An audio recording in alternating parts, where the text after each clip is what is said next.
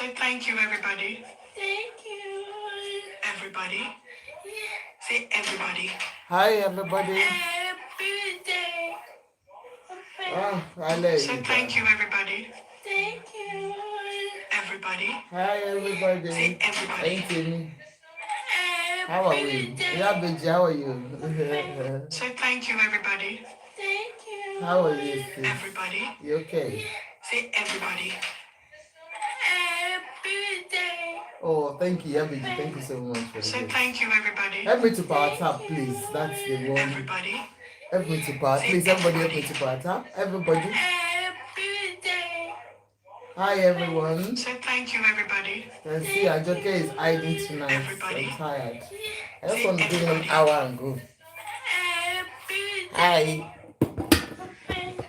So thank YouTube, you, can you hear me? Thank you. Everybody. Say everybody. Happy day. That's Femi's. So thank you, everybody. That's Femi's son. Everybody. That's Femi's Say son. everybody. Yeah, Aladuke's only child. Mama So Banket, thank you, thank you, everybody. ma. Thank you, ma. Everybody. We're just waiting for others to come so that we just have a quick one. Just an update on why is this cancelled? So thank you, everybody. I'm just trying to give an update on, Say everybody. what we have been talking about. Yeah, good evening, everyone. You're welcome to Prevailing Issues with Ajoke. You can see tonight I'm not showing my face. This will be the first time I'll be doing, live without showing my face.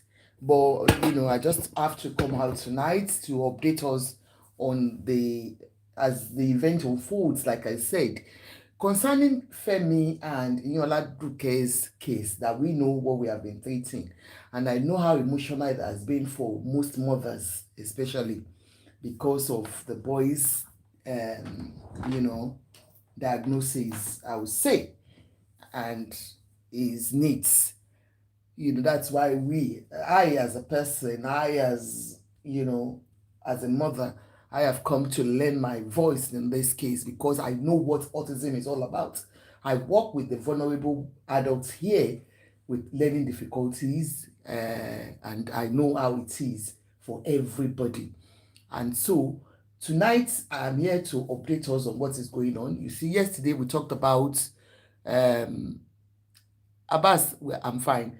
We talked about why they had to put all our things out. That's Aladuke's things, and a lot of people spoke. The major one is we were able to know why she actually left. Kí ló dé tó kúrò ńbẹ̀?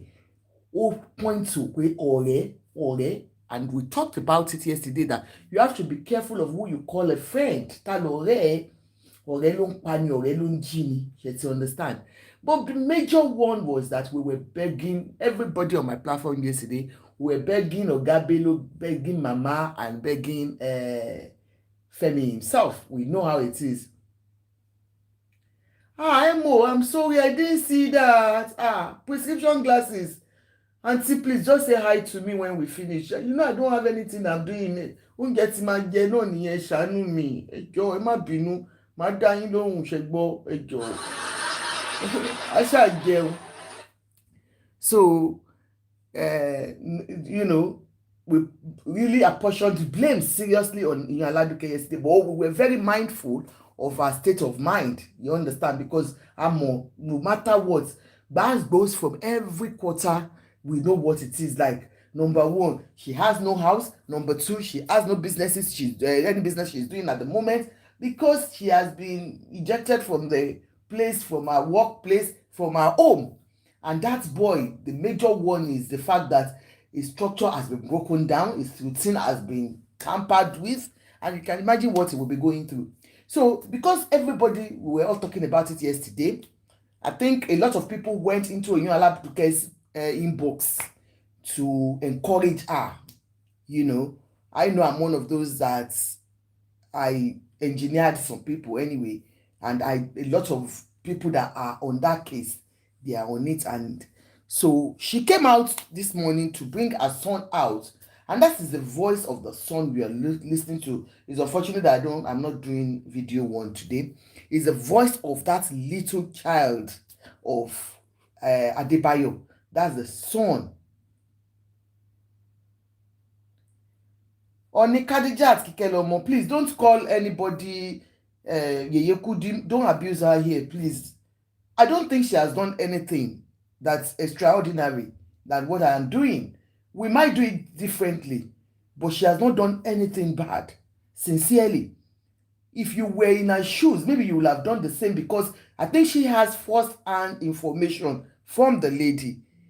And you know, obìnrin ni gbogbo wa náà, ẹ mọ̀ bá ṣe máa ń ta wá, máa sọ ó máa ń yàtọ̀ síra wa. Honestly, ó máa ń yàtọ̀ síra wa.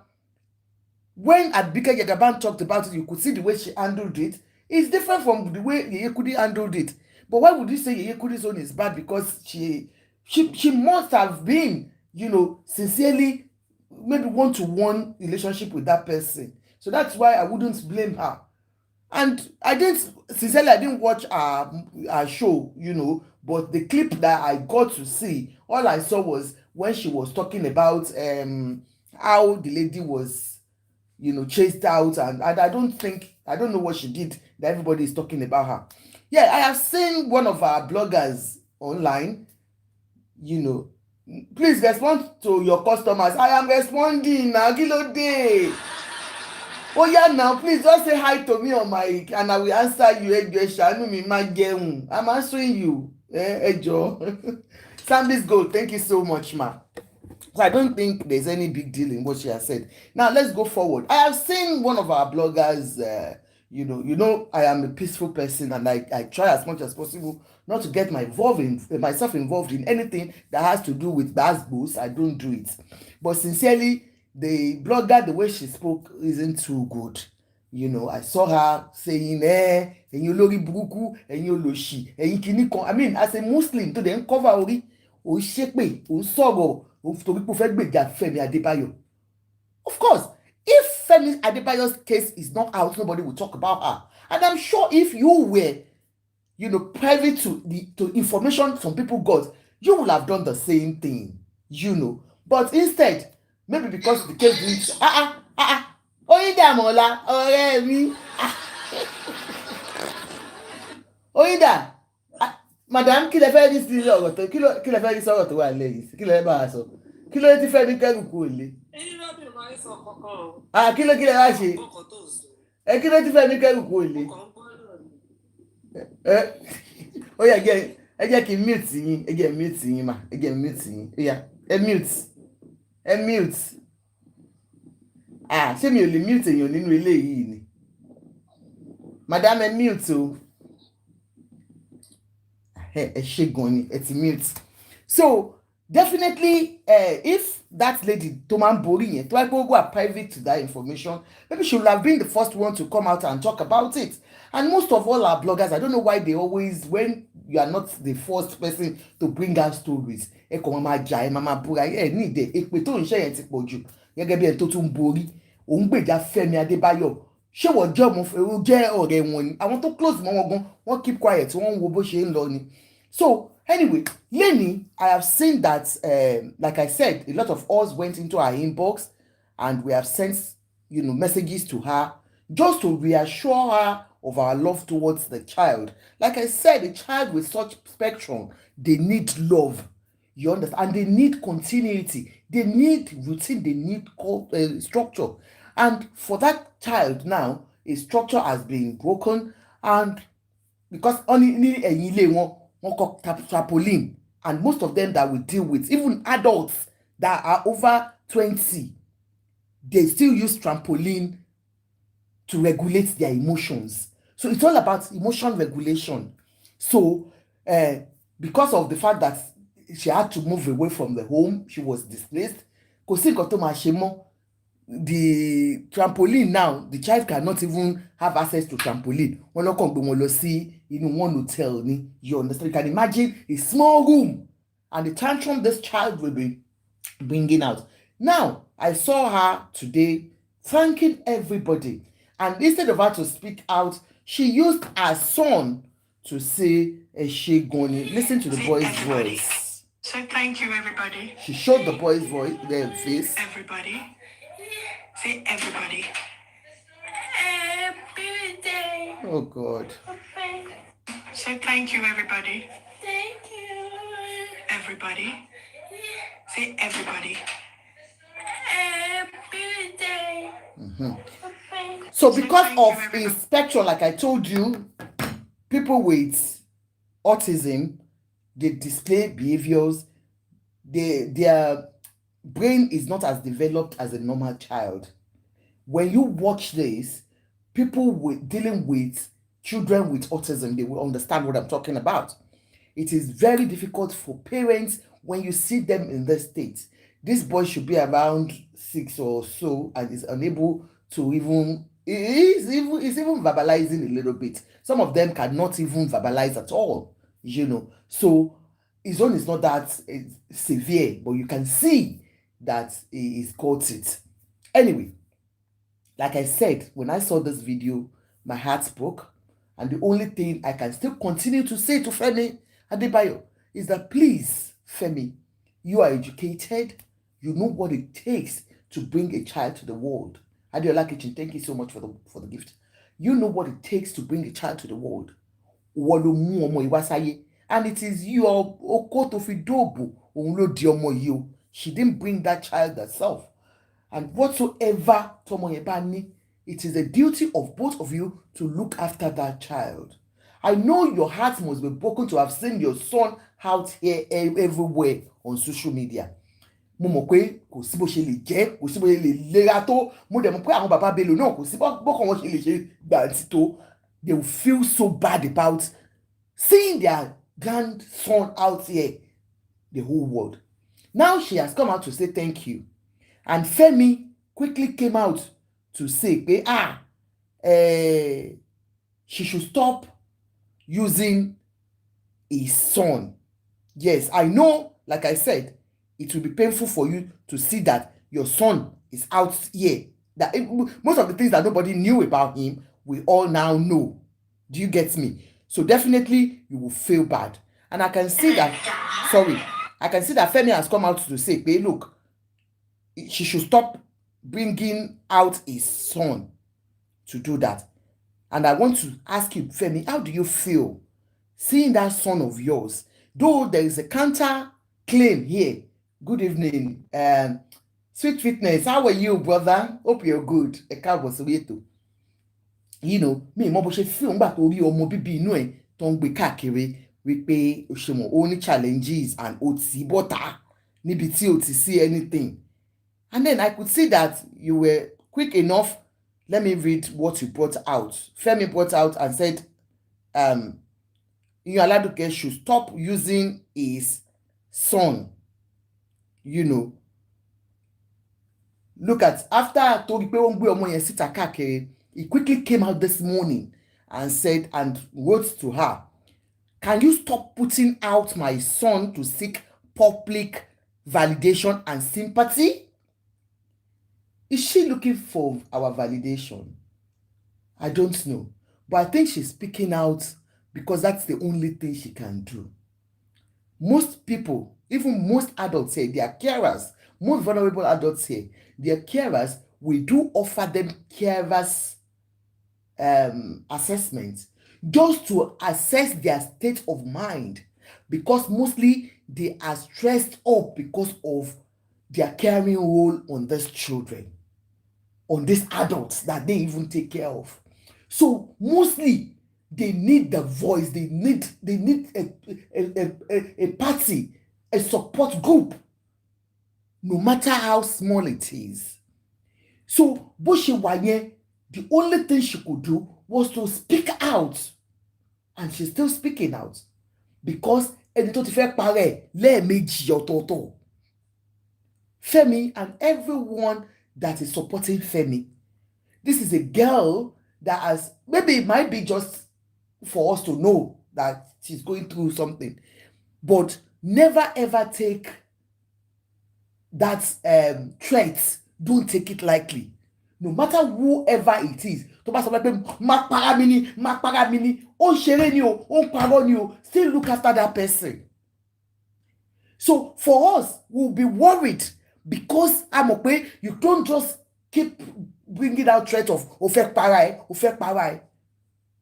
So for you to say she should stop putting out your son out for validation and public sympathy. Number one, she needs the sympathy. Because now, Femi, unless if there is something you have prepared for her, and according to what we heard as at yesterday, you paid for another 1 week for her to be with a child in that hotel or in the B&B, Airbnb that you put them, just for 1 week. 1 week. Timsy, I said it, if anything happens to that girl, Femi, your career will just go. You yourself, you cannot even be yourself again. That is why we are all calling on everybody and your parents and yourself to do something about it, to save yourself all the stress. Do you get me? So for us, that's why I would say that is what I have come out to say. She has not looked for only public validation and sympathy. She wants a voice to be heard by everyone.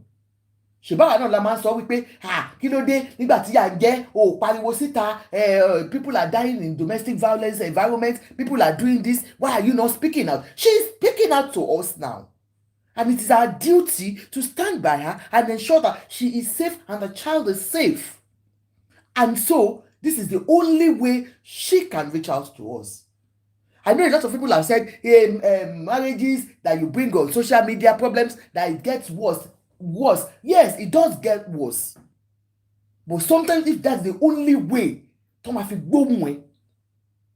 because if peradventure when she tried to take her own life, she had gone that way, people like you and I will be saying, and we didn't even know she was going through anything in Femi's house. So kí ló dé, kò dẹ̀ jáde kó sọ̀rọ̀, ṣé wọ́n ṣépè fún ní, ẹbí obìnrin, come out and talk. Ọkùnrin, when you are going through domestic violence, come out. Ṣebí we always preach it here.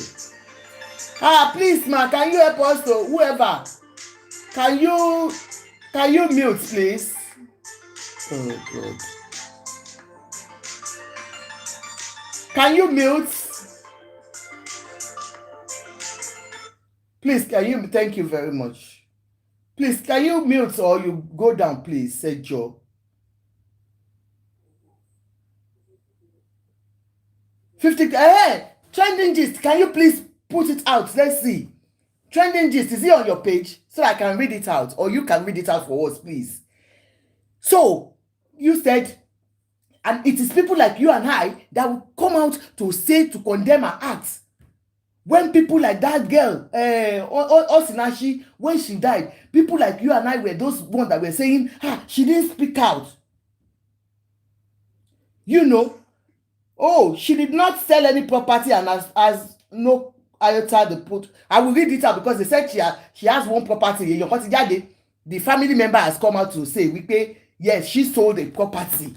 But let's read Femi's own first. You know, Femi coming out because to him, it's now becoming a shame to see your own son being out here, and everybody is now talking about your case. And I know it is for you to save your face. That's why you're saying, why is she bringing out your son? You understand? So now, I have explained to you now that she has to come out because if anything happens to her, it is you and I that will talk. Now, what's the meaning of telling my son to thank everybody? Yes, because I've told you that any child that has that spectrum and nobody is there for the mother. The mother shared. The mother who is the primary caregiver. The stress can get that woman down. So that is why she's telling them, because we don't even know what we have done by calling her. Those people that have sent messages to her, you don't know the stress you have taken off her. Mo nǹkan tí just ordinary pé èèyàn lásán, nǹkan tó máa ń ṣe fún body èèyàn, fún mental health. Because to her, you know, she will have thought of so many things. Ó ti fẹ́ para ẹ̀. So ó ní kí ọmọ òun dúpẹ́ lọ́wọ́ gbogbo àwọn èèyàn, àwọn òbí, parents that knows what, you know, she was going through. A call could have saved her life. Maybe. Maybe somebody's call. You are right, Tinsley. Maybe somebody, just one person's call will have just made everything like, oh, so I still have hope. And for us, everybody told me, maybe by, we are giving her hope. No matter what, she knows Nigerians are listening to her. She knows mothers are there for her in case of anything. That is the only thing that can be. So Femi, please, that's why she's telling her son to say thank you to parents there. You are just a great manipulator. He is saying Aladuke is a manipulator. Aladuke will say you are a manipulator too. So I am not for anybody. Like I said, we are not there, with you guys. But it is what we have seen online, and those that are close to your wife that she has opened up to, and what she has said, that is what we are working on. So I don't know if she's manipulating us, but he is saying she is a great manipulator. Continue. I have nothing but God. Femi, everybody has God. I pray that if you are on the right path, God will see you through. But please, I am begging you, use this opportunity. Like I said, if anything happens to this girl, it's going to be on you or your child. I beg you, the opportunity that Nigerians are calling you to amend things. All they are asking for is for you to give her back her business. Let her have a livelihood. That's all. Tó bá tiẹ̀ ní fúnlé. That's it. Anyway, he said he has nothing but God. And so, tonight, while we were still talking about that, we now saw that there is a family member. Like we said, we have not heard from Femi himself. It is, please, when you come in, can you please mute? I beg you, please. When, we said we have not heard anything from any family member. It is only our own that people that are close to her are coming out to talk. And that is why I think they are attacking Yekudi and others. But like I'm telling you, a family member has come out to talk. He said, Easter Blog Niger said, family member defends Femi Adebayo. Alleges actor bought property for estranged wife's business, which she later sold. Is it true? For all of you that are speaking to Aladuke, is it true that her husband bought property for her, a business, and she sold it? While I was doing the show yesterday on YouTube, a guy was writing it, and if you remember, I said this guy is writing that she sold the property. Come up and talk, but he didn't come out to talk. According to a family member, Mrs. Taiwo Leniyenje, who spoke with Punch, she said, I don't know why they keep bashing Femi.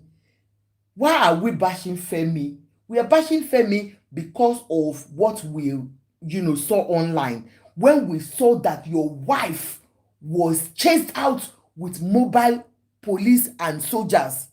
That is why we, as parents, as Nigerians, as mothers, stood up to give her a crying shoulder. Do you get me? So for you to say you don't know why people are bashing Femi, on this platform, we have not bashed him, and we will never bash him. We always tell him the truth.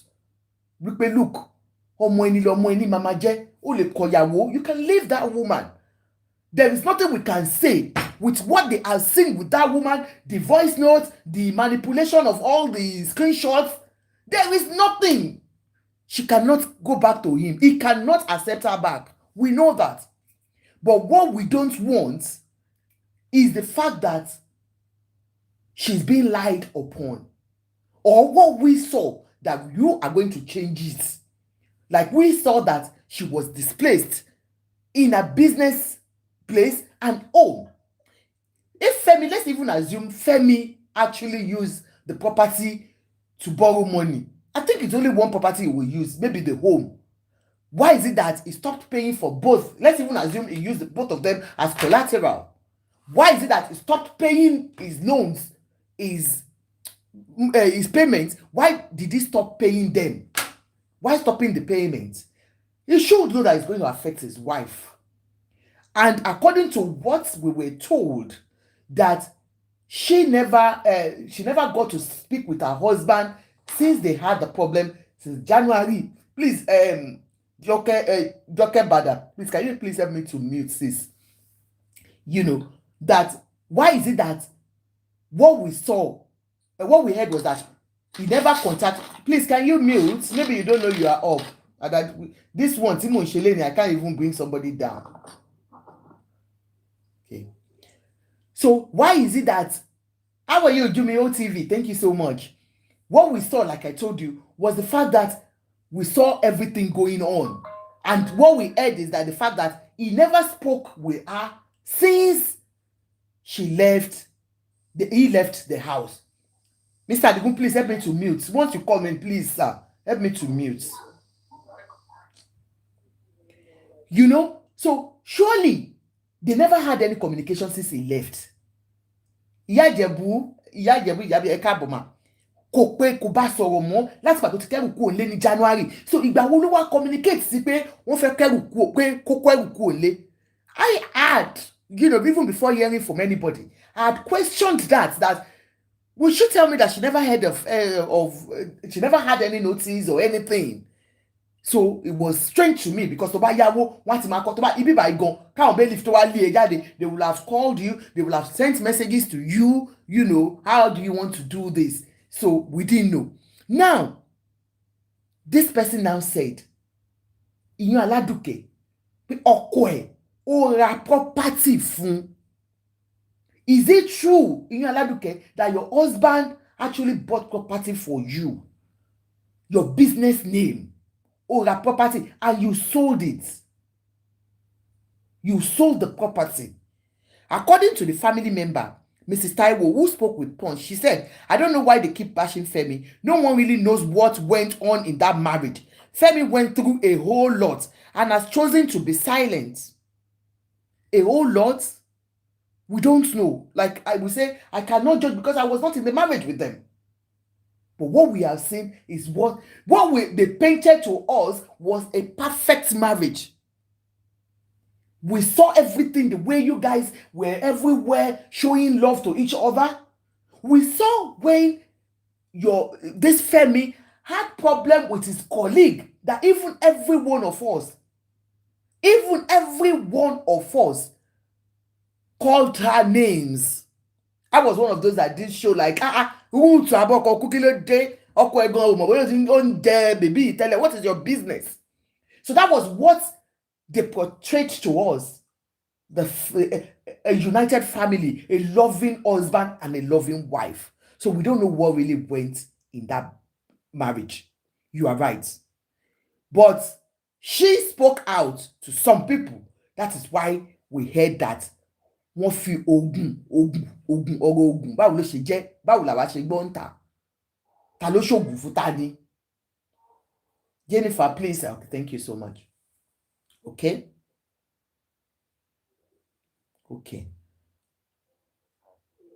Femi went through a whole lot and has chosen to be silent. Tayo has knowledge that Femi personally acquired those property with loan. We said it. It's not possible for your husband to get loan and you don't know. So she definitely knows that, it is. Please help me to power tap everybody. She definitely knows that it is their loan. Femi did not even hide it from the world. He said it. He had one of the podcasts. He said, I went to borrow money to do this project, when I wanted to do Jagun. So we all know that he borrowed money. But why did he stop paying since he left that property? He knows his wife and his child were still in the property. Why did he stop paying back his loan? Do you understand? So, she also knew about the recovery of these properties by the bank 7 months ahead. I don't know if it is true this auntie is talking, but like I reasoned myself, but she possible pé kó má ti sọ fún pé wọ́n ń bọ̀ ni. You understand? But auntie is saying now, Mrs. Taiwo, àròjù wọn, but she's saying that, look, she knows about it 7 months ahead of time that wọ́n ń bọ̀. Those properties belong to him alone, and is paying every principals with interest. So wọ́n ní gbogbo property yẹn belongs to him alone. Ladies, my ladies, I said it out yesterday. Please, anything that is yours is yours. Wọ́n ti fi ṣe kí ni, wọ́n ti lalẹ̀ fún bẹ̀ yẹn. Did you hear that?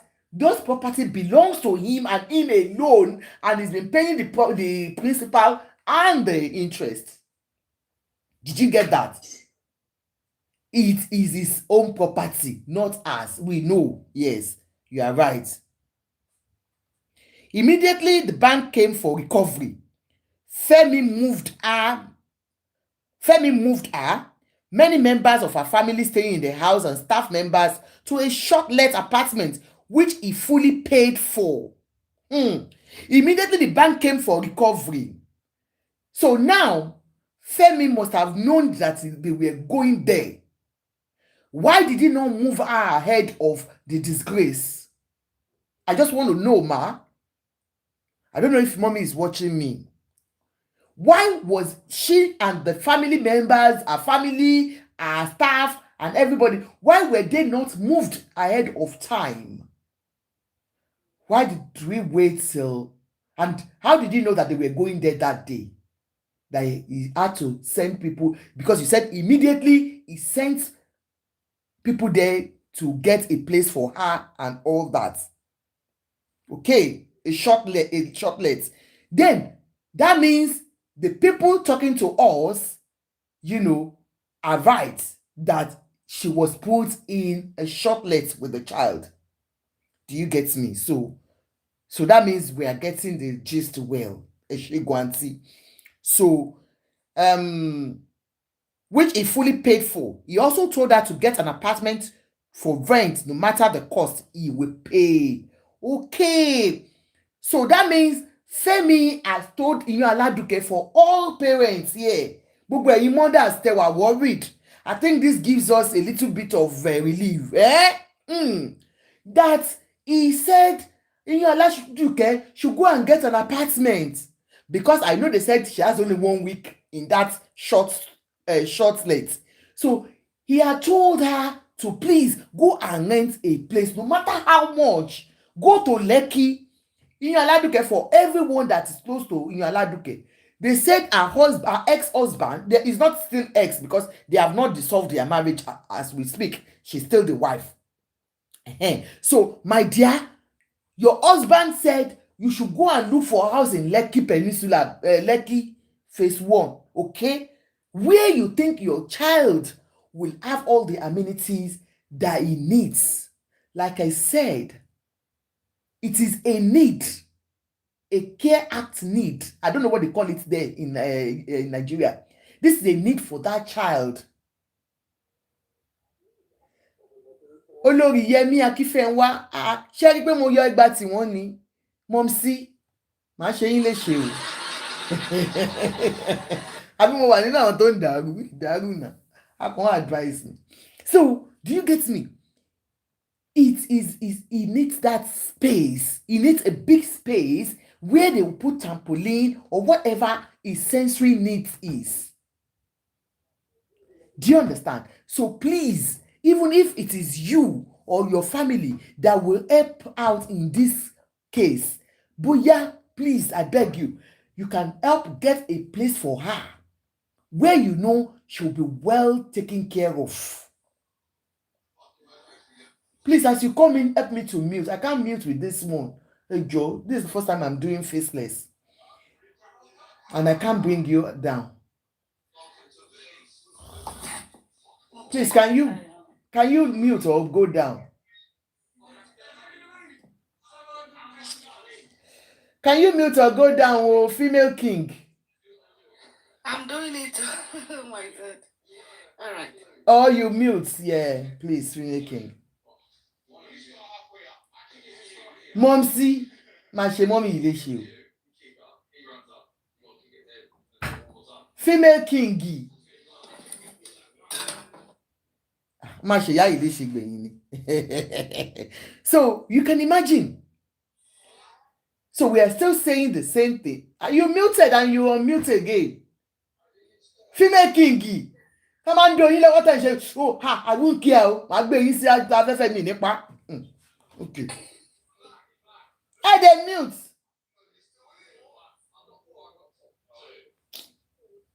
Okay, can I? What's mute? Come mute, ma. Hey, Joe. Oh my god, my wand is wet.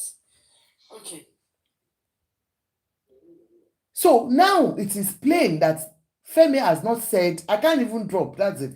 Femi has not said he's not ready to take care of his wife and child.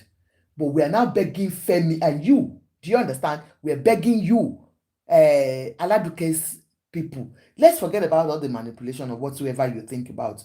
Now, he has come out to say, kó lọ rent ilé, òun á sanwó ilé. And àwa náà tún fẹ́ bẹ̀ Fẹ́mi náà kó jọ kó bá wa take into consideration the child's needs and get a good place for her. You understand? Okay. He was even considering how to assist her with the property he bought for her in 2022.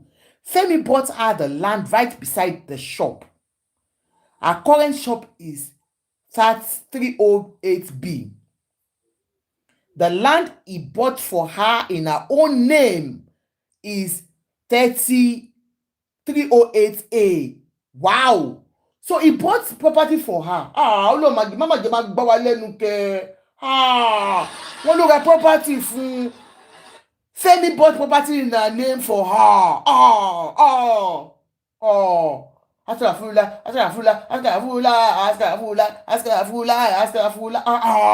Ó ra property fún in her name. Ngbọ́, yan Aladuke. We want to see the property. So he bought a property for you. Gbogbo yẹn astaghfirullah. He believed that it would be a backup only for him to. He believed that would be a backup only for him to be informed by her. Just Joe, please help me to mute. Timsy tó ń fìyàn ṣe yẹ̀yẹ́ náà wọ́n ti dókè wọn ò lè mute o. Wọ́n máa ń do yìí níjà yín. Calm down. Okay, he believed that would be a backup only for him to be informed by her just after the bank foreclosure that she had sold the property and spent the money. He has never stopped monthly upkeep to her for his son. Wow. Wọ́n nígbà tí àwọn báǹkì tán lọ gbà wọ́n síta ní Fẹ́mi ṣe mọ̀ pé ilẹ̀ tó rà in her name. Every one of you, that my auntie that is doing that neighbor for me, please ask her, is it true? Did he buy property in your name? The land beside your shop? Did he buy it for you and you sold it? Akotileta ni ẹni. Astaghfirullah. Ọlọ́run tẹ̀ ní àbú Fẹ́mi àti ẹ̀bú ẹbí náà. A kò ṣàlàyé ni pé ó dájú lọ́mọkùnrin. But now, he has told us that he bought a property and she sold it. What did you use the money for? Is it the money you used to renovate that shop? But you know that shop is not yours. The one that they bought in your own name, you sold it. Okay. And then she said, he has been giving the child his monthly allowance. Is it true? If he has been giving you, before he left, maybe he has been giving you 200,000 per month. Is it the same 200 he's been giving you? Let us know. This is a man I know loves his children dearly. This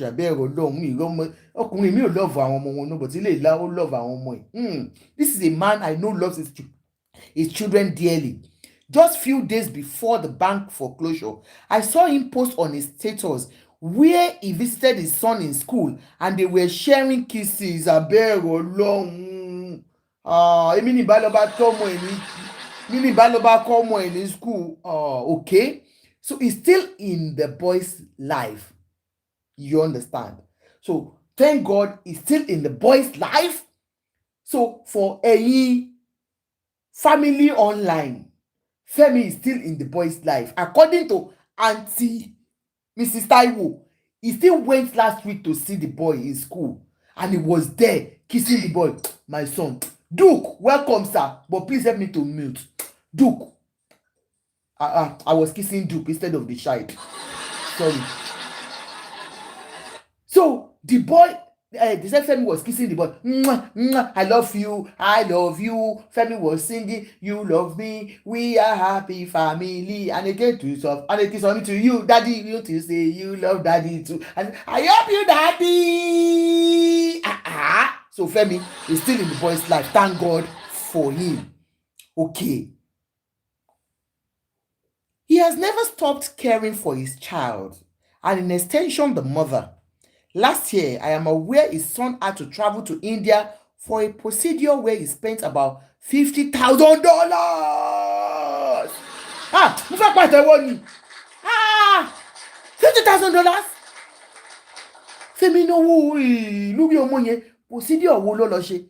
Wọ́n lọ tọ́pọlọ ètò ló máa jẹ́ Ọlọ́run ọba o. I feel for that child. Ó náwó $50,000. Ọmọ.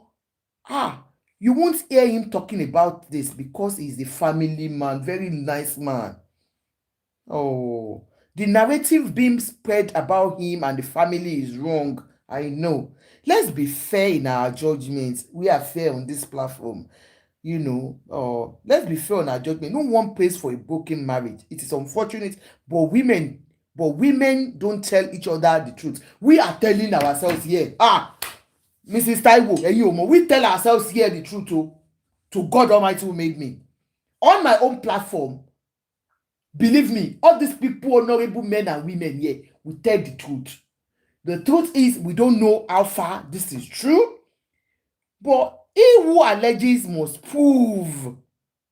For us, we are not to judge, but they said we should go to the comment section. Wọ́n ní ó lọ sí India lọ ṣe operation. Wọ́n ní Aladuke, I can't see the comments. If you can bring out the comments, because I can't go through all the comments. Because everybody is saying, if you can read the comments, I can't see it. So I will open, you can talk now. Let me open the panel for you. Open up and speak out, guys. Amaka, do you want to talk? Amaka. Auntie Amaka, go down if you don't want to talk. Auntie Amaka, mute or go down now. Auntie Amaka.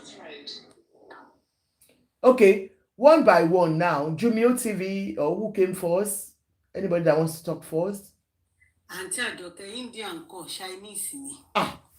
Àwọn èèyàn ṣe máa ń pa àwọn ọ̀rọ̀ just to prevent I'm not something sọ fún yín látàná pé mi ò support yín Aladuke wípé no matter whatever tó bá ṣàṣẹlẹ̀ kò bá àwọn èèyàn ṣe máa parọ́ tí ò lọ India 50 million. Come on now. $50,000, not 50 million. $50,000. Ẹni tó lóun jẹ gbèsè ló máa tún ní kọ́ lọ save ẹ jẹ́ orí àwọn èèyàn ti fọ́. When you want to prevent something from Nkotosha, you want to support, sorry for my there's a language. When you want to prevent support somebody who need that is like one of $50,000. You they say, what they don't know, what they lost of 50,000. Nobody is supporting you, Aladuke, but the innocent boy, that is my own concern. She got him on so but ṣé àwọn ló yẹ kọ́ lọ bá wọn lọ sí press conference kọ́ lọ sọ Fẹ́mi ò lè kò tẹ̀ lè address gbogbo gbé ọmọ ẹ lọ fi sí 50,000 ẹni tó lọ ti ṣọ́ọ̀bù nítorí pé kínní number 2 tó bá ló ra nǹkan fún ó lè ra nǹkan fún náà ṣe bọ́kọ ẹ ní. ẹ ṣé lóòótọ́ ni ó ra property fún tó tà ìyẹn gangan ló yẹ ká face. Báwo la ṣe máa mọ̀ kó tó ra property tó bá ta property wọ́n lọ́mọ yẹn ṣẹ̀ṣẹ̀ ná 22 million ṣe bá ti ṣe bí ẹni tó fún wa ní kíní sọ́njọ́ yẹn. Even go this 22 million. tó kàn work out létí ò sọ fún yẹn ìjọ yẹn náà dẹ̀ ló ti block ẹ̀ ìjọ tó ti work out ló ti block ẹ̀ pé lady yẹn ò gẹ́ta rẹ̀ méjì ló ti fẹ́ try láti kọ́ para bẹ́ẹ̀ ni ló ti fẹ́ pààyàn rẹ̀ mi ìfẹ́ lókè níyẹn bíbá ipò ló ti fẹ́ pààyàn rẹ̀ so ìgbà tó ẹ̀ṣẹ̀ ń get over Jẹun bọ́tà kí n kúkú fèsì iṣẹ́ ni wọ́n kú ti bá mi bẹ́ẹ̀. Even gan Abike Ìjàbágà sọ̀nà ló ti bá mi bẹ́ẹ̀. We saw it on Abike's page. Ṣé tó bá kí wọ́n gbé ọmọ yẹn lọ sí India lọ lo 50,000 wọ́n máa ní Femi could have even paid that $50,000. Ẹ̀rọ yẹn tó ń pè 50 àwọn èèyàn ṣe máa ń grow fún báyìí náà. $50,000. Ṣé wọn lọ wá ìṣẹ̀ lọ ṣe surgery sórí ọmọ yẹn ni?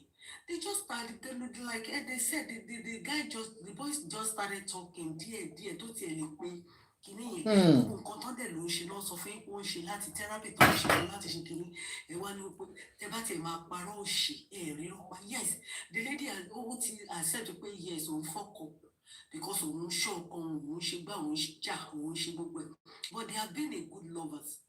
Let's read what she wrote there. Auntie Jumi, ever me mute ago. Only she has posted just now. She said the lies may travel for years, but my truth will swallow their lies in a minute when I'm ready to speak. So she has not spoken while I did. Whoever published those false narrative in Punch newspaper should retract it. I am only quiet because of my son. Please don't push me. And she cried. That's crying emoji. The lies may travel for years, but my truth will swallow their lies in a minute when I'm ready to speak. Whoever published those false narrative in Punch newspaper should retract it. I'm only quiet because of my son. Please don't push me. Next one, she said, I'm going through a tough time and really didn't want to hear it on social media. But here I am. Last year, I was bashed and falsely accused. But thank God for the good people around me who stood by me. Now it seems the table have turned. What was meant to disgrace me has turned to glory. Amen. The lies are falling apart and people are seeing the true character. I can see the desperation, the damage control. What did you expect when you took almost 20 armed men to a public place to evict people? 20 armed men. You thought I was joking when I said 50 yesterday. Don't mark Baro. I thought I saw 50. So about 20 armed men to evict your wife and child. Now, you said, I can see the desperation. Please, can you mute? Hey, Deborah, mute. I mean, ní máa ṣe eléyìí mọ́ because eléyìí mi ò lè drop èèyàn. Can you go down? Ebony Chacha, Ebony Shasha. Ebony Shasha ìṣìléwọ̀ ni.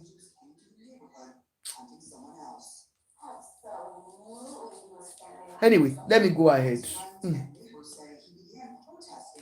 Now, she said, I can see the desperation, the damage control. What did you expect when you took almost 20 armed men to a public place to evict people? Of course, the news will spread. You started it, keep fueling it. Ask them to fucking come. So, definitely, she is saying now that it's because of the shame. Like I said earlier on, when I saw, when he said, why are you using my son to win a public sympathy? Saril, please, can you mute?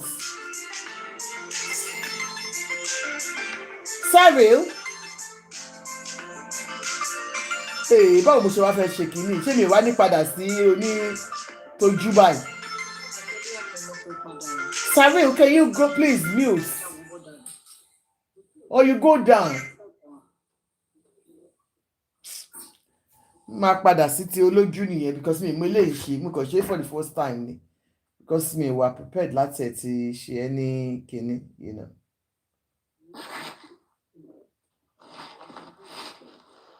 Okay, all right, mo ti rí ibi tí ma ti máa mute wọn. Saril, or you drop. Okay, mo ti rí ibi tí ma ti drop, mo ti rí nsìn. That's good. So that's fine. So, like I said, definitely, you want to defend yourself. They have seen, and gbogbo wa náà láti rí abiyamọ ni wá, kò sábíamọ tó máa rí bó ṣe lọ gbé bèbí ẹ̀ jáde.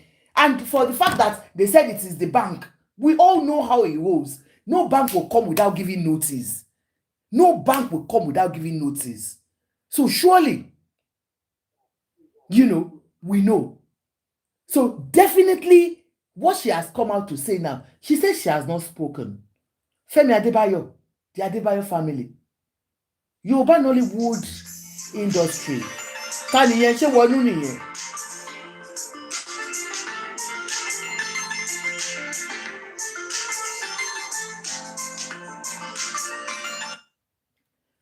Yorùbá Nollywood industry, please, we don't want her to come out and spill it out. For that actress that they said they have been sleeping together again, if you don't want your name to be published and they start rubbishing you and your hard work, I don't know who the actress is, you better talk to your boyfriend. Let him do the needful.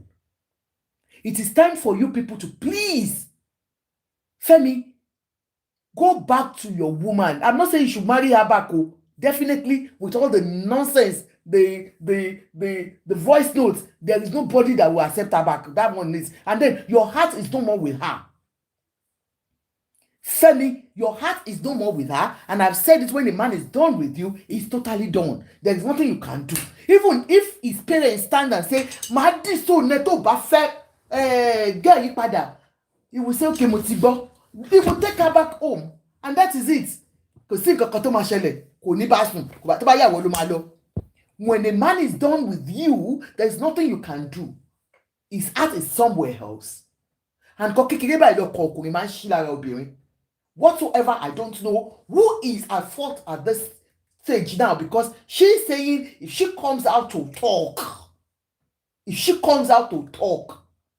we have heard from what we have heard about me, the fact that yes, the voice note of her threatening to buy her parents-in-law, then that is all we have heard. But if she said if she's ready to talk, but she's thinking about her child, I am using this opportunity to tell I don't know her first name, Aladuke, please, for the sake of that your son that you are talking about, we don't want to hear about Femi's dirty linen out there. Sincerely. And I hope they will do the nice thing to do. They will do the proper thing to do.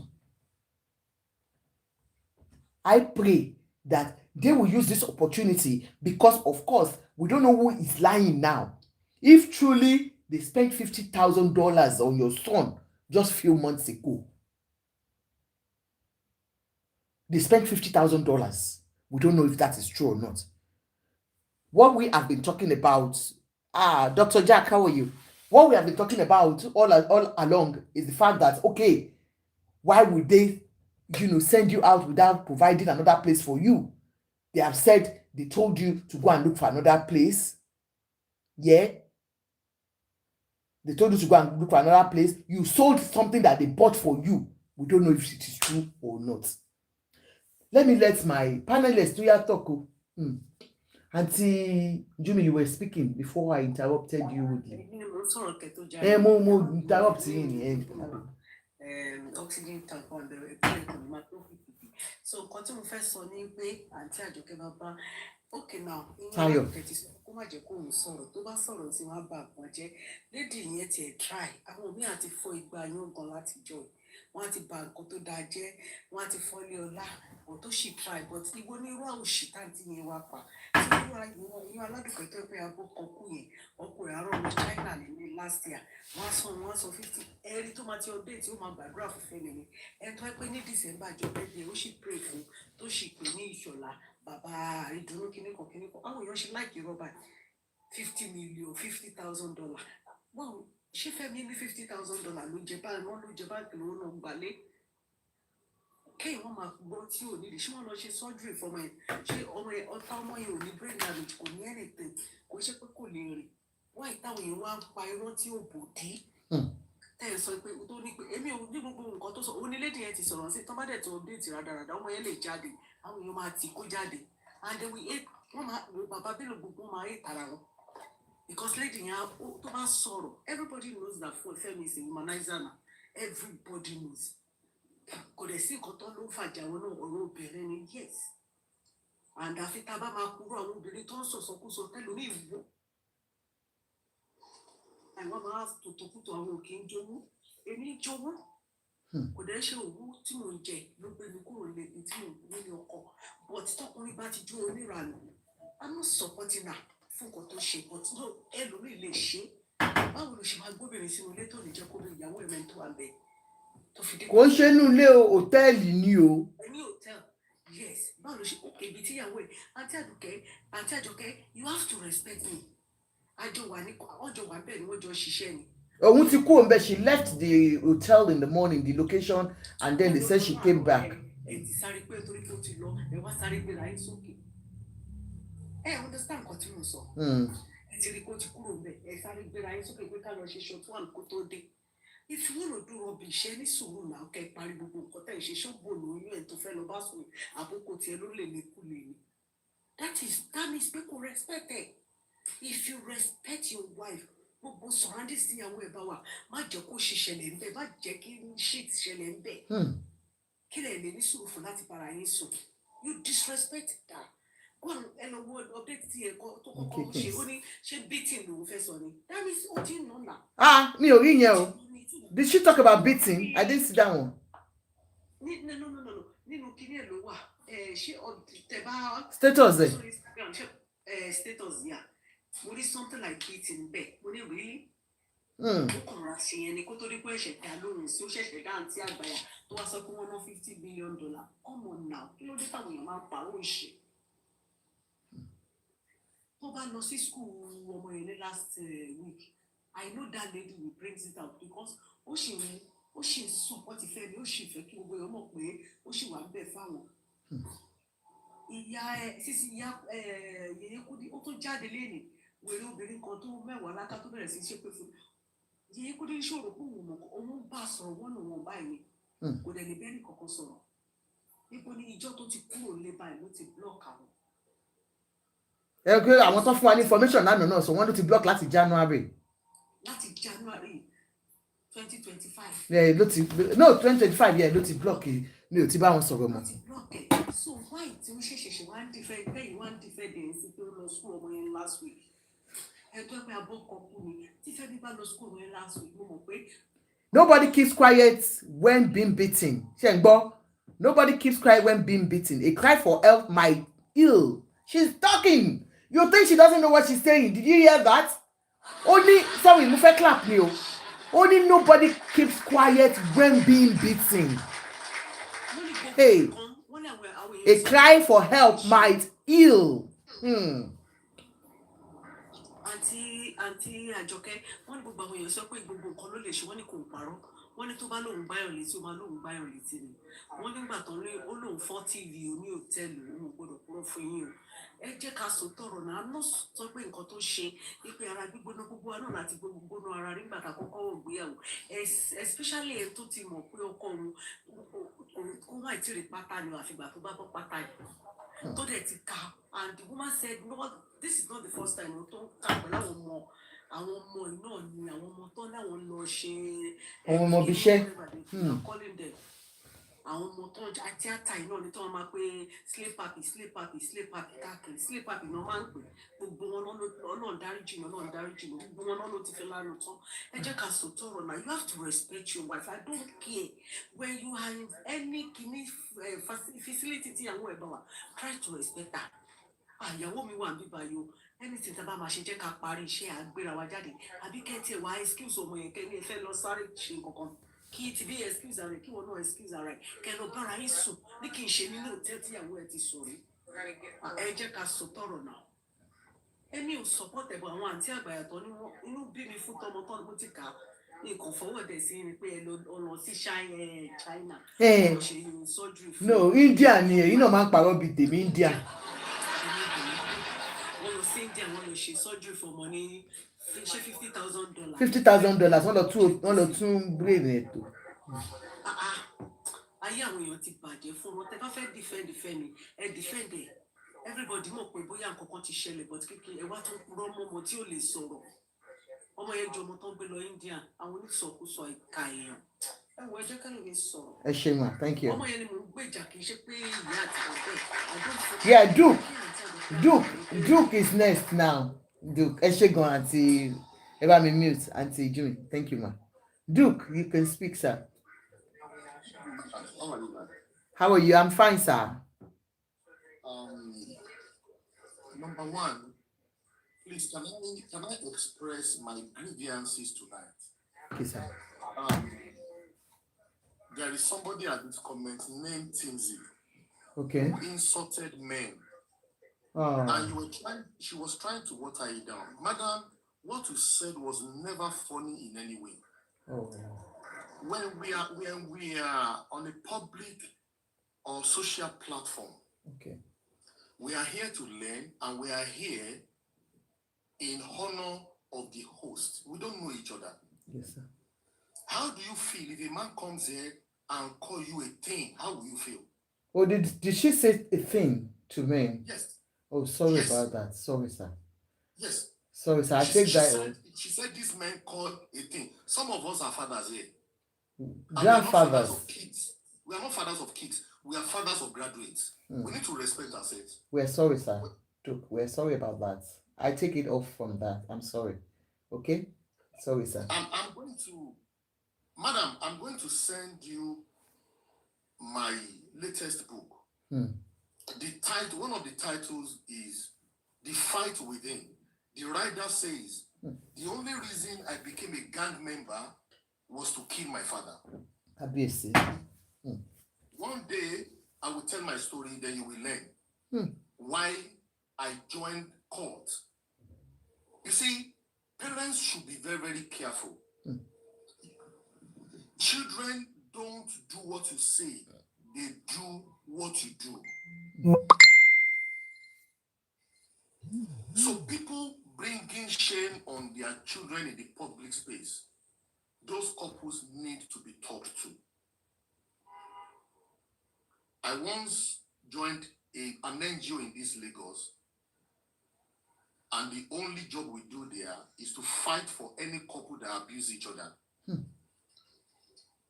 I hate it when a man, no matter what your wife or the woman, no matter what it is, try and get a shock absorber and just cover up the whole thing. And like I said in my comment, for you to know the truth between a couple, it will take a very long time, because both of them will be trying to cover themselves. You see, Timsy, Mr. Duke, Timsy said, Emma Bino, sir. She think I was respectful on the platform.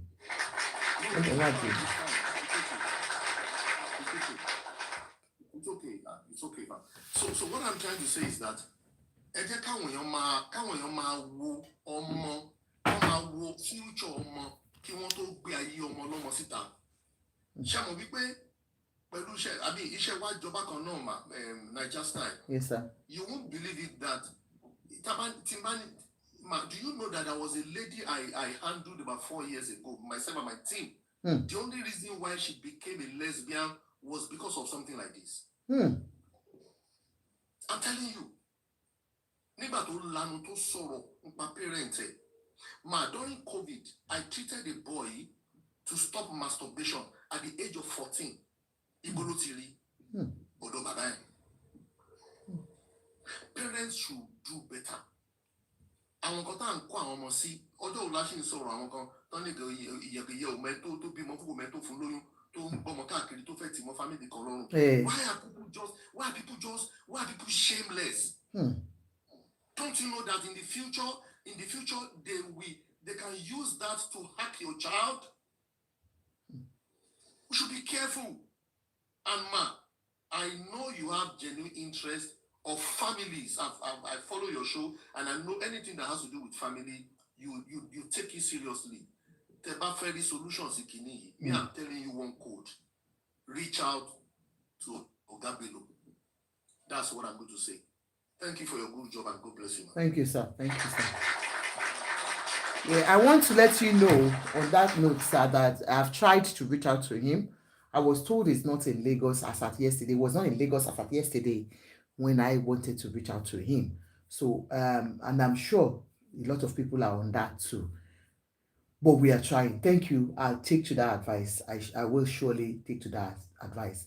But there's something else, because I wanted to get to Gabilo to know the truth about what is really going on. Do you understand? Because I know he's a very family-oriented man, and I know this thing too will be bothering them as a family. So that's why I wanted to even get to him and say, what are you doing about this case, sir? What is Ishe, understand? So, but I will continue to see if I can meet up with him.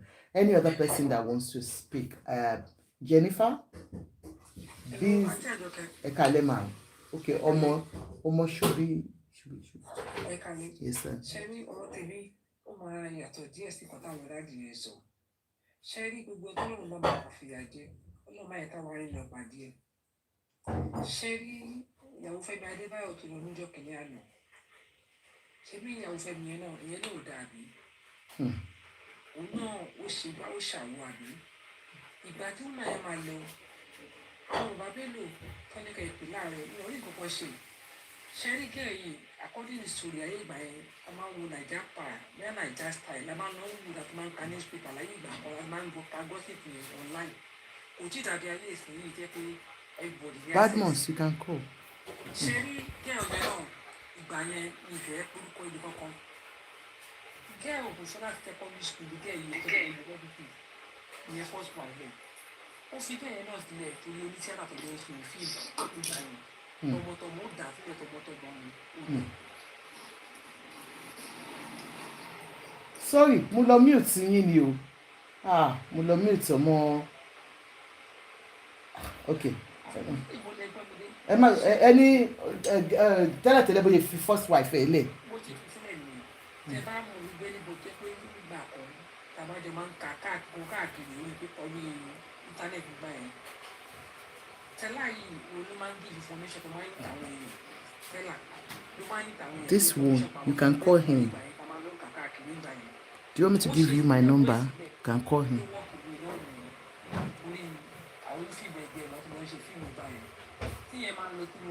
Ẹ sọ̀rọ̀ sókè mà á gbọ́ yín dáadáa. Ìyẹn máa ń lọ sílé wọn ó ṣe bí ọ̀rẹ́. Orí ìyẹn ló fi fìyàwó ẹ̀ sílẹ̀ àtọmọ tó wọ́ọ̀kì mi gbà yẹn. Ìyẹn actress yẹn torí ẹ̀ ló ṣe fìyàwó ẹ̀ sílẹ̀. Okay. Fẹ́mi Adébáyọ̀ gbà Ó sì yé mi. Tó fìyàwó sílẹ̀ tọmọtọmọ tó wọ́ọ̀kì mi. Ṣé àwọn pé bàbá Bello àti ìyá Bello tẹ̀ ń sọ láàrẹ̀ wọn rí kankan ṣe sí nígbà tó kọ ìyàwó àrò sílẹ̀. Ṣẹ́rí ní Aladuke wá tó bímọ tó ní problem láàrẹ̀ láti ṣe tọ́lọ́mù bá máa bájà tọ́lọ́mù bá máa pòyìn sí kọ́lọ́ máa yẹ káwa pàdé ẹ̀. Ṣẹ́rí Aladuke kò bá lò ṣoògùn ṣé wọn ló gbọ́mọ dání tí ọmọ ẹ̀ ò lè sọ̀rọ̀ ó lọ́mọ ẹ̀ ní problem ibi tó bá lè sáré ló máa sáré dé. Ṣẹ́rí kí ayé kú láyé Fẹ́mi Adébáyọ̀ ṣe máa fẹ́yàwó mi fẹ́yàwó mi ṣé nǹkan tó fẹ́ yẹn ó sì máa pàdé ẹ̀ níta. Ìṣẹ́dá ṣe ní gbogbo àwọn tó ń ṣépè tó ń sọ̀rọ̀ ẹ fi wọ́n sílẹ̀ anybody má dá sí ṣẹ́rí kọ̀ọ̀kan wà dájọ́ Ọlọ́run náà ń pè ṣẹ́rí gẹ̀ẹ́yì tó bá kẹnu bọ̀rọ̀ tó bá sọ̀rọ̀ anybody tó bá ti pàdé irú ọkùnrin Fẹ́mi Adébáyọ̀ rí ó lè mọ̀ nǹkan tó ju gẹ̀ẹ́yì rí lọ́wọ́ gbàdúrà kan tèmi kan gbà gbogbo ẹ̀rọ tó ń bú gẹ̀ẹ́yì ni pé nǹkan tó ju gẹ̀ẹ́yì rí Ọlọ́run á jẹ́ kó pàdé ẹ̀ èyí tí ò bá lè pàdé ẹ̀ mọ́ Ọlọ́run á jẹ́ káwọn ọmọ wọn ṣe kòńgẹ́ ṣẹ́rí ìyàwó máà tó kú jẹ́ Táyọ̀ Àyìndé bó ṣe sọ pé máa para wọn rẹ o. God bless you. Táyọ̀ Àyìndé, I did the case on Facebook. Ṣé ọmọ gẹ̀ẹ́ ẹ̀ parẹ̀? Bẹ́ẹ̀ni. Fáì kan tẹ́mi lè fún Aladuke ni pé ó wo torí ọmọ ẹ̀.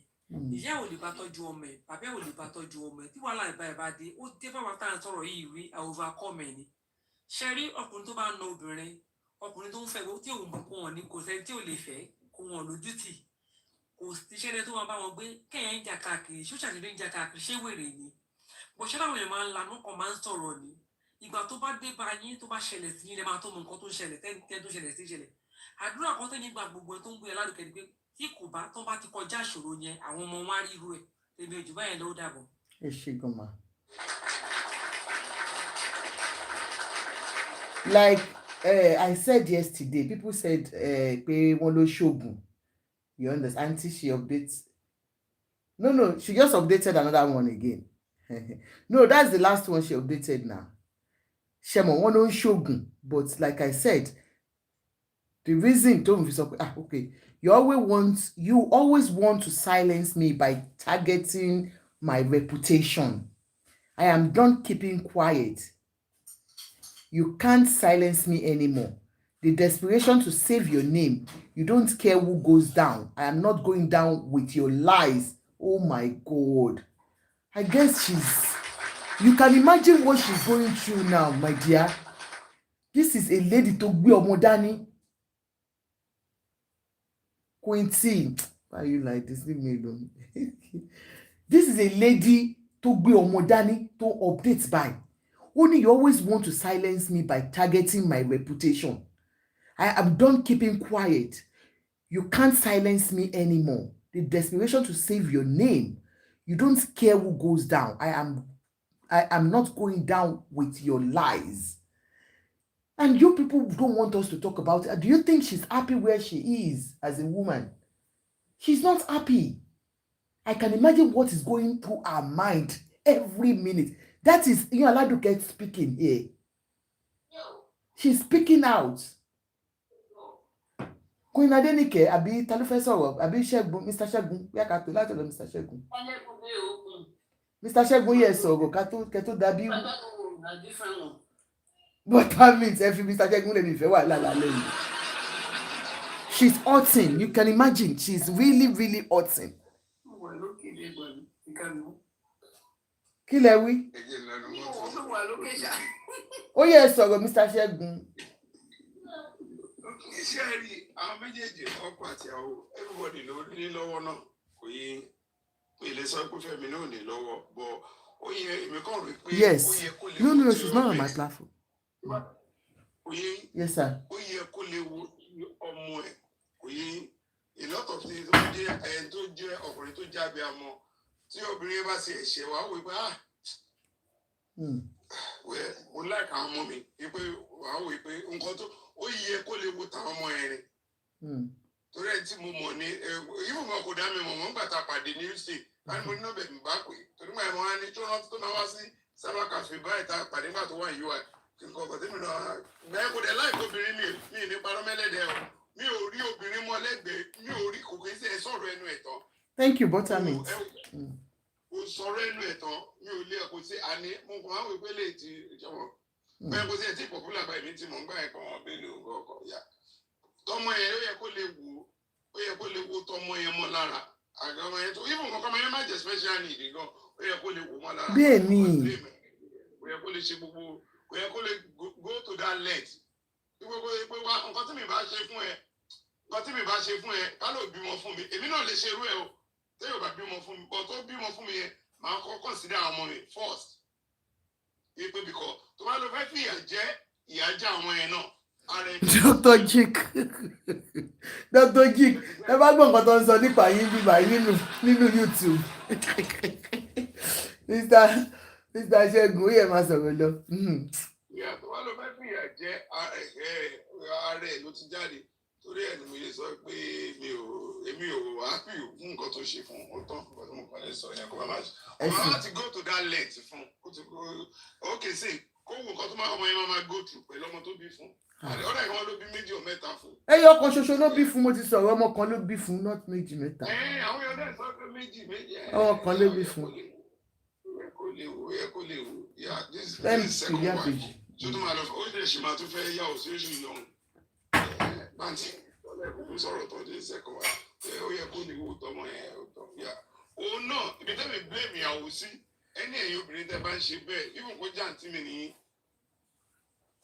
tí àwọn ọkùnrin bá ní girlfriend mi ẹ má gbé boundary your sort of girlfriend yẹn ọkọ yìí ni kẹ́ ẹ bá wí just like èmi náà tí mo jọkùnrin kí n máa ká kí wọn lọ bá tó bá nà mí tí ẹni tí mo lọ bá nà mí ike mo sọ pé déètì ìyàwó mi ọlọ́ngbọ́n ó nà mí flat ní kò dé sí nǹkan tó máa ṣẹlẹ̀ torí mo ti gbé boundary mi kọjá ẹ ọkọ ẹni wàá mú ọkọ ẹni wàá máa bá fa wàhálà nulẹ̀ òde lọ bóbìnrin mi yẹn fa wàhálà ibẹ̀ ti gbé mi Aladuke sí nìyẹn kò yẹ kó lọ ọkọ ẹni n gbogbo olóyìnbó gan wá sọ ọkọ ẹni kó sì lọ tó kọ ọkọ ẹni lọ àwọn ọkùnrin lá lọ fa wàhálà ọkọ ẹni lọ tóòsì ẹ obìnrin òkè tóòsì wa fíù ní ló máa yá bẹ́ẹ̀ kọ́ yẹ dèmi náà dé tóbi bá dẹ̀ jowú ó nífẹ̀ẹ́ ọkọ ẹni tóbìnrin bá jowú ó nífẹ̀ẹ́ ọkọ ẹni tí ò bá jowú kò nífẹ̀ẹ́ ọkọ ẹ̀ yá wọ́n ti mú lè blame yàrá kò bá má go to that length fún báwo lè fẹ́ jẹ́ kó máa ṣe báwo lè fẹ́ jẹ́ kó live tí bá sì gbó mo lè gẹ́ náà mo lè happy pé wá gbogbo àná láti ṣe pé Yorùbá má go to that length fún fẹ́ fìyà jọ ọmọ yẹn ni mo dẹ̀ mọ̀ pé ó máa láìkọ ọmọ fẹ́ fi ìyà jẹ ọmọ ibi tí mo ti mọ̀ pé ó máa láìkọ ọmọ ó dẹ̀ ké bèjì kan mẹ́wàá ìgbà yẹn ó kè ìgbà yẹn ni mo rí ó wá bọ́mọ bèjì kan sí US ó dẹ̀ pé houston gan ló bí sí ìgbà yẹn ni mo meet ẹ̀ níbi kan tó bá jọ sọ̀rọ̀ tán mo dẹ̀ ẹ tó bá dẹ̀ ṣe wíyà tó sọ pé ọmọ inú ẹ̀ méjì kó ló bá mi bí sílò ó láìkọ ọmọ tó bá ń gbọ́ ó kàn sí nǹkan tó bá lè ṣe fún ẹ ṣe gan kò ṣẹ́gun ẹ ṣe gan ẹ ti ẹ máa bá wa wá bẹ́ẹ̀ máa lọ a máa fún yín nọ́mbà ẹ̀kẹ́ pé gbàtẹ́ ti mọ̀ ọ́ dáadáa ó tẹ́rìbù Queen Adenike mọ́mì mi ẹ káalẹ́ mà yes ma ẹ káalẹ́ mà ẹ káàbọ̀ mà. yes ma àwọn èèyàn ti sọ̀rọ̀ tó dáa nǹkan tí mo kàn rí ni pé ṣe rí àwọn ọkùnrin tó bá ti dán wọ́n ti dán nìyẹn kò sí nǹkan tá a lè ṣe sí i tọkùnrin bá sọ pé òun ò ṣe mọ́ kò ṣe mọ́ nìyẹn but the way tó kàn fi ṣe yẹn pẹ̀lú ọmọ tó gbé dání yẹn òun lèmi ò like because a lè fọ́ọ̀sì ọkùnrin pé tí ò bá fẹ́ obìnrin mọ́ pé kó sì dúró ọkùnrin gan tó bá ti dán ó lè rò pé torí pé òun look after òun jù gan lòun ó ti sóhun ó ti ṣe mọ́. mọ́mì mi ẹ̀yẹ́ kí sáré tún ka ilé fún yín ẹ tún gbọ́ ó tún nísinsìnyí o please everybody that is close to Iyan Aladuke my aunty that called me yesterday auntie in the industry please can you get in touch with Iyan Aladuke she's really going through something she just updated again now she said my aged mother was thrown out with a gun knowing fully well she'll be there as she comes around to help me with my child. Who are you to talk about me? Who are you to talk to me about God? You don't know God. You only put up the hearts. For everyone that understands when somebody is going through something, she's updating every minute and she's speaking out. Ta ló dé tí ò mute sí. Máa ṣe yín lè ṣe gbẹ̀yìn ni a ní kẹ́ máa mute tẹ́ bá dé.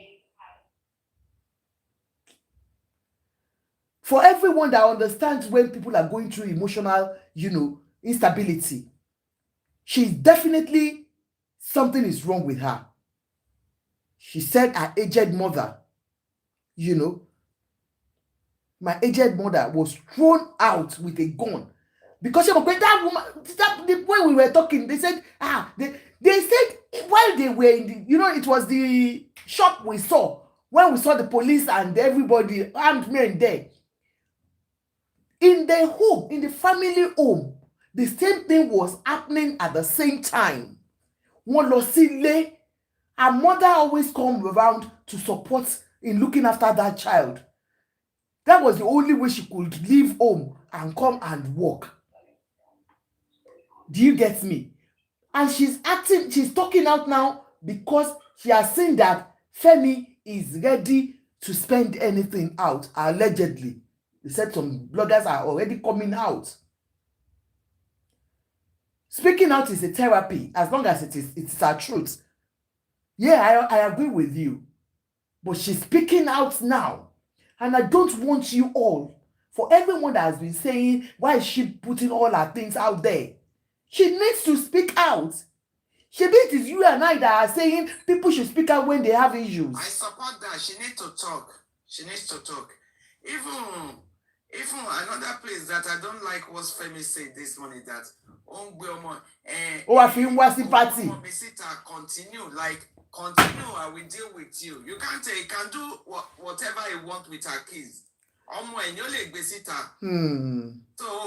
le ma control Femo, to fe ko gbe omo e sita. You can't do that. But our Nigerian men, they have that power to control you. Lẹ́yìn tó lé síta tó gba ṣọ́ọ̀bù ibi tó ti ń jẹ tó gbalé lọ́wọ́ ẹ̀ tó fi gọ́ọ̀nù tó fi léyè jáde kí ló expect. So I support her to speak out. So you can't Femo to Fema control. Who does that? It doesn't work like that. Cool. Eshima.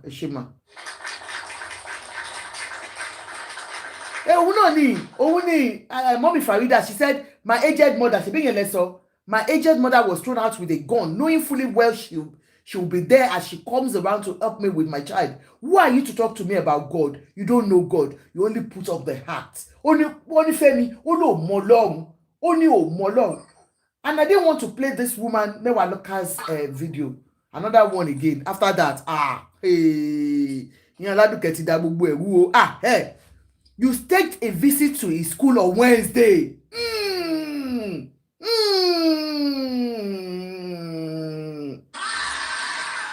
You staged a visit to his school on Wednesday after being absent for a whole year, even when your office is just a few minutes walk from home.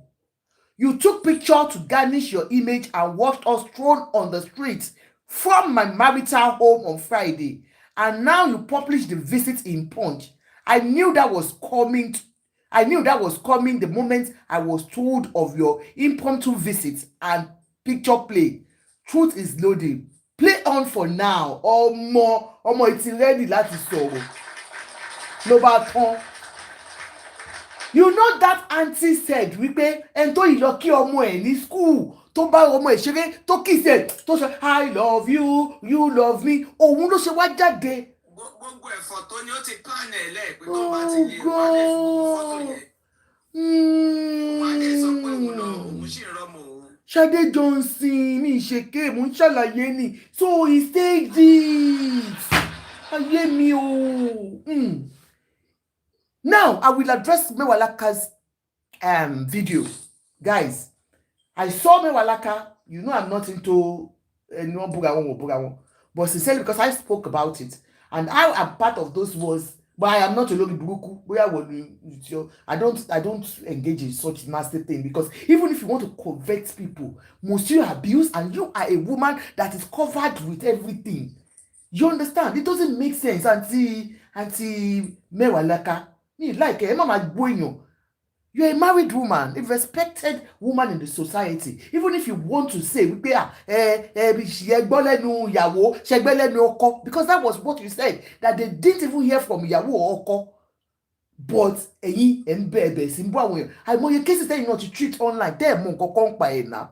I want to shake it. Aganu sini bi or daddy me. Aganu sini. Any like my shake from what? Listen. Does it not tell you that she actually told people what they were saying out there? For you, because you're saying they didn't hear anything from her. No, I am not Adebayo. Do you get me? But that shows what she is. Okay, I'm not playing it. Thank you. But what this means is that she was the one telling everybody that we heard it from. Because she was ready to speak out. And she's ready to speak out. And that is why she's speaking out. Only you staged a visit to his school on Wednesday. After being absent for a whole year, even when your office is just a few minutes away from home, I told you, we said it, that auntie called and said, for the past 1 year, Kobaya Wesogo, Koriomo, Femi Adebayo, your wife said you never saw your child, even the Bamba Obirija. She be you ba me mute, Itewambi, Eri Ajiu sister na mute, Ati Ebony Flaky, mute Ejo. And you know the man call gbogbo we pay you do movies, your movies are one in town that you are teaching people how to live their lives. But is your own life worthy of emulation?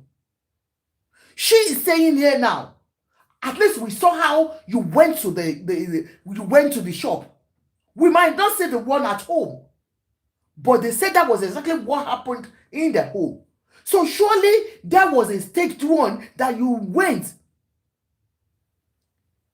She's very good and out of control. I saw a video. I saw her video. I have to quickly swipe up. She's very good and out of control. Okay, share anything on Yinka initiative. My people said, Ajoke, please don't go to those people. You know they are your mama. Yeah, it's cool. But I want to pay my mom but the truth is, you know, Mokofeki, mommy yen come up with pay. Definitely, this woman is the one speaking out to people that are close to her. I mean, she cannot keep quiet forever. She cannot keep quiet forever. And now you are coming out to paint her because you sent somebody out, a family member, published out that a loss of $50,000. Published out that he has been in the life of the son. Published out that he came to the son and was singing I love you. Publish out that he wants to rent out for you. Publish out that she sold a property that was bought in her name. What are you talking about? You don't want her to talk. Why is it that we women, we are always behind the men? I am not somebody that will say, it's a man's word or it's a woman's word. Anyone that is wrong will say it the way it is. Like that man that came up is a psychologist. He told you how it affects the children. All these things affect our children one way or the other. When we don't do it right, when we don't get it right, it will affect the children. Femi, what you're doing now, your other children are looking at it. They are saying what you're doing. I'm being balanced here. Why would you are just like, that means you're just like any other man. Because you men, you are fond of it. You want the whole world to see you as doing everything that is right. And the woman will sit there and be saying, I saw the other woman too. You know, the second one. You know, the men apologist. The polygamy apologist. I saw the second one too. Saying, you did not hear from Kidiko. Do you know what men go through? I am one of those that will tell you that whatever men go through, I stand by them too, and I will say it everywhere. Men go through shit, especially here abroad. And I'm not one of those women that will cover women up and say, women supporting women. Women supporting shit. I don't support shit. But when a man is wrong, you tell a man is wrong. Most men that you see here, what most women even take, the shit they take, just to cover up because they don't want them to be named, Togo Otideli Oyibo, Otideli Oyibo. Thank you, greatness. God bless you, sis. Togo Otideli Oyibo, Adekodere. A woman that celebrated her divorce that time, if you are following me on Facebook, you remember that lady that came, Dr. Bello. Thank you so much from America. Do you know what she went through in the marriage for years because she's living abroad? But because she was on top, financially, she was more stable than the husband. She was doing everything. She didn't want the children to feel bad. Because of the church they were attending, she was like any shit she was just taking. She was paying for everything in the home. The man became so jealous of her. He lost his pride as a man because he did not go to school when she was, trying to brush herself up. He sat there and he started telling the whole world, Ashewoni, Otidwele, Otidoton, Otishebai, Otishebai, Otishebai. She showed videos of when she would cry, her eyes would be swollen, and then the voice of the man, when the man would be saying, oh, Tiwi Koko, Oma Jeyakuni, after I paid the Mogbe, Louis, Shoko le Shogi Reni. So many women are going through that here too. And I've said it here abroad. So many of our women that you see trying to bring to show themselves through is because of what they have gone through. And that's why I always beg them. Jackpot generation. If you're a man and you don't want to follow all our rules here, don't bring your woman abroad. Because by the time they come here, they will see a different life totally. But you men, you don't want to change your ways. You still want to sit down, get that woman to come and serve you on your table. When it is different, totally different from Nigeria. Nigeria, you have house help, you have your mother, you have your father, you have everybody that is helping you at home. You go to work, it goes to work, or you go to market, it goes to market to work. You guys come back, everything is done. They are, mommy, come and serve daddy. That is that life in Nigeria. But here is different. Oh, lost 12 hours, lost 12 hours. And I'll still come back. You still want me to do everything? Some women, the way we do, some of us, that the one that are well trained, I want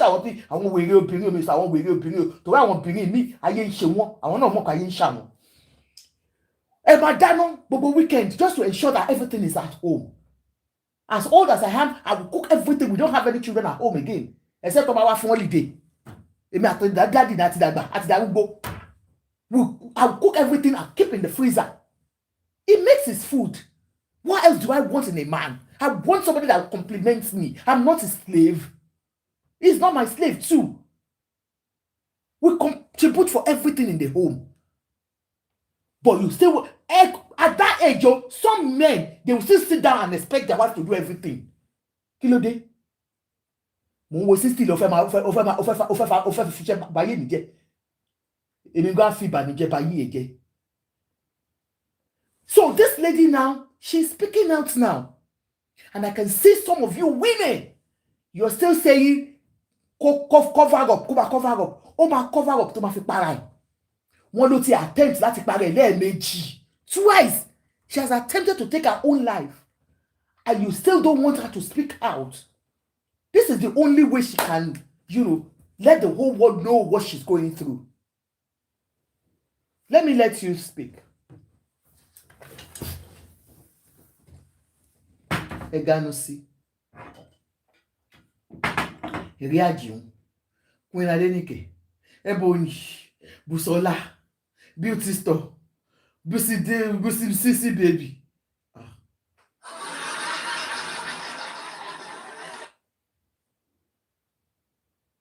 No,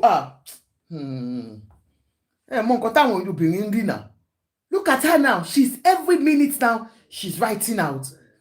You stayed the visit. So do you think if Femi really lost his child, if he really lost his child the way he has portrayed to the world, it is not now that the problem is on that he went to see the child last week. Go and check it very well. When a man is done with you, he's done with your children. Omosu, you want to talk? Yes, ma'am.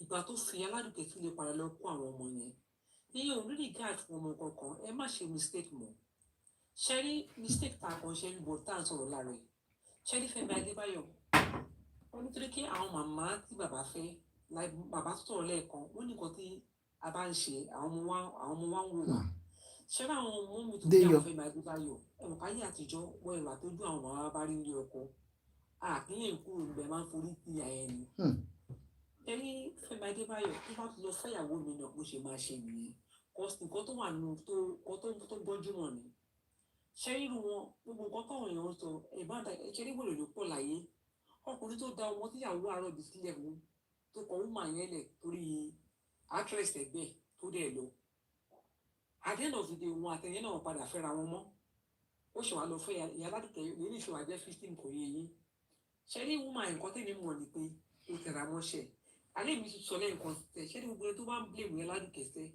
tani yẹn ti kọ above máa pé òun máa ní marriage ọlọ́run ọmọ tó bá bí tó bá ní ọmọbìnrin wọn á ṣe nǹkan tí Aládùkẹ́ ojú ẹ̀ máa rí èyí tí kò bá tún wá lọ́mọbìnrin èyí tí ọmọ ẹ̀ bá tún bí tó bá lọ́mọbìnrin wọn á rí irú ẹ̀ so ẹni á lè mọ̀ bó ṣe ń rí ṣẹ́rí ó ìwà láti sọ̀rọ̀ tó pé kò ṣẹlẹ̀ sí wa Fẹ́mi Adébáyọ̀ ọmọ tó wà òkè ìgbọ̀n kò kí ẹ̀ pàdé how much ọmọ tó ní disability ilé ìwòmọ̀ nǹkan tó wọ́n jẹ́ ọdún àwọn ọkùnrin bíi tiwọn tí obìnrin bá tọ́jú ọmọ tó bá ti dàgbà lágbà tán ló máa ń dọmọ wọn so ẹ má ṣe mistake mọ̀ pé bí a yẹ kó consider ọmọ kò lè consider ọmọ kankan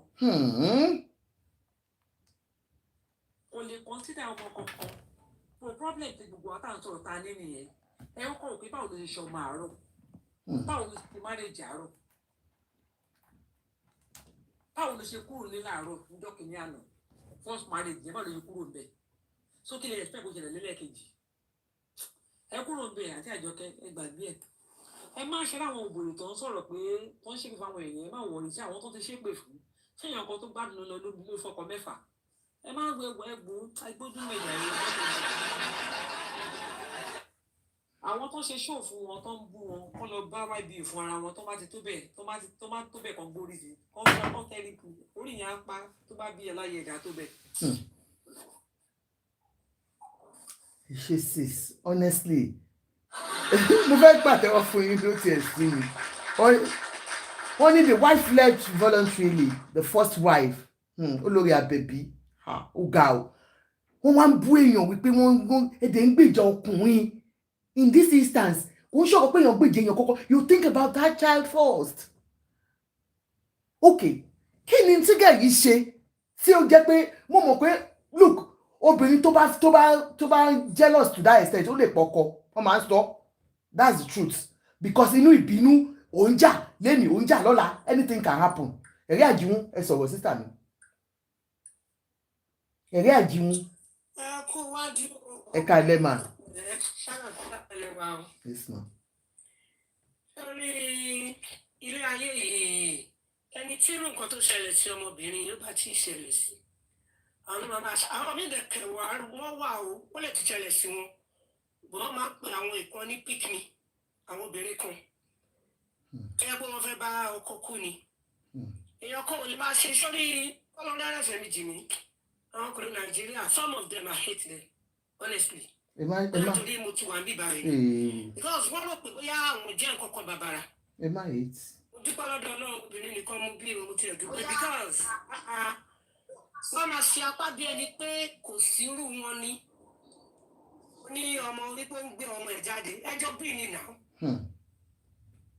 ẹjọ́ ọmọ yìí ẹjọ́ bí ni o lè wá bá dé kó wá máa gun orí ọmọ ọlọ́mọ mọ́lẹ̀ èèyàn kan náà ló bí òun bọ́lọ́ ń ṣe dá òun náà wọn ò dé lè pa ẹnu ọmọ ọlọ́mọ àwọn ọ̀rọ̀ kọ̀ọ̀kan ṣé máa sọ ní nǹkan tí ojú irú àwa yìí rí ó pọ̀ gan rẹpẹtẹ but you know gbogbo ẹ̀ lákàn fi sílẹ̀ láfi sí ọwọ́ Ọlọ́run because ní stage tí mo wà yìí irú ìyá yẹn ò tiẹ̀ lè jẹ mí ló ti pẹ́.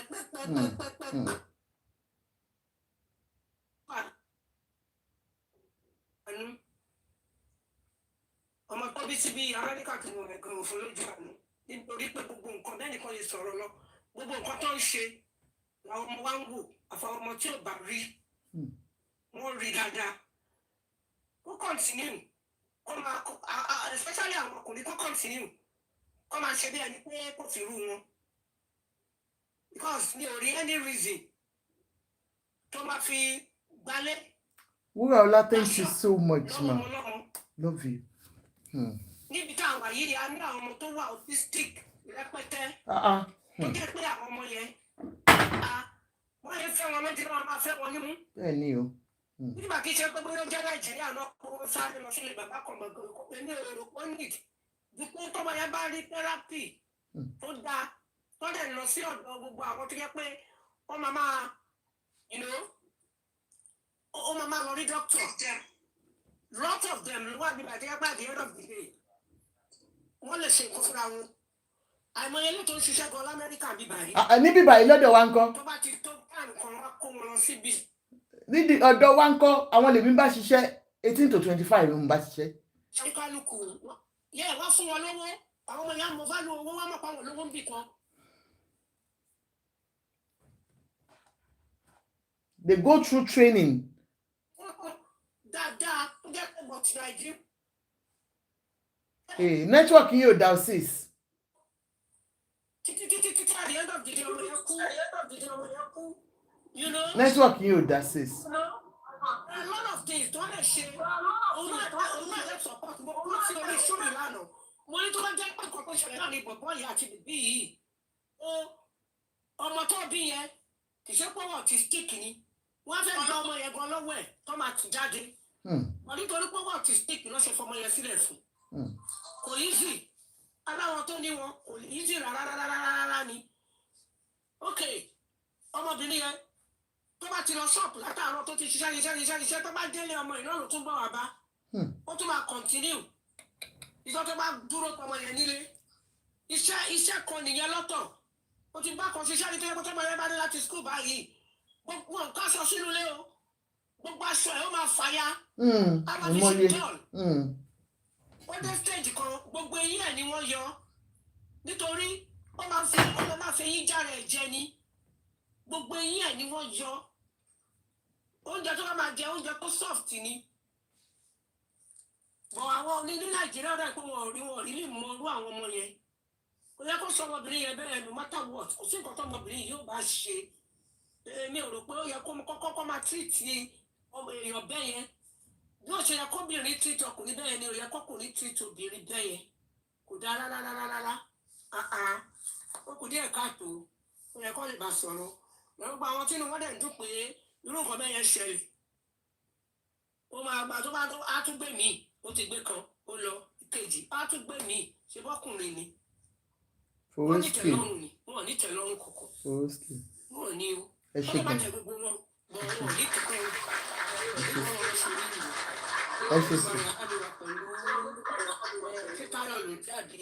Fab for life, do you want to talk? Because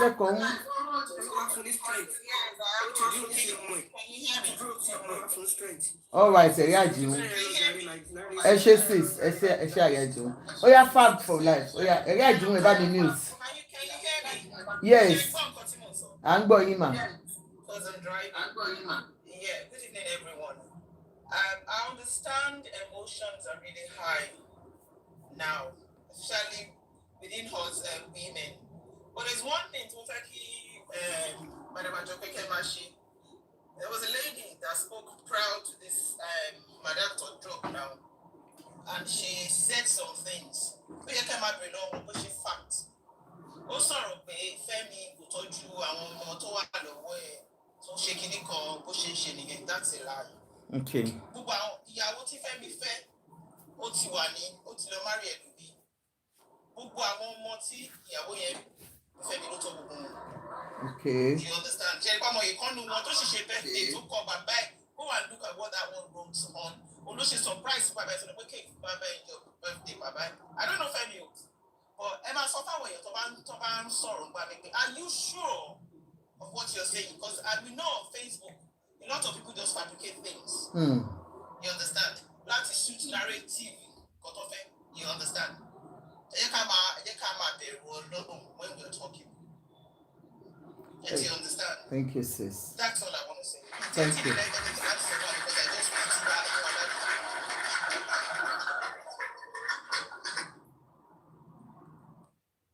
She has updated again. She said, if someone needs to put you down to feel big, that tells you a lot about their inner state. In the last 2 years,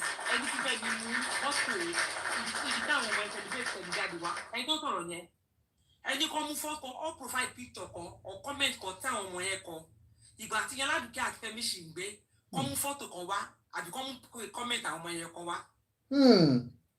Wípé gbà tí yan Aladuke. Ìgbà tí bẹ́ẹ̀ ni lẹ́yìn ọdún yìí àti àjọpẹ́ lẹ́yìn ọdún yìí. Ẹni sùúrù àǹtí ẹni ẹ jẹ́ ká get it one by one. Some stars don't no, I think get got on try láti sọ. You talked about the celebration. Àti Àjọkẹ́. The celebration tó mọ yẹn ṣe, that was the celebration. Go on the child's page. Go on that daughter's page. Lọ sí page ọmọ yẹn. Ọmọ yẹn ṣe graduate. Ẹni sùúrù ẹ kọ sọ̀rọ̀. Ẹ̀wọ̀ chọ́ọ̀chì ọkọ̀ tó tóbi kérésì. Àwọn ẹ̀nà ń pè lọ́kùnrin ẹ̀ máa gbọ́. Every year ló máa ń celebrate ọmọ ẹ̀. Ẹ mú Fẹ́mi wá tó fi celebrate àwọn ọmọ ẹ̀ tẹ́lẹ̀tẹ́lẹ̀ ìwà. Lẹ́yìn ọdún yìí nígbà tó wọn àti ẹni Aladuke túká. Ẹ mú ibi tó ti celebrate àwọn ọmọ yẹn wá. Ibi tó ti. Àǹtí ẹjọ́ ẹyẹ kí n sáré sọ ọkọ ẹ má bínú. Ṣé rí àǹtí tí fabulous life yẹn wọ́n mọ àwọn ọkùnrin. Ṣé rí gbogbo àwọn ọmọ ètò nọ́mbà yẹn stage ni ló ṣe. Ó ti rí pọ̀ pẹ̀lú iyún Aladuke ti jà. Báwọn ọkùnrin ṣe máa ń ṣe yẹn ó wá go back káwọn ọmọ yẹn kẹ́lẹ́. Ẹ kọ́ sọ̀rọ̀ one by one. Ṣé ti yẹ yí? Àwọn ọmọ olóṣèlú àwọn tó dá ẹ má bo èèyàn o queen ẹ má ní kéèyàn kọ́ lọ jókòó jẹ́ ẹ má oh god èmi máa lọ sùn o. One by one ẹ má insult anybody ẹ jọ ẹ kò sọ tí ẹ má ní kọ́ lọ jókòó jẹ́. Don't tell anybody to go and sit down please, you have no right to tell her to go and sit down. Ẹ má sọ bẹ́ẹ̀ ẹ jọ èwo ni pé kọ́ lọ sit down. Ẹ kò ń pariwo ẹ jẹ́ orí fọ́ mi ò ní máa sá lọ o. Ẹ jọ nítorí Ọlọ́run guys.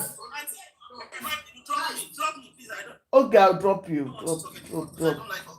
Ẹ má bínú kò sí insult ńbẹ̀ ẹ jọ ẹ má bínú ẹ jọ gbogbo wa let's all be respectful in what we say ẹ jọ nítorí Ọlọ́run let's be respectful. Need láti sọ pé ẹ lọ jókòó jẹ́ please. We are all here to learn.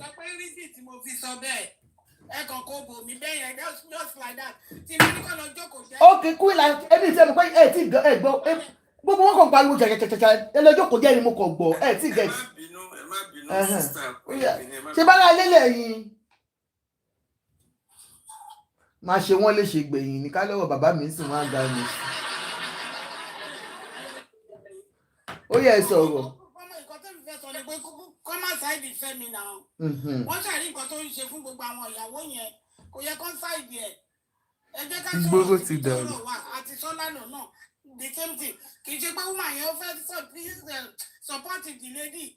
Fẹ́mi ló fẹ́ support. Ó yẹ kẹ́tìrí pé Fẹ́mi ló fẹ́ lọ orí ẹ̀. Kò fẹ́ go straight ní. You understand? Kò tí mo ní láti sọ nìyẹn. Aunty Lafish, the bá tẹ̀lé kó fẹ́ support Fẹ́mi ẹni sùúrù. Oh God. I am not supporting Femi. As for your information, you know I was on your page yesterday. I have a special needs child. I am not supporting Femi at all. I'm just stating the fact. But I'm a fact. We have Femi told you I won't get to I will never support Femi. I support you, Aladuke, 100%. I'm just saying, I'm a fact. Get over I'm not supporting Femi. She's not. She even said it yesterday. Emma Binu. Exactly. I'm not supporting Femi. This now I'm like, wọ́n lè bú wọ́n bú yan bí ẹ ṣá mọ̀ náà. Ẹ má bínú. Okay,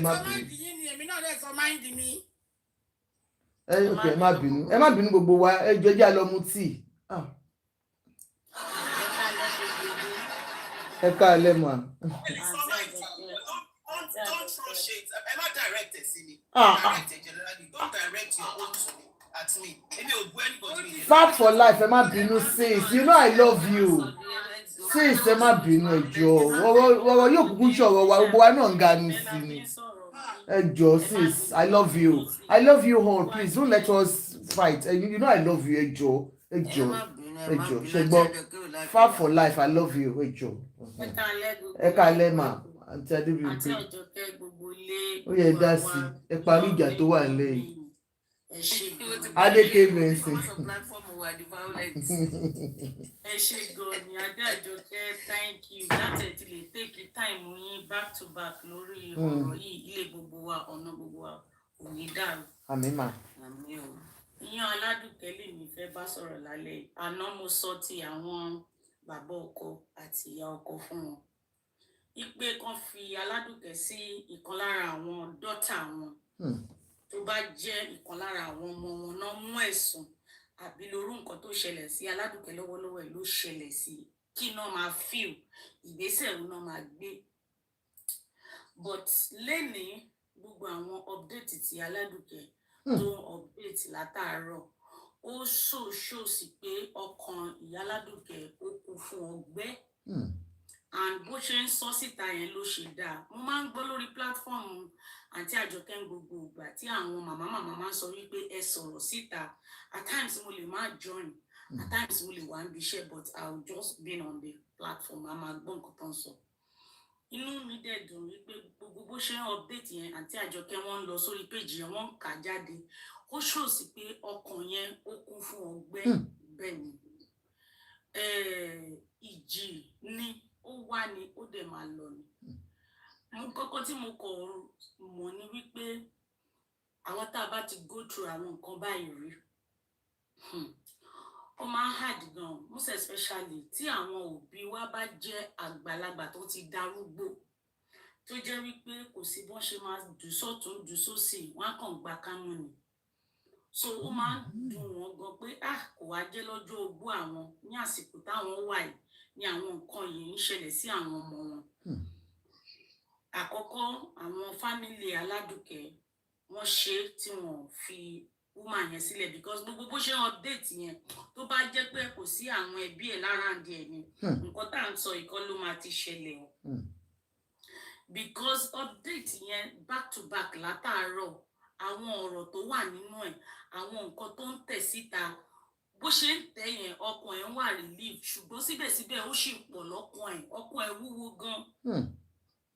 àwọn nǹkan tó fẹ́ sọ síta bọ́ wọ́n fẹ́ silent woman yẹn pé kó má sọ̀rọ̀ kò gbúdọ̀ jẹ́ kán silent òun ò torí pé tó bá silent ẹ̀ ọlọ́mà jẹ́ kó parẹ́ kó dẹ̀ pọ̀ mọ́ kó dẹ̀ ní ṣẹlẹ̀ sí lágbára Ọlọ́run àwọn òbí ẹ̀ wọ́n ní fojú sunkún ẹ̀ gbogbo àwọn olólùfẹ́ gbogbo àwa tá à ń sọ̀rọ̀ nípa àní gbọ́ aláburú lágbára Ọlọ́run ṣùgbọ́n ohun tí mo fẹ́ kó dì mú ni wípé ó níṣẹ́ lọ́wọ́ alákìkanjú obìnrin ni kò ń ṣọ̀lẹ kò sóbìnrin tí ò ní ṣọ́kùnrin ní pòròpòrò tẹ bá ṣẹ̀ṣẹ̀ fẹ́ra yín ó wà dáadáa èmi tí mò ń sọ yẹn ṣe bí wọn tẹ tí ìgbóbìnrin wá káwọn mọ́lẹ̀ èmi wọn ti gbóbìnrin wá kẹ́mi mọ́lẹ̀ èmi omi gbígbóná ni mo plug tí mo ní màá bú ẹbí ìyá ẹ̀ tó o bá bọ́ síta èmi máa bu omi gbígbóná lé ẹ lórí bí ìṣàkóso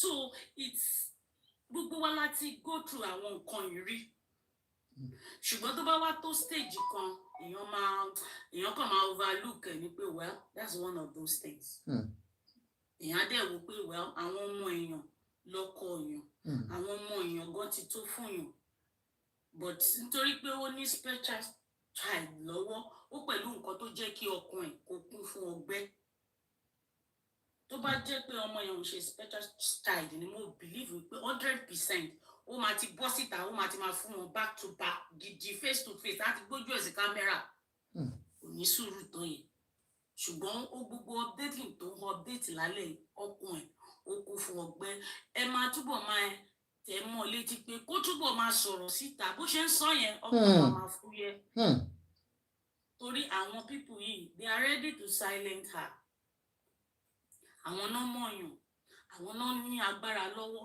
àwọn náà wà nípò àwọn náà ń gba endorsement back to back but kó má bàa di wípé ó fẹ́ tarnish image wọn bọ́ òun náà ti sọ nínú update pé ẹ̀yin fẹ́ tẹ àwọn kan rì láti dìde tí ò dẹ̀ yẹ kó rí bẹ́ẹ̀ so gbogbo àwọn mummies náà ti sọ̀rọ̀ gbogbo náà ti sọ̀rọ̀ dáadáa ìyàn Aládùkẹ́ ìjì ni ó wà ní ó dẹ̀ máa lọ ṣùgbọ́n tẹramọ́ business ẹ̀ tí gbogbo nǹkan bá ti cool down go back to your business face ọmọ ẹ̀ bó ṣe ń gbọ́mọ yẹn síta ló ṣe dá o lẹ́yìn yìí sìn at least ọmọ yẹn ọ̀rọ̀ tó sọ àwọn èèyàn míì máa ti tètè fún ní advice pé báyìí kò ṣe ṣe speech therapy ọmọ yìí need therapy fún nǹkan báyìí ni ọmọ ju wípé kẹ̀kàn bó sínú ilé lọ tó bá ti di wípé ó ti ń sọ síta a lot of people ló lọ́rọ̀ àwọn ọmọ bẹ́ẹ̀ yẹn lọ́wọ́ tó máa fún ní advice tó máa send it àwọn therapist tó ń lò tó máa send ẹ̀ sí tó máa lè work fún ìkan ṣoṣo ló ní o wọn ìjẹba fọ ẹni ní bá mú èyí àgbọn lóde o. tó bá sọ òyìnbó nílé àná ẹ bá wa túmọ̀ kí lẹ sọ tá a gbọ́ báyìí sí wọ́n lọ.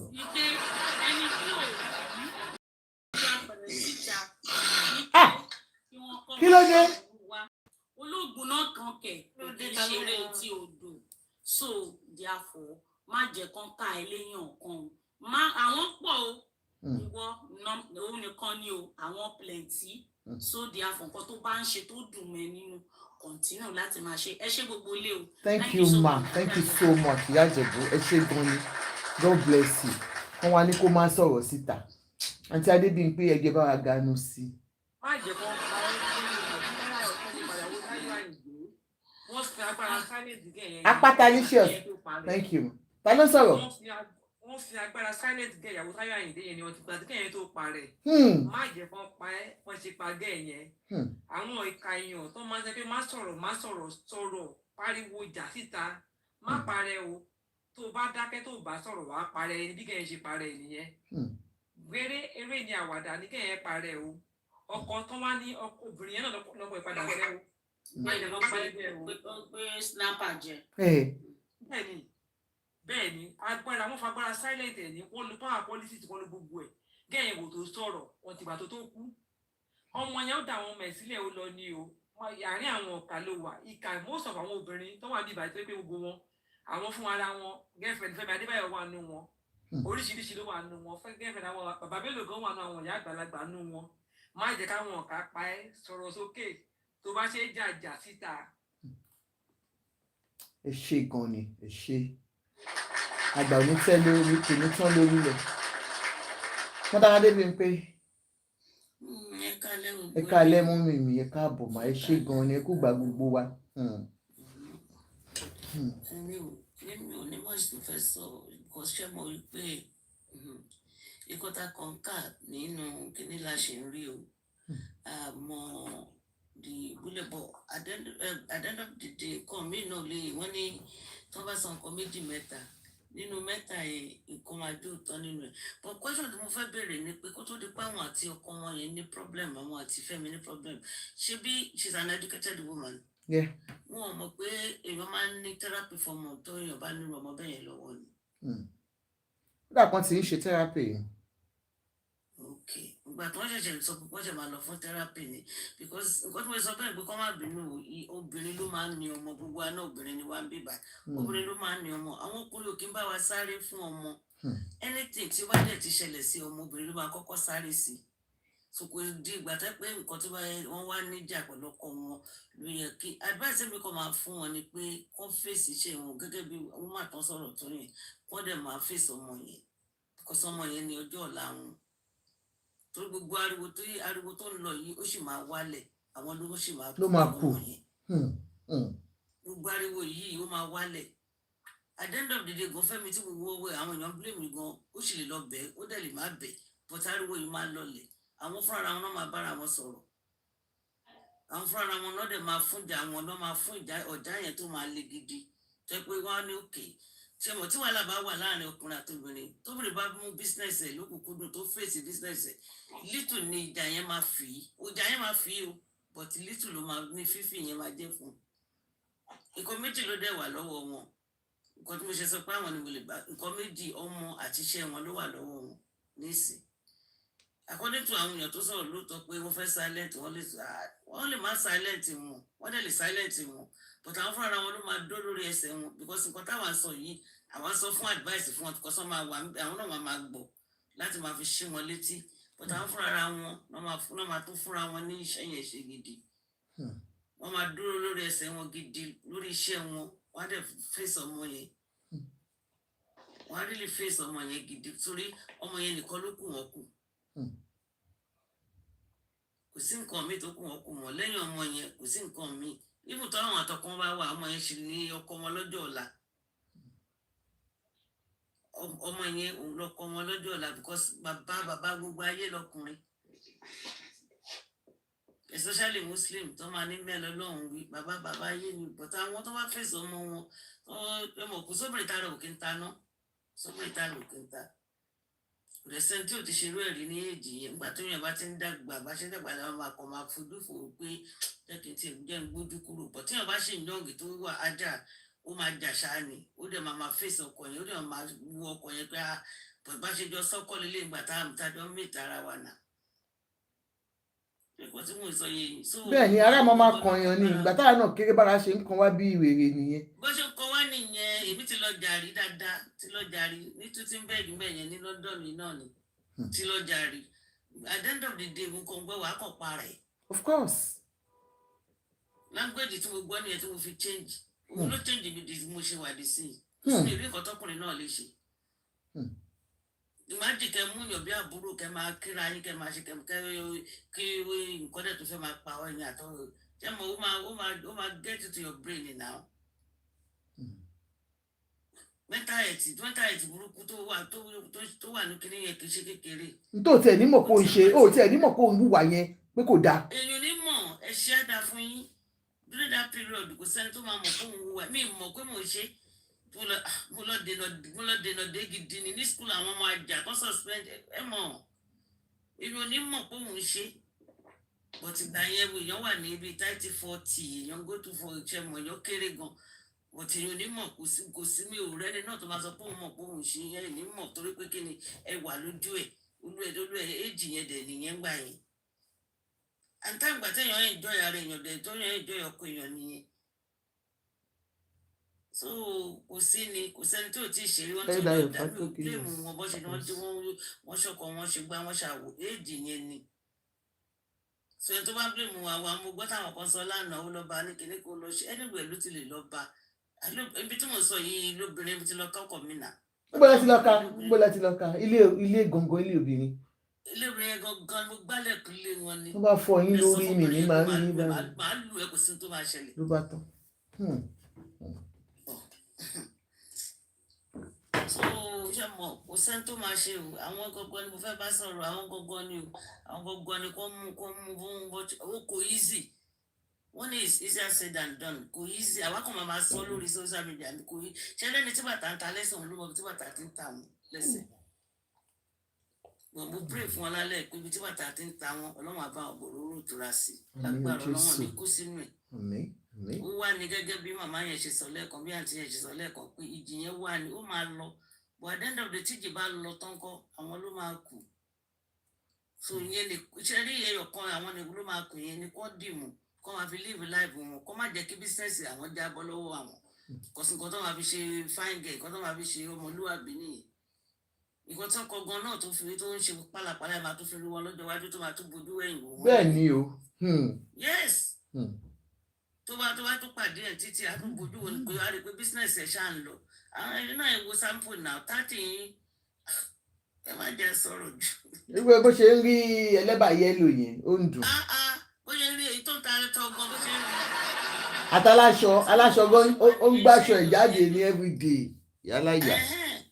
bó jẹ́ èèyàn tó ń ṣe tó jẹ́ pé iṣẹ́ kínní náà ló ń ṣe kó bí wọ́n ṣe máa ṣiṣẹ́ ẹ̀ lọ fi iṣẹ́ ẹ̀ ṣe kínní nígbà nítàgbà tí storm yẹn bá wá fi iṣẹ́ yẹn occupy rẹ̀ kí iṣẹ́ yẹn máa kó occupy life ẹ̀ kó occupy mind èèyàn because ṣe mọ̀ pé nígbà tí nǹkan kò bá occupy mind náà máa jókòó jẹ́bẹ̀tẹ̀ náà máa ronú yẹn máa wá kínní yẹn máa wá máa dùn wọ́n bí egbò ó sì máa dùn bí egbò náà bọ̀ tó bá fi iṣẹ́ occupy rẹ̀ tó bá jẹ́ tó pé bóyá irú bí kíkà wá èyí tó máa lọ ṣiṣẹ́ 12-hour shift kò ní ríro ẹgbà bẹ́ẹ̀ tí wọ́n máa fi ríro bóyá tó bá wà ní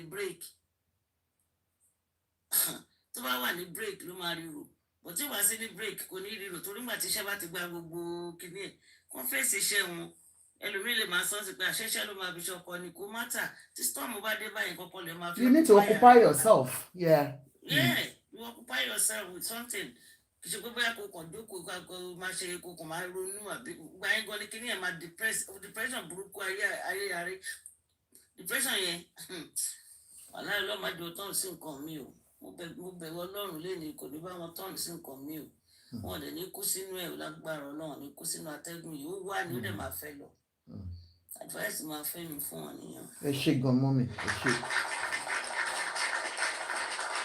Yes, and we have been reading all the updates, sis. The last one is if somebody needs to put you down to feel big, then that tells a lot about who they are, you know.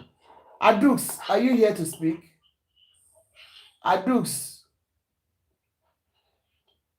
let me drop you. Is anybody here to speak again? Ebony, are you speaking or not? Ebony has been here since and drop one. That she's not here to speak. Anybody to professor or Emma Sorolo?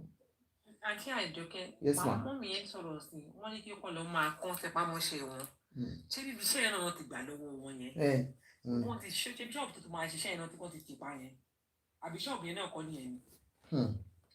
Ẹni tó bá gba oúnjẹ lẹ́nu èèyàn, kí ló fẹ́ ṣe? Mo fẹ́ pààyàn. Ó ti pààyàn náà. Ó ti pààyàn, but that's not the end of the life o. Kò ní kúrò ní ibi iṣẹ́ mi àbí kúrò nínú ilé mi kò ṣe kúrò láyé. Process ni mọ́ mi òbí ṣe pé process ni òun náà mo sọ pé process mo lè mi kàn sọ mọ́rọ̀ mo ní process mo ṣe ní kinní yìí tó bá yẹ pé wọ́n ní àwọn family wọn lè help àbáyé wọn dá àwọn relative tó lè help wọ́n start from very little thing.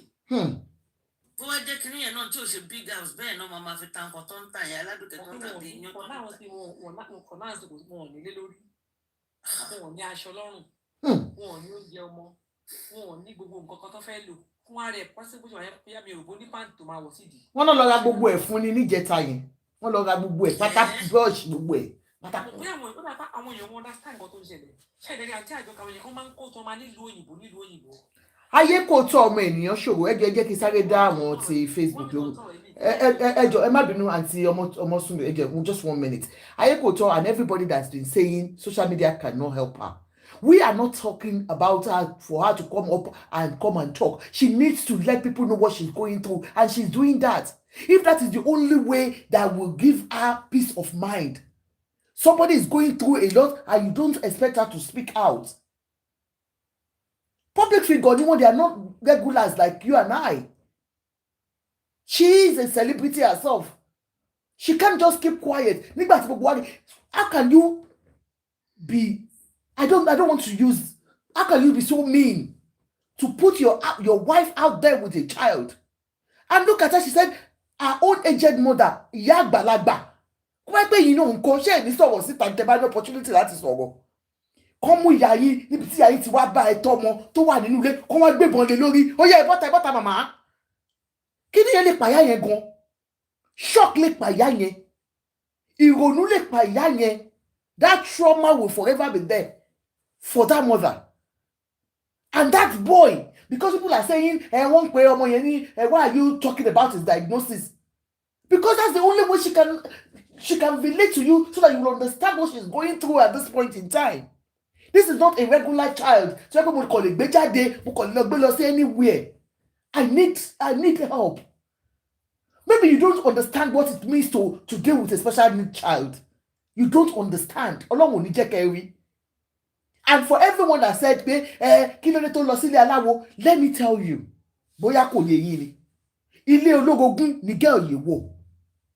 mostly, I am 100% sure believe me,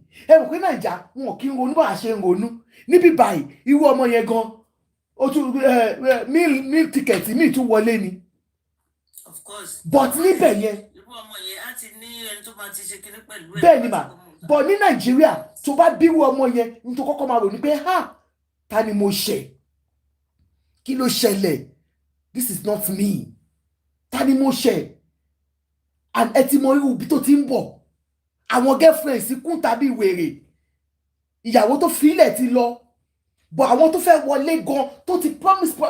I want to marry you. Allege ni omi ò mọ̀ o. Torí Fẹ́mi lawyer ni kò bá àfọlọ́pàá gbé mi lọ́la. You can imagine, because he's a man. Men are like that. They are wired like that. They lie a lot. It is their nature. Ẹ má bínú ẹ̀yin daddy ìwà tẹ́ wà ń bí. Ẹ parọ́ kú. Wọ́n ṣépè fún yín ni. Ẹ má bínú. So you can imagine what it would, a lot of ladies that are there. Where is this one coming from? Ayé ma bàjẹ́ sí wa lọ́wọ́ ni. Nígbà tá bá gbé ìtò mama sílé ẹ lọ́wọ́. Mo bóyá kó tó wò nìyẹn wípé look, jẹ́ kí lọ fọ ẹsẹ̀ later. And this lady that they said caused all this, the friend, ọ̀rẹ́ tẹ́ mama sá fún ọ̀rẹ́, has the same child that has similar spectrum. Ọmọ tiẹ̀ náà ó get special need. And she needed somebody that like, okay, we have something in common. Let's go. Òun ló sọ pé look, mo ní bàbá kan ní Ìgbẹ́jọ́ ní Ìbàdàn. Let's go there. Òun náà ro rí pé well, wọ́n ti sọ pé ọmọ yìí ní kíní ní special need lọ́mọ yìí.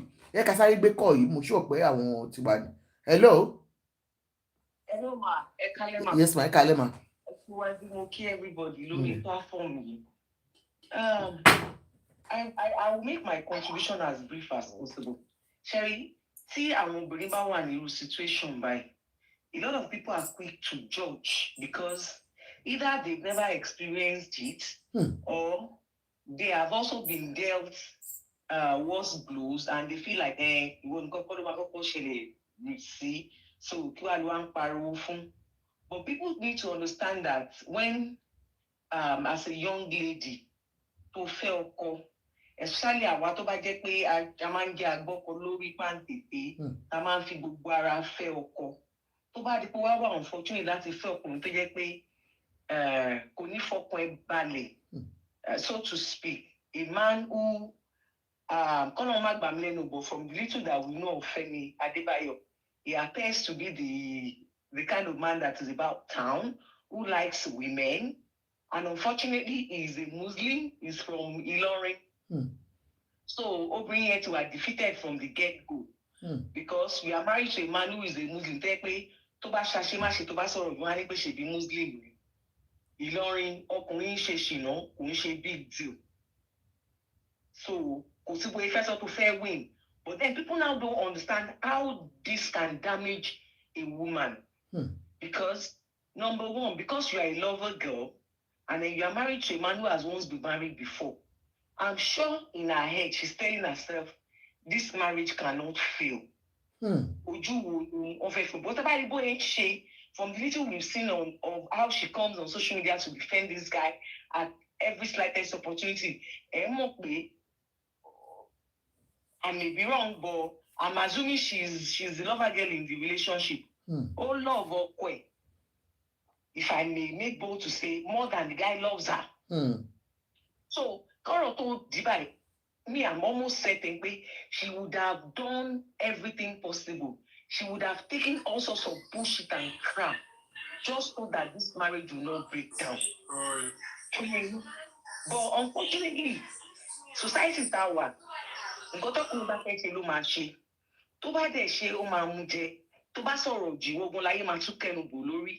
It is now worse if that man is not surrounded by people that can tell him the truth. And in this instance, the people that I believe surrounds the man, they may not necessarily think that they are giving him bad advice because by the level of their exposure and their beliefs. Because I concerning some days ago, Baba Bello àti Ìyá Èjìdé, wọn ṣe kíní kan, wọn ṣe dáadáa, wọn sọ kí wọn pè rẹ̀. Kí lẹ expect? Sherry, am I around people in social media? Am I expect a lot from them? We revert them simply because of the character that they play in films. My question is when people are saying that, oh, báwo làwọn bàbá Bello ṣe dá sí, báwo ni Ìyá Èjìdé ṣe dá sí, wọn advice ẹni dáadáa. Do they even know better? Kí ni a fẹ́ sọ about Ọ̀gá Bello fúnra wọn? The little we know of his history with his women. Ṣé àwọn kan ṣe fún wọn dáadáa? Kí ni Ìyá Èjìdé gan fẹ́ sọ? Because àwọn gan won't tolerate worse to still be in that house till today. At least from nǹkan tá à ń gbọ́, Èjìdé ló lówó, Bàbá Adébáyọ̀ wọ́n struggle ni, right? And despite that, he still married many women. I saw one interview tí Aunty Yinka Adebayo. Yes, so how she said, oh, when she had issues with him, yeah, she was cancelled in the industry, and people will not use that because of Adebayo Salami. So you now imagine how that kind of a man would have dealt with the women in his polygamous home. So what kind of advice need Adebayo ma fún Femi Adebayo? To ba pe ìyàwó ẹ̀ complain pé, oh, ongbobìnrin, àbí like they said pé ara ẹ̀ máa ń gbóná, ó máa lọ attack, ó máa lọ ṣe kíní kan, máa lọ ṣe kíní kan. Wọ́n á ní àwọn kan fẹ́ àwọn fẹ́ méjì, àwọn fẹ́ mẹ́ta, àwọn pẹ̀lú a lot of concubines later, a lot of girlfriends later, and he dealt with his wives. Or you are expecting the Ìyá Èjìdé that she saw hell, fire and brimstone, and she's still in that house. You expect her to see the big deal in what Aladuke is going through or what the son is doing to her? No, they won't, because they don't appreciate it. Either because I want to go through the way and they believe if they've gone through it, they've survived it. Why can't you survive it? You are not any better. And that's the mistake a lot of mothers, a lot of women we make. Some of us, because we went through some horrible experiences, right? You don't go through it, go through it. Instead of saying, okay, because I've experienced this, whether as a woman, even your family, I don't want another woman to go through this. We don't do that. Instead, and our situation is so sad because of the special needs baby she had. Do I really agree that she bring that child to social media? No, that's my personal opinion. But then I cannot judge her because right now I'm not in her shoes and her personalities are different. The way we see and react to things, the level of our tolerance and how strong you are as an individual, vary. She's at her lowest right now. And I'll not judge her, even if I don't think what she's doing is the best. But, if that is her avenue to let out so that she doesn't go mad, it's okay.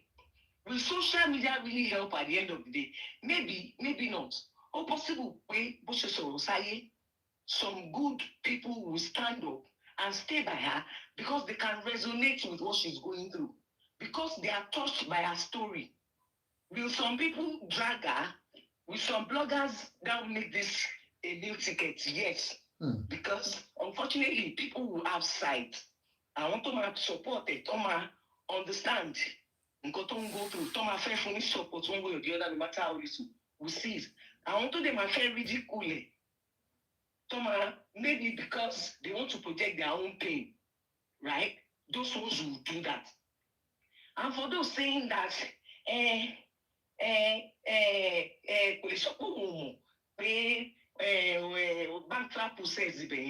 and I'm telling them that this is Nigeria for crying out loud. This is Nigeria where men, regardless of they will never be chastised. The system will support them. And as individuals, and so to change our narratives here. We've seen instances, even with poor men, when they have issues in their union.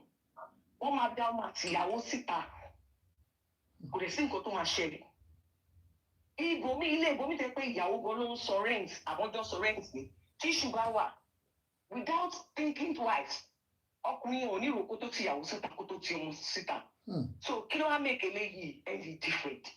I've seen instances where people even had issues.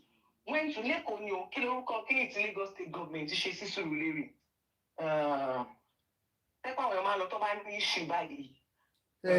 human rights. Stadium. Human rights, don't we? Yes. We are threatening violence. They said, I don't threatening violence. And my question was, where is she going to go to with the children? Police station, same thing. They will tell you to leave the house. And that is the protection we get abroad, but it's not available to people who are unfortunate in our society. Because any will believe if what they said is true, that woman spent over 20 million naira to still renovate her business place. It does not make sense that she knew that the bank was, the other was already having issues with that property, and then she still spent that much money to renovate the business place. And do I really believe that those properties were possessed by the bank because it was owing? Hell no. I am not buying that story. I am not buying. I may be wrong, but that's what it looks like to me. To me, what I see is, okay, he has left home since 2024, and clearly the guy is done with the marriage, but the woman is still holding on. And she's holding on because that is all she knows. That is the home, that is the environment that her child knows.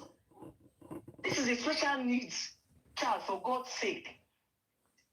In same country, if a union is breaking down and there are children involved, the first thing the courts will look at is the safety and comfort of the children of that union. That is not the case in our own environment. So what I believe, what I'm thinking,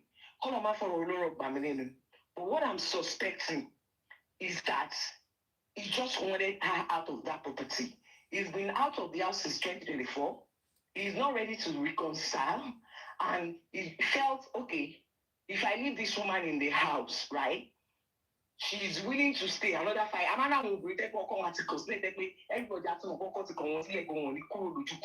They will find it difficult to move on, except by stroke of miracle. I've seen someone that, UK, once in 2-3 years, and she still refused to move on. So maybe that's what he felt, that okay, if I do not take drastic measures, this woman is not going to move. That is what I think happened. And that shows how wicked and evil that act is, for you to be able to do that. Because if truly bank was repossessing that property, the right thing he would have done, knowing that his wife and son were still living in that property, Hey, woman, even though they are coming to take at least on the bank property. They would have been sending this series of notifications. They would have had meetings with him. Right? But unfortunately, my mind Yoruba movie that make sense. To man were far from reality. Only because scripts to play it. Because you know I was stupid movies, what man should one. What man showing me, ọlọ́pàá kan máa dé ní àti báńkì tó máa wọ àwọn kóòtù bàbá sùwé tó máa yan wá lé wọn kúrò nílé kàn jẹ́ kó mú nǹkan kan wọ́n ṣe kàn jẹ́ kó yẹn. Is that same script Yorùbá movie will not play? Because there is no way the bank would have come to repossess that property that he wouldn't have known some months ahead. And if truly the bank wanted to possess the property, kilo stop láti make arrangement fún ìyàwó ó sọ pé okay o wọ́n bọ̀ repossess ilé yìí o 2-bedroom flat ni mo lágbára o. Or me say ballet fún but I was aware, and if she was aware, there's no way she would have got to spend that money on that property totally taja. And then for people saying, oh, women, yes, I'm always an advocate of, regardless of how good your marriage is going, always have your backup plan, whether as a woman or as a man. But for some of us, sometimes when we are in love, we think we were rosy from the first year, woman were rosy all through. For some people, they get lucky. If you are married to a very kind person, and into what you may, don't people go right? Yes, it will be good. But for some of us, you trust with all your heart, you do everything with the man, and then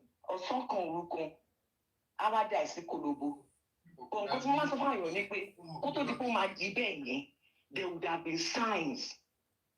So let this also be a learning curve for some of us out there that even when the going is good, do not leave everything to the man. I'm a very inquisitive person, and I'm too active for me to even take a back seat. Whatever it is happening, whatever we are doing, I know, I understand. Not because my background is in finance, but I just want to know. I cannot hand over my life and that of my children in one person's hand.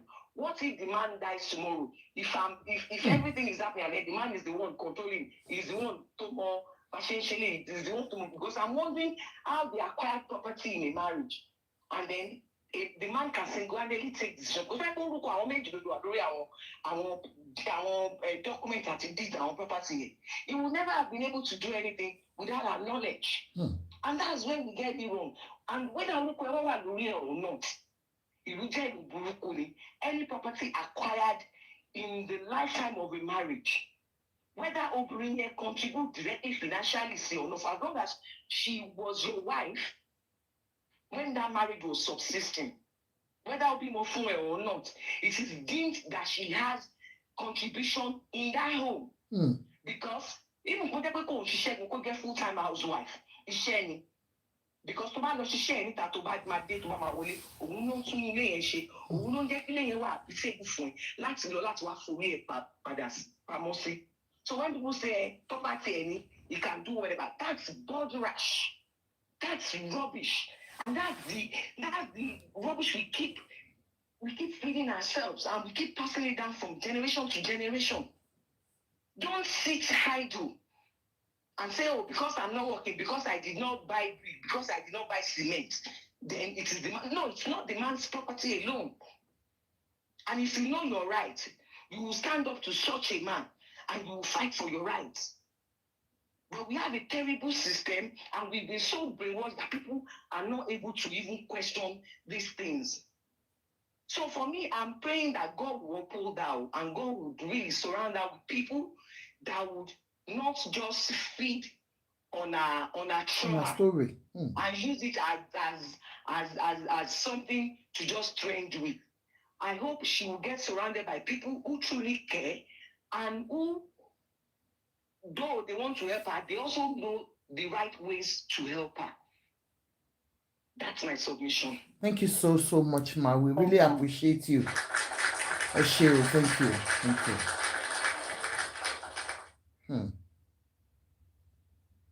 Oh yeah, guys, speak on. In fact, I'm just worried about her now. Honestly, like people said, it's good the way she's speaking. What's it? Asabi Ade, are you speaking? Kenny, you Dayo. Kenny. Oh, that the world. Thank you, sis.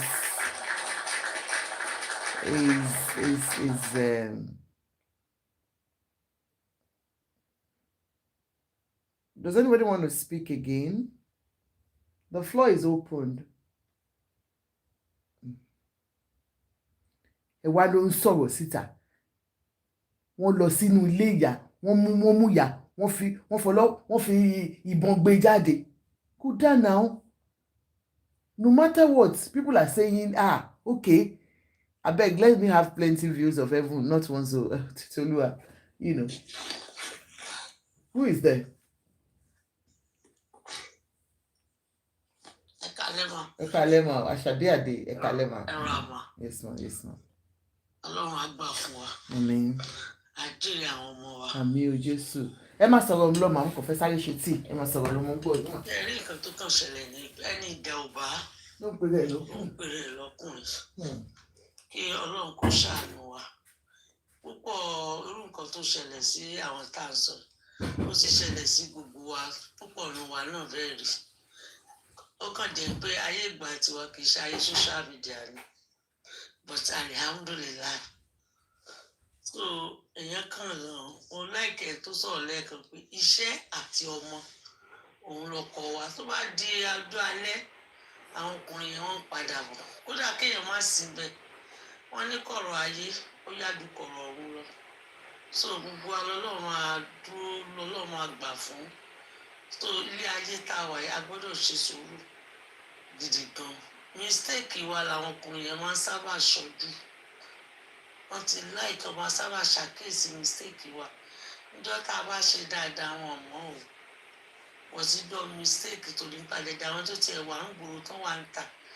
Tó jẹ́ pé àìmọye obìnrin tó ṣẹ́wọ́ sí wọn tó sọ pé tèmi ni ògbà tèmi ni òun. Tó nǹkan tó kàn wà ní ayé ni pé ọkọ èèyàn pẹ̀lú ọmọ èèyàn. Irú ẹ̀ tá à ń sọ yìí ní sí gbogbo tó ṣẹlẹ̀ sí lẹ́nu àná sí dẹ̀ta òjijì ló bá. Kò sí nǹkan tó ṣe lè ṣe. Náà ni pé tó bá wo gbogbo nǹkan tí à ń sọ yìí nísìn á lè jẹ́ kí ọkàn ẹ̀ kó máa balẹ̀ díẹ̀ títí ó fi máa gẹ́ẹ̀tì ara ẹ̀ padà. So lágbára Ọlọ́run àní sọmọnù. Ọlọ́run á dẹ̀ gbà fún wa. Ọlọ́run á wà pẹ̀lú wa. Àjíire iṣẹ́ ọwọ́ wa lágbára láìláìláìlá. Ẹ ṣé o. Ẹ ṣé gọ̀mà, ẹ ṣé gan ni.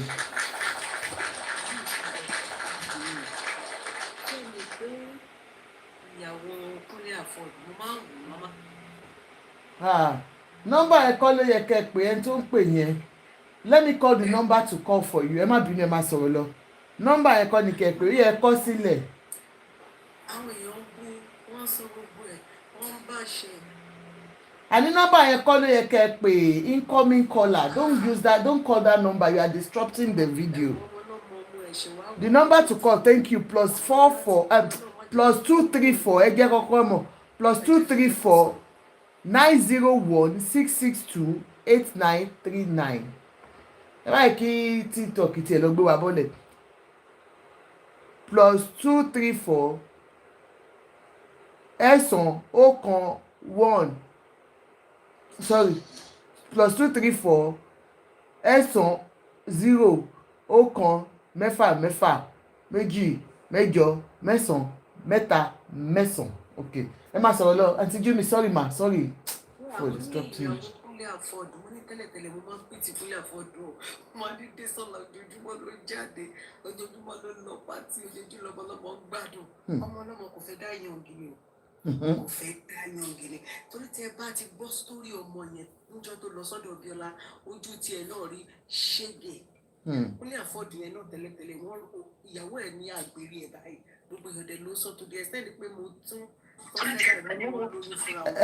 hold on jàre ma ẹ fẹ́ sọ̀rọ̀.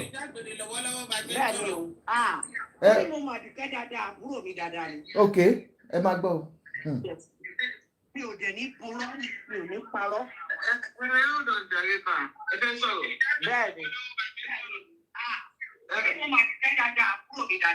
Okay. Sherry, in fact, nígbà tọ́rọ̀ ìṣẹ̀lẹ̀, Aduke was in my Aduke coming from nowhere. Sherry ní ọdún tí Aduke bá Dayo Amusa jà, ṣé ń gbọ́? Ẹ bá wa reduce nǹkan tẹ́ fi ń gbọ́ wa yẹn. Ẹ lower ẹ̀. So that's it. Mo wá àwọn wá ń pè ó wá kó tó di pé ó bá Dayo Amusa jà níjọ́ kan ó bá mi sọ̀rọ̀. I think this was late 2023. Àjọ sọ̀rọ̀ mo wá ní àbólówà ó lóun wà ní location. Bàtọ́ lóun wà ní location mo ní location ní àhámà tó wà ń bí láti bí oṣù mẹ́ta. Mo ní níbo ní Níjẹ̀bú Òde. Ó wá fẹ́ fẹjọ́ woman kan sùn mí. Ó ní kó máa forúkọ bo woman yẹn láṣìírí ẹni tí mo máa dárúkọ tí gbogbo èèyàn mọ̀ ní kó máa forúkọ bo láṣìírí torí society woman ni. Ó ní ó máa gbóúnjẹ wá fáwọn. Ó ló lè gbé tọ́kí, ó lè gbé ráìsì, ó lè gbé gbogbo nǹkan wá. Ó ní sí location yẹn. Ó ní jọ́ tó kọ́kọ́ gbé nǹkan wá. Ó ní nǹkan bíi what of 300,000 ló máa gbé wá àti rùkí. Ó wá dárúkọ fún mi. Mo ní má bá já o. Mo ní etí ẹ mélòó má já o. Mo láwọn yẹn á gba ọkọ ẹ, wọ́n á dúró tì ẹ́, wọ́n á nà ẹ́ pàápàá. Mo ní lóòótọ́. Mo ní má já, mo ní má wù wọ́n. Wow. So each time ẹnìyẹn máa ń gbé nǹkan yẹn wá ká. Ó láti rùkí. Ó mà lówó gan. Mo ní bẹ́ẹ̀ ni. Mo lé mi ò tiẹ̀ mọ̀ pé ó ní kóòrùn. Mo ní mo sọ̀rọ̀ ẹ̀fọ́rẹ́ mi kan wá ní ó ní kóòrùn. Ó máa ń gbẹ́jà wá ń gbé gbogbo nǹkan ṣe gbogbo nǹkan. Ó wá ní ìrìlí mo ní bẹ́ẹ̀ ni. Mo ní sọ mójú ẹ̀ kó bẹ́ẹ̀. Iṣẹ́ yín ló ń ṣe. Mo ní tó bá ti láàmú mọ́ra. Mo ní gbogbo nǹkan ló máa get over. Ó ní ìrìlí mo ní bẹ́ẹ̀ ó bá dẹ̀ máa múra.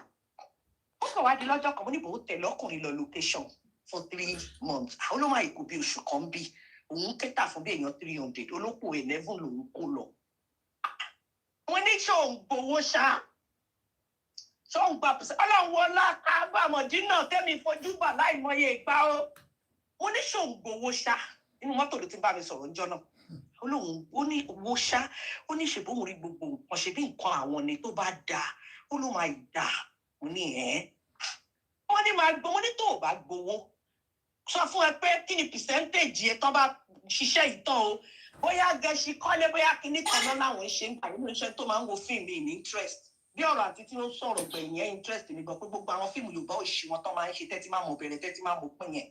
Jẹ̀lílì onígbẹ̀ndì máa Ọlọ́run kó wọn lá pé mi ò bo Àdùkẹ́. Torí tí bá bo nǹkan mi ò ní bò. Bẹ́ẹ̀ ni.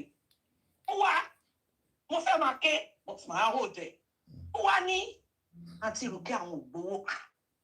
Ibi tí mo ti sọ that last statement pé ó dáṣọ wá ń gba percentage Fẹ́mi wá yọjú torí fídíò call la máa ń ṣe. Bó ṣe yọjú bá ní yes mo ní mo ní Fẹ́mi mo ní mo sọ ṣé ò fún lówó ni ṣé ò gba percentage mo ní torí kò gbọdọ̀ ṣọ̀fẹ́ o. Ló bá wò mí báyìí ló bá lọ. Bó ṣe lọ 2023 rèé o ẹ jẹ́ kọ́rọ̀ yẹn máa yé yín o. This was late 2023. Ṣé mo wí pé ọ̀rọ̀ tí mo sọ yẹn Àdùkẹ́ sá fún mi fọ́dún kan. Bọ̀bọ́ yẹn ti brainwash ẹ̀. Kò bá kí mi mọ́. This is enter my prayer every other day. Tó máa bá mi kò bá bá mi ṣeré mo bá wò pé kí ni tèmi. Ó kàn gbójú ni pé ń pẹ́. I don't have anything to lose. Torí pé mo understand pé ìyá ló máa bá ń bẹ̀ gbẹ̀yìn. Ó wá I was married for 21 good years. Ní iṣẹ́ tí ò lọ́kọ. Mo lọ́kọ mo mọ̀ túmọ̀ ẹ̀. Ọkọ mi dẹ̀rẹ́ mi ni mo ní mi ò ṣe mọ́. Ó yìí bẹ̀bẹ̀ dọ́là. A bá sọ pé mo fẹ́ da lérú. Mo wá ní òkè. Kí ló wá máa wá ṣe báyìí? Ọba bá mi sọ̀rọ̀. Wọ́n tó wá di last 2024 tó wà àti Dayo Amusa wá jà. Torí pé kò bá mi sọ̀rọ̀ mọ́ mò ń wò. Ọ̀rẹ́ mi kìíní pè mí pé ábúrò ẹ̀ làdùkẹ́ yìí caution ẹ̀ náà kí ló kọ́ pẹ̀lú Dayo Amusa colleagues làwọn pípù yìí. Ẹnì kejì pè mí ẹnì kẹta pè mí mi dáhùn. Nígbà tí ẹnì kẹrin wá pè mí ẹnì kẹrin yẹn wá sọ pé ẹ jẹ́ ká wà realistic orúkà ló caution àbúrò yìí. Mo wá ní kò ṣe tó máa ń gbọ́ràn agbọ́kọ lórí ni. That was my statement. But mo summon courage torí ìfẹ́. Mo wá pé kó gbé fóònù. Mo pé kó gbé fóònù. Mo wá fi voice note lẹ̀. Bí ṣe fi voice note lẹ̀ bá mo ní Àdùkẹ́ mo ní mò ń pè ẹ́ wá avoid call mi. Mo ní o dẹ̀ mọ̀ ti ṣe ń pè. Mo ní ọ̀rọ̀ Dayo Amusa ni mò ń pè é fún. Mo ní kò kàn ẹ́. O bá òun àtàwọn ọkọ ẹ̀ pọ̀ ni. Mo ní wisdom lè wọ́n máa fi ń dá sí ọ̀rọ̀.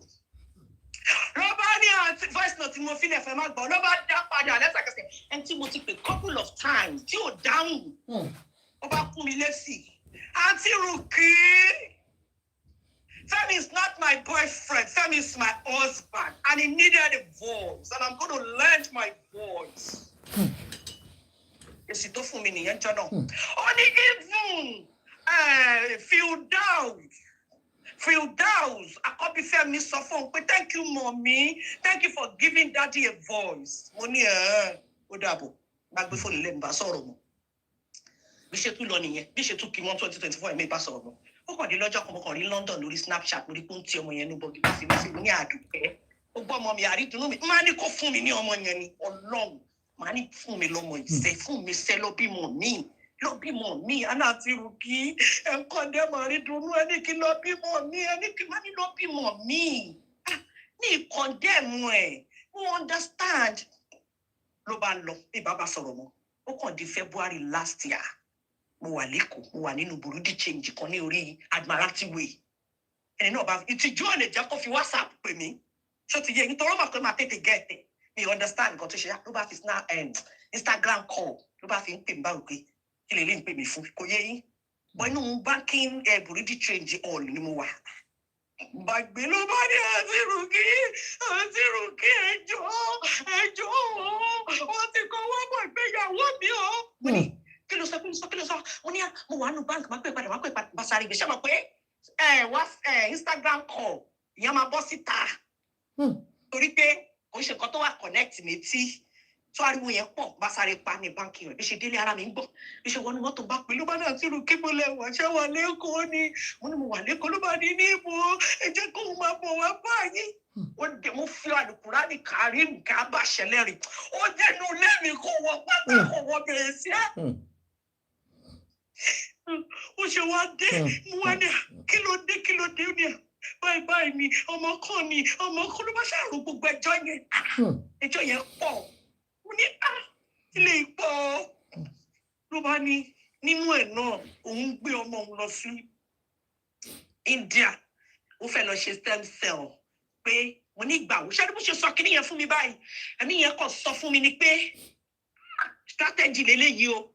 Mo bá ní ìjọ wo lẹ ti ń sọ̀rọ̀ stem cell yìí mo ní ti tó bí ọdún kan méjì mo ní ó ṣe wá jẹ́sìn ló fẹ́ lọ kábàáwọ̀ bàbá yẹn ti pílẹ̀nù gbogbo nǹkan tó fẹ́ ṣe fún mo ló ṣe wá jẹ́sìn ló fẹ́ lọ ó láti ti Rùkí I will do anything for my son o èyí tí mo sọ fún yín inú ilé mi ló sùn for 3 days o lè sùn nílé yẹn ẹ̀rù bà ó ní àti Rùkí mo ti ẹ̀ jájá sùn ara mi máa ń gbóná nílé mi ni mo ti ẹ̀ sùn lẹ́yìn mo ti ẹ̀ ṣe kíní kan mo wá ní ó ṣọ́ọ̀kù fẹ́ lọ fún kínní yìí ó lóun fẹ́ lọ ó ní òun máa fi ilé ẹ̀ lẹ̀ ó ní wọ́n wọ́n mú mi ní now that's my matrimonial home mo ní tó bá jẹ́ mi ní ẹ o mi ní lọ lásìkò tí nǹkan gbóná yìí o ṣé mọ̀ pé èèyàn kì í rí pàkọ́ ẹ̀ orí èmi ń rí ju bí tó ń rí lọ yẹn ẹ wò ó tó bá kó fún ọ báyìí fi ìdùnnú kó owó yẹn lẹ̀ ni I am not too sure. That money is not $50,000. It is between $10,000 to $14,000. I am very sure. So definitely it is true. Now we can confirm it. Hello, Tony.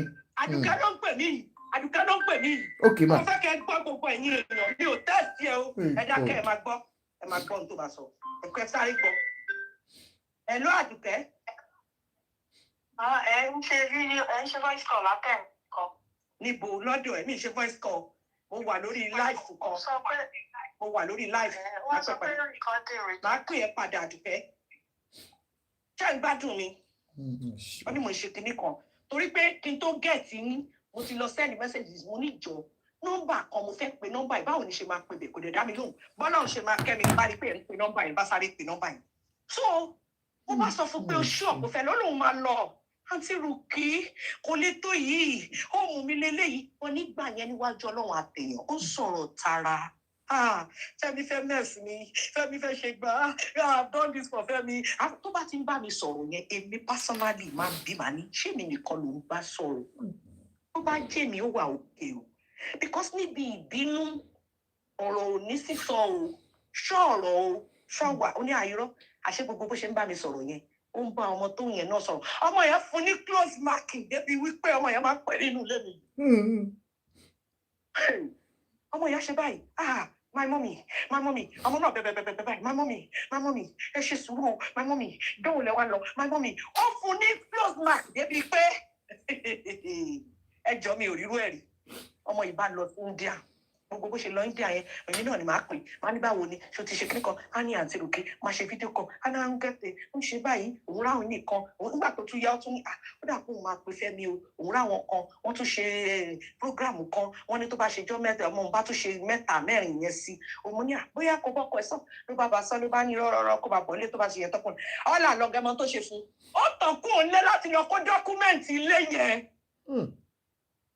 Ó ti yé yín, ó wá lọ kó gbogbo nǹkan yẹn.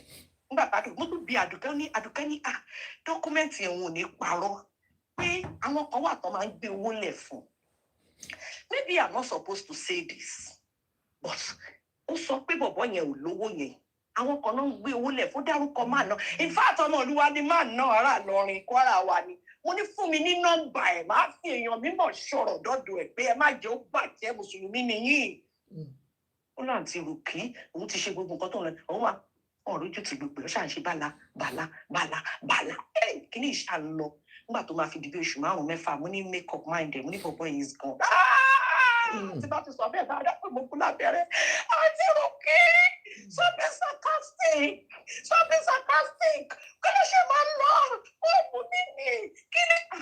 Àtúndákẹ́, I see it. Mo ti rí ibi tó ń lọ, mo ní ilé yìí. Ìwọ́de ṣe nígbà tó yá, mo wá mo lọ sọ́dọ̀ àǹtí mi. Àǹtí mi yẹn, wọ́n ní the same situation bíi tiẹ̀ ní sí Sẹ́ríkì, ìyàwó Démọ́lá Sẹ́ríkì mo wà mú lọ́bẹ̀. Mo ní wá lọ gbọ́ rírí ayé kó yé tọrọ ẹ̀ jẹ. Àǹtí mi yìí fẹ́ ọkọ bíi tẹ́nìkan sọ fún yín pé tọkùnrin máa ti lọ tó máa fi ìyàwó wọn. Fún àtúwà bẹ́ẹ̀ tó bá jẹ́ gbogbo ìyá ni ó bá ẹ̀gbọ́n ẹ̀ ó bá ọkọ yìí fẹ́. Ọkùnrin yẹn fi sínú ilé lọ fẹ́ wò sílá ọkọ yà ni. Èlú Ọlọ́run. Ṣó padà wá ni? Àǹtí mi ní o má jẹ́ ọ̀tàn ẹ̀. Àfáà máa tàn ẹ́, wòlíì àtàn ẹ́, lágbájá àtàn ẹ́, irọ́ ni. Kò ní padà wá mọ́ ó ti dán. But Àdùkẹ́ is always living in denial. Recently, Àdùkẹ́ yìí pè mí bíi 3 months ago, ṣe bá àǹtí Ròkè, àǹtí yín kọmíṣánná yẹn ẹ̀dẹ̀ bóun pè wọ́n. Bóyá wọ́n ti ẹ̀tún lè bá Fẹ́mi sọ̀rọ̀, ẹ má jẹ́ ó bàjẹ́. Mo fojú burúkú wò báyìí. Pé ìdí kó má bàjẹ́ ìlò ìwà. Because kò lẹ́bí, bàbá yẹn ò lẹ́bí, kò síbi tá a dé. Adébàdàn Adélé ìyàwó Adédìbú, Adédè Ọlágbájá, dọ́dọ̀ Tàmẹ̀dọ́, dọ́dọ̀ àwọn àfáàlá, dọ́dọ̀ ọba àlọ́rẹ́. What the fuck? Mi ò lọ́mọ́jọ́. Kí ni nǹkan náà? Èmi ò dé ń ṣàṣàjẹ́màṣẹ́ ni mi o. Tí o bá ń ṣe pé àwọn tó súnmọ́ èmi ni mò ń tijú. If not, màá gbójú síta, màá sọ bó ṣe jẹ́. Pé ó yá wá bu, ṣùgbọ́n èrò mi tó ń dún lílu ẹ̀ wà níbi kan lọ́rọ̀ Fẹ́mi. Wọ́n ti bá kojú bọ̀, wọ́n ti kàn bọ̀. Òun kọ́ ló burú tó tó yìí. Ó ti pàdé àwọn tó jù lọ. Ó ti bá àwọn tó jù lọ jẹun. Dáàdì kan bá sọ pé kọ́ máa ṣàánú ọmọ yẹn, wọ́n kàn fẹ́ ṣèkà f'Àdùkẹ́ ni, wàláì. Mo ka kọ́mẹ́ntà àwọn kan, wọ́n ní Mercy èṣù wo ló ń wá kìíní kan, wọ́n kàn fẹ́ ṣèkà fún mi. Torẹ́ mi tí mo wà ń bí ìjọ mi máa ní gbogbo nǹkan ló dàbí kò dàbí ìgbà kan mọ́. It doesn't cost me. Ṣé níjọ́ ti kọ́kọ́ gbọ́ bá mo kọ́kọ́ pè ní, mo kọ́kọ́ pè kó gbé fóònù mi, mo ti mọ̀ kó máa sá fún mi. Pé máa bọ̀ nílé mi, ìjọ́ mélòó mò ń lò. Ìjọ́ mélòó mò ń lò lé ọ̀hún, bá máa ti gbé báàgì tó ti lọ lóyìnbó. Mo lè má wà ní lóṣù 4, mo lè má sùn sílé mi. Ọ̀tẹ́ nìyẹn ní àpò má ṣe bẹ́ẹ̀, kí má ṣe gbá, kí má ṣe àpò. Ọlọ́run ló mẹjọ dá. Àfi ká dúró tì í. Torí bọ̀bọ̀ yẹn ẹ̀ rí fún galivé tó wù wá ta ló máa mú mi. Yes, wá ta ló máa mú mi ló máa wù. Ó ti mọ̀ pé Nàìjíríà awuyewuye la ní tá bá pariwo lóṣù 3 lóṣù kan máa dákẹ́. Ìwà ẹ̀ ló ń wù. Ìwà pé ó máa dákẹ́, ó máa tó tán. Òun ló wù. Ó fìyà jẹ débi pé gbogbo tí ò ṣe tiẹ̀. Inú ilé wọn mo débẹ̀ náà. Mo dé inú ilé wọn náà, ní ọ̀kẹ́ mo ní ẹwu, ó ní àǹtí Ròkè ilé wa rè kíní kan rè kí lòun wo gbogbo lògùn wà. Inú ilé tí mo lọ ní kí lòun gbé pamọ́. Ọmọ ẹ̀ obìnrin bí ló ń sùn, bí ni Fìdáùsì ń sùn, ibi làwọn ọkùnrin. So wà ní nǹkan kó dé tilẹ̀kùn yàrá ẹ̀. Irú ilé táwọn bíi 7 8 gbé ni. Ọlọ́run á ṣàánú ẹ o. Ọlọ́run á ṣàánú ẹ o. Ẹ jọ̀ọ́ o, gbogbo ọmọ Nàìjíríà, ìrànlọ́wọ́ tá bá ní ká ṣe fún. Bọ̀bọ́ yìí kàn fẹ́ fi ìyàjọ́ fẹ́ lágbára ni. Bí ẹni tó sọ̀rọ̀ yẹn pé kò sófin ní Nàìjíríà máa ń sọ, it's not, the contribution of a woman is not financial. àkókò tó fi ń ṣe ń jẹ àkókò tó fi ń dúró ti àkókò èèyàn over 300 ló lọ sí chief ló lọ sẹ́ńjẹ fún nígbà tẹ ṣe àgbà ọ̀ṣìkọ́lé wá ló ra lẹ̀ kan fún mo gbọ́ tẹ́nìkan ni wọ́n ló ra lẹ̀ kan fún lẹ́pẹ́ ilẹ̀ tí mo mọ̀ ní mo mọ ibi àdúgbò bẹ̀ dáadáa mo mọ Yaba ilẹ̀ náà tó àfẹ́ plot nígbà tí wàhálà èyí dé tàdán wo èyí dé lónà rà lọ́wọ́ ẹ̀ bóyá 60 million Aladuke kọ́kọ́ sọ fún mi àti lùkí tó ń bá ti ẹ̀rí 60-50 million mo ní kí ló fẹ́ fi ṣe kó ká nǹkan kan mọ́. So òótọ́ ni pé ó ra ilẹ̀ yẹn fún in her name Aduketa. Ó dàbẹ̀ mi ò mọ̀ bóyá ta o mo tó fi lọ̀ mí rí mo dẹ̀ ní má ta ó náà ti lùkí kí lòun ṣe máa ṣe. So nísìn ni mo ṣẹ̀ṣẹ̀ máa bí pé ṣé ó ti ta ni because I remember telling her àná advice ló dùn ún sọ ṣẹ́mọ̀ advice easy láti give pé má ṣe nǹkan ẹni tó wà ní oṣù yẹn ló mọ ibi tó ti ń ta òun lẹ́sẹ̀. So ọ̀rọ̀ yẹn pọ̀ gan ni ó pọ̀ gan ni tó yẹ pé Fẹ́mi ò nẹ́bí kò nẹ́bí. So ẹjọ́ ẹ ti lọ bẹ gbogbo àwọn ọ̀gá Bello kí náà tó wọn ò dá yín lóhùn àbí kí ni. kódà ẹnìyẹn Fáṣọlá ex-governor ọ̀gá Bello ti tẹ́lẹ̀ bẹ́ẹ̀ ó sọ pé Fáṣọlá ni wọ́n fẹ́ dá sí ọ̀gá Bello ní kò má dá sí. They were ready to kill and destroy. That's what they were after. Láti kill and destroy. Pé wo, wọ́n believe pé àwọn máa forúkọ yìí, àwọn máa fi jẹun ẹ̀jẹ̀ kò dẹ̀ sí nǹkan tó máa ṣẹlẹ̀. Nǹkan tó ń ṣe nìyẹn. Lálẹ́ yìí mi ìbádùnkẹ́ sọ̀rọ̀ náà. Ok, fóònù ti fi ń pè mí ìbágbọ́ mẹ́sẹ̀jì mo ní ta làwọn tíṣà ẹ̀kọ́. Bí ìbá sọ first time láti jọ́kọ́ ti púùlù kìíní yẹn over. Òun ni ìtádùnkẹ́ pè mí lójú gbogbo yìí. Bí ìbá sọ̀rọ̀ o, mo kàn send voice note ni pé ṣé o máa tún sáfẹ́ mi ṣá? Torí mi ò mọ problem wọ́n ní ó wà ọjà kìíní kò ṣe kìíní kọ̀ọ̀kan ṣé ó máa gbé fóònù ṣá. Bí ìbá sọ̀rọ̀ first time tó máa bá mi sọ̀rọ̀ nìyẹn. Ọlọ́run ó dẹ̀ ń ṣàbúrú tó hàn lójúkorojú ẹ̀ dẹ̀ ń ṣàbúrú tó hàn lójúkorojú. Bẹ́ẹ̀ ni Fáṣọlá bẹ́ẹ̀ gọ́vnọ̀ Aduke dìdí sọ ni pé àti rò kí ẹjọ́ tẹ́ bá mẹ́ tó máa bá òun lòdò Fáṣọlá nítorí pé bàbá yẹn máa ń gbọ́rọ̀ sí Fáṣọlá lẹ́nu. Wàhálà ọmọ ẹ̀dẹ́lẹ̀ ọ̀gá Bello ń kò dúró ọmọ yẹn yàgbẹ́ sára bá wọn sọ fún pé Adídúnú fẹ́ yàgbẹ́ ẹjọ́ ìjọwọ́ sílẹ̀kùn fún. Wow. Àwọn wá náà ń tọrọ wọ́n wá ní wọn láìkí family wọ́n ṣe kíní kan everybody bẹ̀rù Ọlọ́run níbi ọ̀rọ̀ sísọ òun tí ọba sọ̀rọ̀ kó fi bẹ̀rù Ọlọ́run sí. Aduke fúnra rẹ̀ máa ń bẹ̀ mí ni pé you are too emotional kí lè ń ké fún Àtìrùkì. Èèyàn mi tẹ́ yóò bá mọ̀ kéèyàn bá sọ. Èèyàn dákẹ́. Àlùkùránì ní púpọ̀ èèyàn máa jẹ̀bi nídìí ọ̀rọ̀ ọlọ́rọ̀ ni. Ìgbàdé bẹ́ẹ̀ yóò tiẹ̀ torí oṣù pé jẹ́sù àtòrí iṣu jẹ́ pọ̀.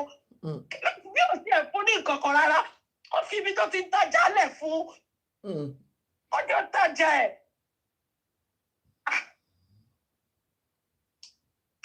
Mi ò rírú wọn rí, mi ìrírú ẹbí yẹn rí. For the longest time, Kájùkẹ́ tó wá bá wọn jà yìí o. Mo ní màmá kan ní London, màmá yẹn ní ọ̀gá Bello, olórí burúkú tó tọ̀. Wọ́n mọ èèyàn bíi mẹ́ta tó ọ̀gá Bello fẹ́ máa ń gbé ṣépè. Mo ní màmá àgbàlagbà, màmá 68. Màmá yẹn máa ń sọ London àná ọ̀gá Bello. Ó ní ìgbà kan tó ń ṣe ọ̀rọ̀ kíní kan ní London. Ó ní bí màmá yẹn ṣe ti máa pe mọ́mì mi yẹn sí wọ́n lè gbé fóònù tí gbogbo yín máa gbọ́. Bí kíá òun kan wọ́n ní gọ́fìmẹ̀ntì fọ́ọ̀dẹ̀ in the early 90s. Wọ́n ní woman kan wá fẹ́ ọ̀gá Bello wọ́n ní woman yẹn rí ṣe gọ́ọ̀mẹ̀ntì fún lówó fìnánsì wọ́n ló jókòó ti London àfìgbà tó yẹn tán ọ̀gá Bello wọ́n mi London máa ń gbé ṣépè wọ́n mi London ní ọ̀rọ̀ Fẹ́mi bá jọmọ àlọ́ ọmọ òṣì ni ó lè lọ́gá Bello nísìnyí náà mo mọ̀ rí ọ̀sẹ̀ pé tí Àdùkẹ́ sọ rí mo mọ̀ rí ọ̀sẹ̀ Fẹ́mi mo mọ ibi tó rìn sí ó ti lọ́jọ́ kò ti ṣúgà mọ́ mi kan nínú Cowrie Creek kan nínú Lẹ́kì àwọn ìgbọ́n ọmọmọ́là kan tó ń bá mi rajà yìí sọ fún mi lẹ́nu ìjọba pé every night I dey see am for spa o you wan make I record am for you na one divorcing woman dey come meet for here o lè dígolo gbogbo wa ló pé sí wọn lára kí ló dé àwọn ní family wo ló ní. Family wo ló ní tó fẹ́ bọ́ta lórí Punch tó fẹ́ sọ pé kìnnìkan bá bá láàárọ̀ ní ṣé wọ́n fún ní 50,000 tó sọ yẹn kí làbùrọ̀ sásọ kóró kí làbùrọ̀ sásọ dùn máa pe Àdùkẹ́ fún gbogbo yín sí ẹ̀gbọ́n máa ní Àdùkẹ́ nígbà tó lọ India yẹn ìlú lọ fún ẹ lọ kò ṣáà mọ̀ pé mò ń bá gbọ́ anybody sọ̀rọ̀ ó ti pàgọ́ ẹ̀ o na available lago yẹn sọ jáde nù. owó tó fún ò pé 15,000 mo mọ̀ dáadáa. Adúkẹ́ níjọ́ tó ń lọ sí India èló lówó tí o mú lọ dọ́là èló ló mú lọ. Ó dàbí bóyá 8,000 or so. 8,000 or so. Ó tọ̀ mí lọ nìyá yẹn ló rán sí mi. Wàhálà tí ẹ nìyẹn o. Tó bá yá wà gbọ́ ti gbogbo wa o. Torí níjọ́ tí mo sọ fún ẹ pé kó máa gbowó iṣẹ́ olóòṣìṣẹ́ ẹbí nìyẹn o. Adúkẹ́ lè ta o. Hey God. Somebody 50,000 ti jáde. Because there's no point every little lies question millions. Àǹtí ẹ̀ bá jẹ́ kó sọ̀rọ̀ ó sọ pé ó tàn òun lọ ni ó ló tàn òun lọ sí India ló fẹ́ sọ̀rọ̀. Ìṣèlérí ti sọ̀rọ̀ yẹn fún yín níjọ́ tó fẹ́ lọ ẹ̀ máa gbọ́ tọ́rọ̀ ìyá Àdùkẹ́ bá yàtọ̀. Ẹ̀ máa gbọ́ sí. Inú ilé mi bì Àdùkẹ́ níjọ́ tó ń lọ India yìí ó wà nínú ilé mi àti ẹjọ́ wà lórí bẹ́ẹ̀. Kí ni mo sọ fún ẹ pa India? Ẹ ṣe máa lọ, mo wá ní mo Fẹ́mi fẹ́ kí n lọ. Ipe kò bá mi sọ̀rọ̀ láti ìgbà tó ti kúrò lé pé but bí ṣe sọ̀rọ̀ ọmọ yẹn ló ní kí n sọ̀rọ̀ India. Àṣọ ó rán ọmọ yẹn sí mi ni. Ìyẹn kọ́ ọ ní mo bèrè ní sùúrù Àdùkẹ́. Tó bá rántí pé mo sọ fún ẹ mo ní oṣù ọ̀pọ̀ fẹ́ lọ mo ní tó bá jẹ́ mi lásìkò yìí mi ní lọ. Ọlọ́mọ ẹni priority.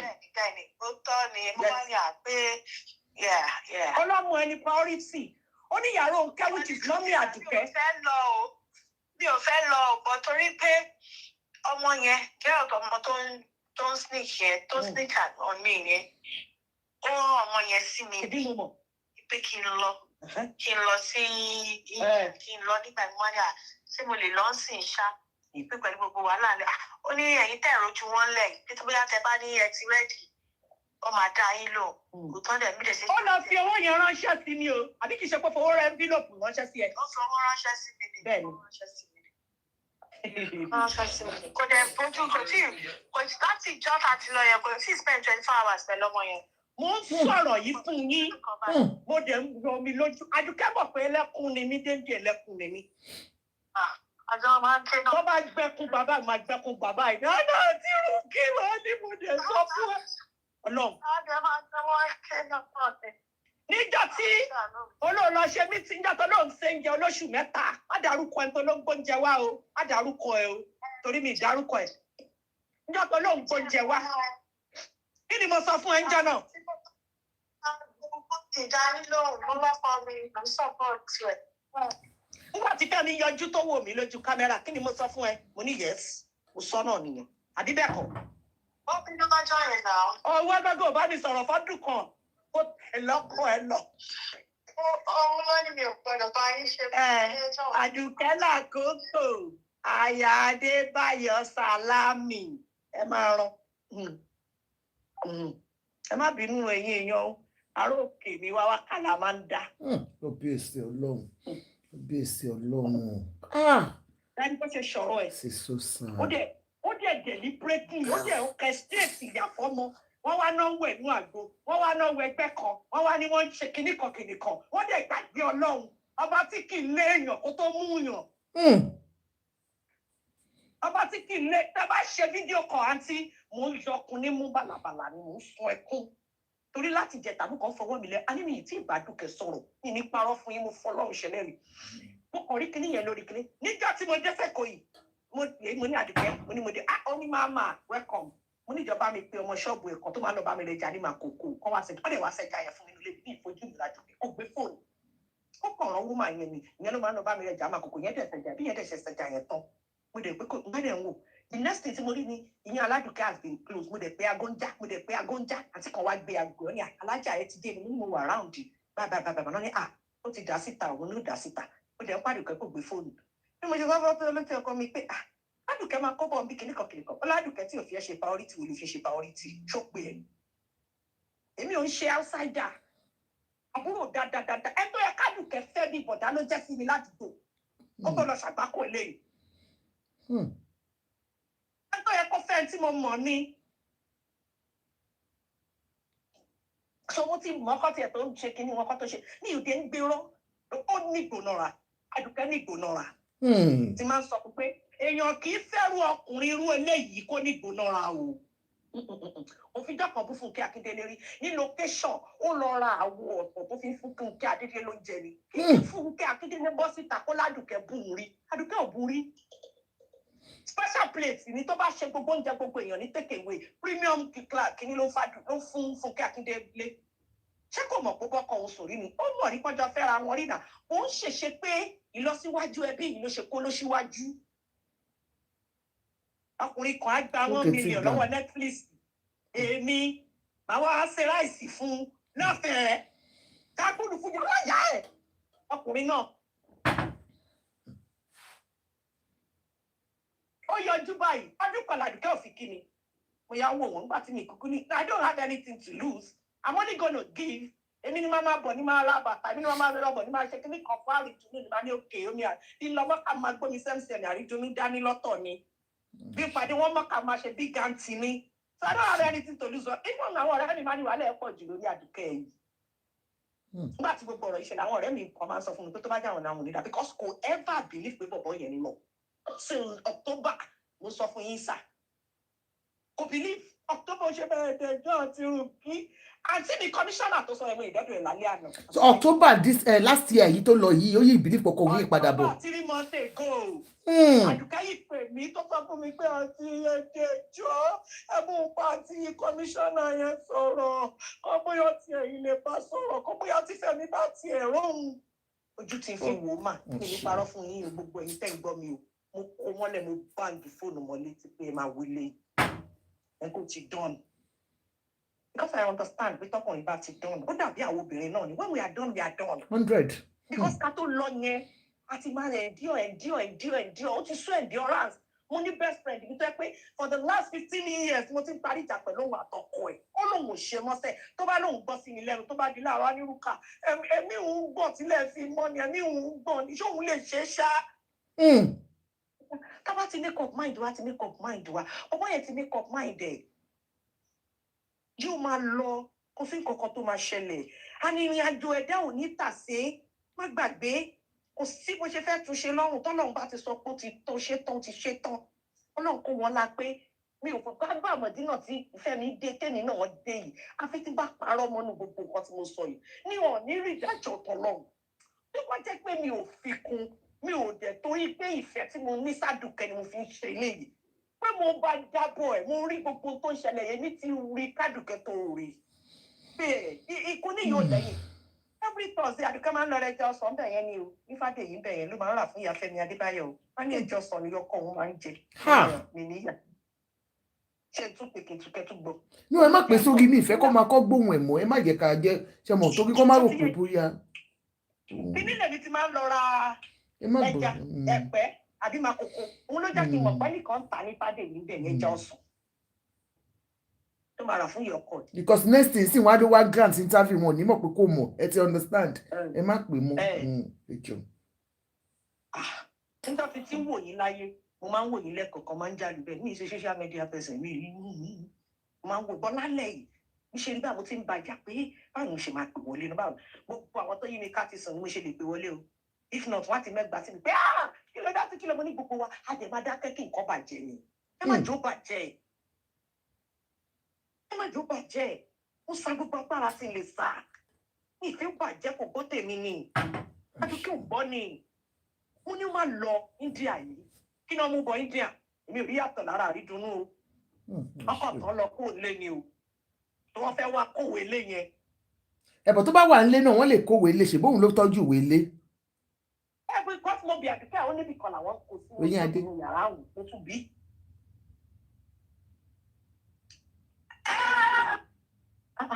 Ẹ̀dẹ̀ ń parọ́. But nísìn a ti establish pé lóòótọ́ ni ó sanwó kó fi lọ sí India kò ṣe $50,000 bó ṣe parọ́ yẹn so that one is established pé lóòótọ́ ni ó gbé ọmọ yẹn lọ sí India. Then secondly ó lọ sí school ọmọ last week ọmọ lady yẹn ni ó mọ̀ lọ síbẹ̀ láti lè ya fọ́tò náà ni. So for the past ẹjọ́ má bínú o mo kàn fẹ́ mú point kan wá ó sanwó kọ́mọ yẹn fi lọ sí India kó lè bá carry out iṣẹ́ tó ṣe kó lè bá lé wọn kúrò nínú ilé nǹkan tó fi sanwó nìyẹn kò jù yẹn lọ ẹ ṣe mà. Auntie, so lady yẹn tí ẹ fẹ́ bèrè question lọ́wọ́ wọn, okay, go on. Àǹtí Àjọkẹ́ ẹ jọ̀ọ́ ẹ má bínú. Mo kí everybody. Àǹtí Àdùkẹ́. Wọ́n gbọ́ yín. Tẹ́ bá ń gbọ́ mi torí iṣẹ́ tí mo ń ṣe, mo fi Ọlọ́run bẹ̀ yín. Ẹ má kéde ojú ọwọ́, ẹ má tètè. Ẹ má tètè àti ètò. Mo fi Ọlọ́run bẹ̀ yín. Torí mo ti rí client mi kan tó ń bá gbogbo wa ṣeré, tó ń bá a ṣeré tó ra pizza tàjọ jẹ, tó lè mọ̀ kó máa para òun lálẹ́jọ́ rí parẹ́. Àǹtí ẹ jọ̀ọ́ nítorí Ọlọ́run, tí kankan bá ṣe Àdùkẹ́, ọmọ yẹn kò sí bá ṣe fẹ́ tọ́ ilé bàbá ẹ̀ máa gbà lọ́wọ́ yín. Bẹ́ẹ̀ni. Ààrẹ mọ ibi tọ́mọ yẹn máa dé o. Bẹ́ẹ̀ni. Àǹtí ṣe rí nígbà tí mo rí ọmọ yẹn, Ọlọ́run lè ṣe àtúnṣe láyé ọmọ yẹn o. Àbẹ́sì ẹ̀ iṣẹ́ tí mo dẹ̀ ń ṣe, àwọn tó tiẹ̀ wọ́ọ̀sì jù yẹn lọ, wọ́n lọ sí London, wọ́n kàwé, wọ́n jẹ́ èèyàn. Nǹkan kan tí mo fẹ́ ká ṣe ni pé ẹ close mọ́ Àdùkẹ́ gan bẹ́ẹ̀ ṣe ń pè yẹn tó ń pè yẹn, ẹ fún ní time for now, ẹ fún ní ẹjọ́, ẹ fún ní time for now, kẹ́ máa gbé kọ́lẹ̀, kẹ́ máa bá sọ̀rọ̀ every minute ẹ fún ní time. Mo nísìnyí mo fẹ́ ká ṣe Àdùkẹ́, ẹ sọ fún ọkọ yín pé ó ti ní ìkejì for now. Bó ṣe ń ṣe yẹ̀yẹ́ yẹn tó ń sọ̀rọ̀ lórí fóònù yẹn, òun kọ́ ló ń sọ̀rọ̀ o. Ẹ sì ní time ẹjọ́.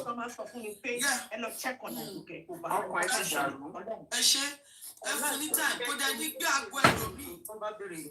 Bẹ́ẹ̀ni kò ní gbé àgọ́ ẹlòmíì, ó máa wà, ó wà very careful. Nítorí nǹkan kan ti pàṣọ kan ti nà án nípa the other lady yẹn, kò ní fẹ́ cross mẹ́lòmíì mọ́.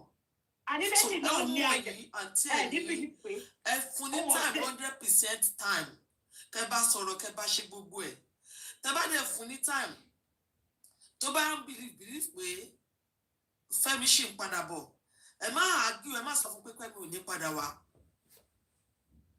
Bọ́ kọ́kọ́ tẹ́ máa sọ fún, tó bá ní Fẹ́mi ṣì lè padà, wọ́n yìí lè parí ẹ̀. Kọ́kọ́ tẹ́ máa sọ fún ní pé mo ti gbọ́, sórí jẹ́ ká fẹ́ ọmọ yìí kó dẹ̀ ní bó ṣe bí lè ṣe máa bọ́ sí tó máa ní fọkànbalẹ̀, jẹ́ ká ṣe yẹn náà.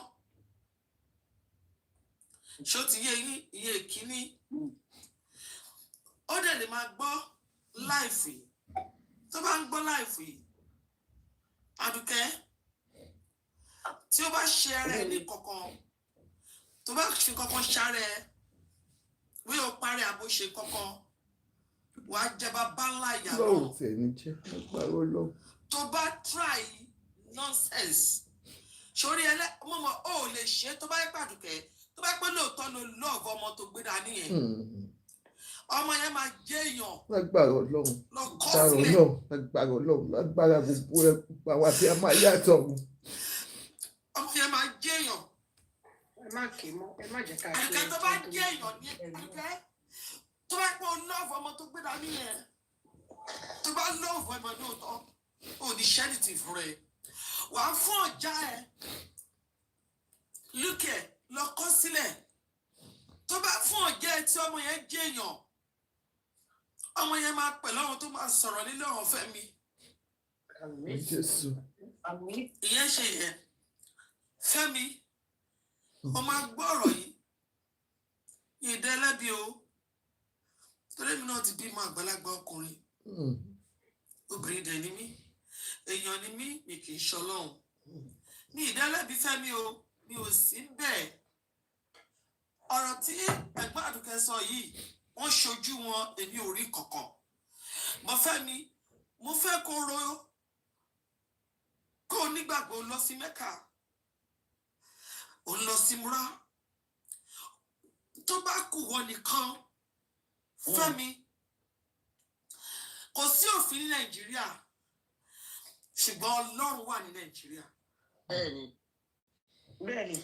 tó bá kù wọ́n nìkan Fẹ́mi tó jókòó nìkan nínú yàrá ẹ̀ àbí tó ń kírun mo fẹ́ kó jókòó kó ròyìn pé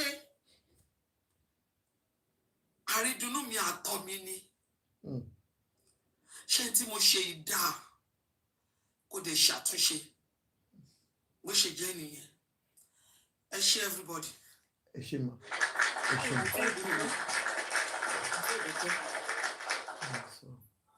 Àǹtí Àjọkẹ́.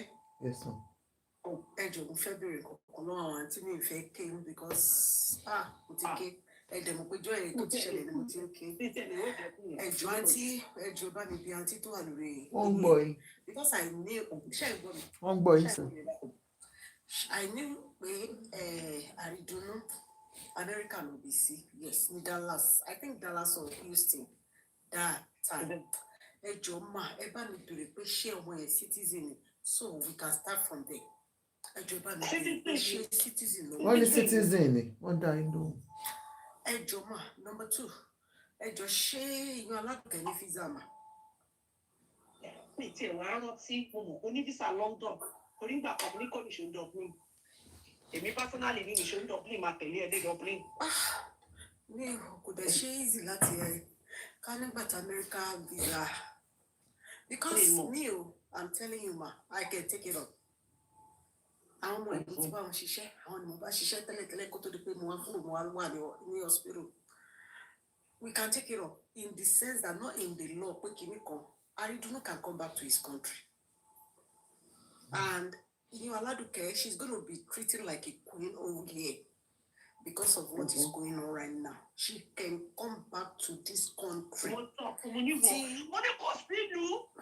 kò sínú tó máa gẹ́ ọmọ fún ẹni first class treatment ní Àdùkẹ́ yẹ fi yà jẹrẹ ẹ. Ọmọ kan gbé jáde Nàìjíríà náà ti pọ̀ jù. Nǹkan tẹ̀mí fẹ́ ní ká ṣe mà àǹtí mi ní pé bóyá ká bá sọ̀rọ̀ tẹ́ bá lè bá sọ̀rọ̀ kó tiẹ̀ ṣe kọ́kọ́ kúrò Nigeria for now. She's coming back yes she's coming back but mo mọ̀ pé Houston ló bí sí mo ṣàmọ̀ pé Texas nígbà yẹn ó dà pé nígbà yẹn tó wá bí Àrídùnnú ṣàmọ̀ àǹtí Àjọkẹ́ ṣe fún mo sọ fún yín ìpè Texas ló ń bọ̀ wọ́n ẹ sí tó bá pé a lè wá nǹkan tá a lè ṣe bọ́mọ yẹn ṣe tiẹ̀ wá náà àwòrán tí n bá máa fi padà dé láti vacation I can still àwọn bọ́tìn tí mo lè tẹ àwọn tí mo lè bá sọ̀rọ̀ tó jẹ́ pé wọ́n dìgbẹ́ láwọn ọmọ tó ní the same case like Àrídùnnú so she can just call kó tiẹ̀ kàn wá ní from now ṣó ti yẹ yín mà bó tiẹ̀ jẹ́ kó fẹ́ lo 3 months ni ó fẹ́ lo 4 months ni we can see what we can do so she can just come out from that kìíní kó tiẹ̀ ṣe kọ́kọ́ kúrò ní mẹ́sì iná and gbogbo nǹkan tó bọ̀ yẹn nídìí níbí báyìí kó lè gbà fún everything. He's going to see his doctor. We are going to find a doctor for him. Everything is going to be in normal kidney. But that one, just to enjoy our bit of so visa for now. I'm coming down to Nigeria. I can follow her to embassy. Yes. I can follow her to American embassy. I will follow her to Nigeria. I will go with her. And ẹ má pè mí ìfẹ́ gbóhùn ẹ̀ mi ìfẹ́ kọ́ gbóhùn ẹ̀ níbí báyìí. Wọ́n ní kẹ́ má sọ̀rọ̀ ẹ jọ̀ọ́ wọ́n ní kẹ́ má sọ̀rọ̀ travelling nìyẹn mọ́ àǹtí ẹ má sọ̀rọ̀ travelling ẹ má worry ẹ má sọ̀rọ̀ travelling ẹ má sọ̀rọ̀. Okay. So we can just see what we can do for Àrídùnnú over here. Wọ́n ní kẹ́ má sọ wọ́n kẹ́ má sọ àǹtí sẹ́ríkọ̀ tẹ̀sán yẹn ẹni ìwé pẹ̀lú ọmọ owó ẹ̀yẹn pẹ̀lú situation ọmọ yẹn ti ṣọ́ọ̀bù ẹ̀ ló lè lọ ó lè lọ Ireland ó lè lọ UK. Ẹ má sọ̀rọ̀ travelling ẹ má worry nípa yẹn ẹ má worry nípa yẹn. Let's talk about wọ́n ní GoFundMe I don't know if. Yes. Anyway, come on, please for not for anybody. Let's set it up. I can ask Auntie after this show. We are only for she mo pa wọ́n náà wà ní UK nbí. So we can do it. Emma worry our obìnrin náà ni ade mama sọ lórí platform. Platform yìí kin gbe bi falare de kin gbe bi alare fún ẹbí. A máa ń sọ bó ṣe rí ni but this is one is so sad. Àǹtí Àjọkẹ́ ṣe mo pé mo sọ fún yín pé mo ti gbọ́ kínní ẹni tó sọ fún mi l'Amẹ́ríkà ẹni tó súnmọ́ àwọn fẹ́ ni gangan ni tí ò láìkí wọn ṣe treat Aládùkẹ́ ó súnmọ́ wọn bí family ni òun ló sọ òye fún mi ṣe mo pé ìjọ yẹn mo ń sọ fún yín tí mo fi ń sunkún so ẹ má wọrí àǹtí nǹkan tá a kan fẹ́ bẹ̀yìn láti Aduke need your love right now. Please, she really needs your love right now. Hello, auntie. Yes, sir. Hello. Auntie Ajoke sick me. Yes, sir. Mo wá fẹ́ sọ nǹkankan. Ẹ jọ̀ọ́ gbogbo wa, àwa abiyamọ rere. A mọ̀ pé Fẹ́mi ó ṣe kan. Ẹ rí pé àǹtí ẹ̀gbọ́n Aduke yẹn ní pé ó ti kọjá yìí. Tẹ bá wo ìfẹ́ wọn láti ilẹ̀ náà. Fẹ́mi náà ti tró ìfẹ́ sí Aladuke. Fẹ́mi náà nawọ́ ìfẹ́ sí láti bẹ̀rẹ̀. Òun ni Aladuke náà ṣe grab ẹ̀. Fẹ́mi náà love ẹ̀. Ṣé wá rí gbogbo àwọn abiyamọ tòótọ́ a ní jẹ̀bi. Ṣé rí tí Fẹ́mi ṣe ìgbọ́n ó lè máa yè. Bẹ́ẹ̀ni. Ìbá sọ̀rọ̀ rí mi mọ́ o. Ọlọ́run ìmọ̀ o. Ó lè máa yè. Ó lè jẹ́ pé Fẹ́mi náà kọ́ ló ń hùwà. Ẹ má jẹ́ àbá Fẹ́mi. Ẹ jẹ́ àfàdúrà ràn lọ́wọ́. Àfàdúrà ràn yàrá. Ṣé rí nǹkan tá a nídìí? Àwa ìyá táwa ń bì. Ẹ jẹ́ àfi Fẹ́mi lẹ̀. Ẹ jẹ́ ànáwọ́ gan Aladuke àti àrídùnnú. Tí ìyá Aladuke bá wà ní position tó dáa àtàrídùnnú tó bá ká lójú Fẹ́mi tó àfitọ́wọ́ Ọlọ́run. Ṣùgbọ́n ẹ jẹ́ àfi Fẹ́mi ẹ má tẹ̀ bó ṣe wọ Ọlọ́run ló ṣe yẹn.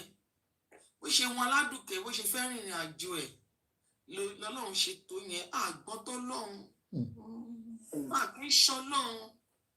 Ṣùgbọ́n èmi mọ̀ wọ́n ní kò sí òfin ní Nàìjíríà ṣùgbọ́n Ọlọ́run wà ní Nàìjíríà. Ẹ jẹ́ ká fi gbogbo yẹn lẹ̀ gbogbo yẹn ṣe rí ọmọ yẹn gbà tẹ́mi rí picture ẹ̀ ọmọ yẹn máa change ọmọ yẹn tó bá dérú gbogbo nǹkan tẹ̀ ń sọ yẹn take me ẹ̀yin àtàntí tó ń sọ̀rọ̀ yìí àti ẹ̀gbọ́n Aladuke ẹ jọ sọ̀rọ̀ lẹ́yìn ìsìn kẹ wá jọ sọ kẹ pé ẹ̀yin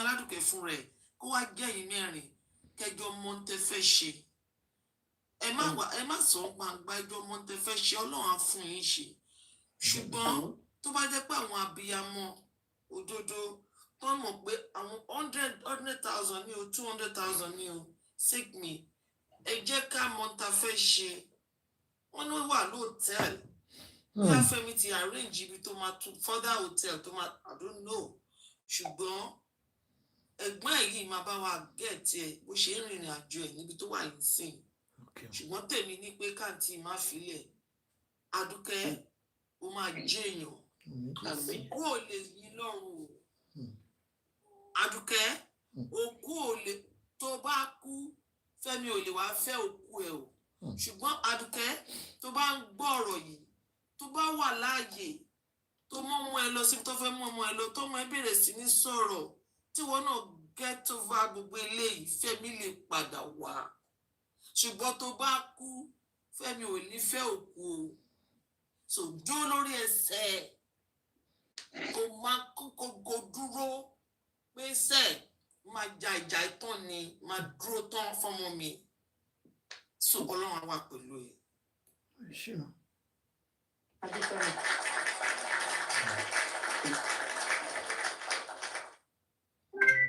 Aduke ló ń pè yìí o. Ẹ má yẹ kó sọ̀rọ̀ síta ẹ má gbé sí voice ẹ kì í gbé voice ẹ kú.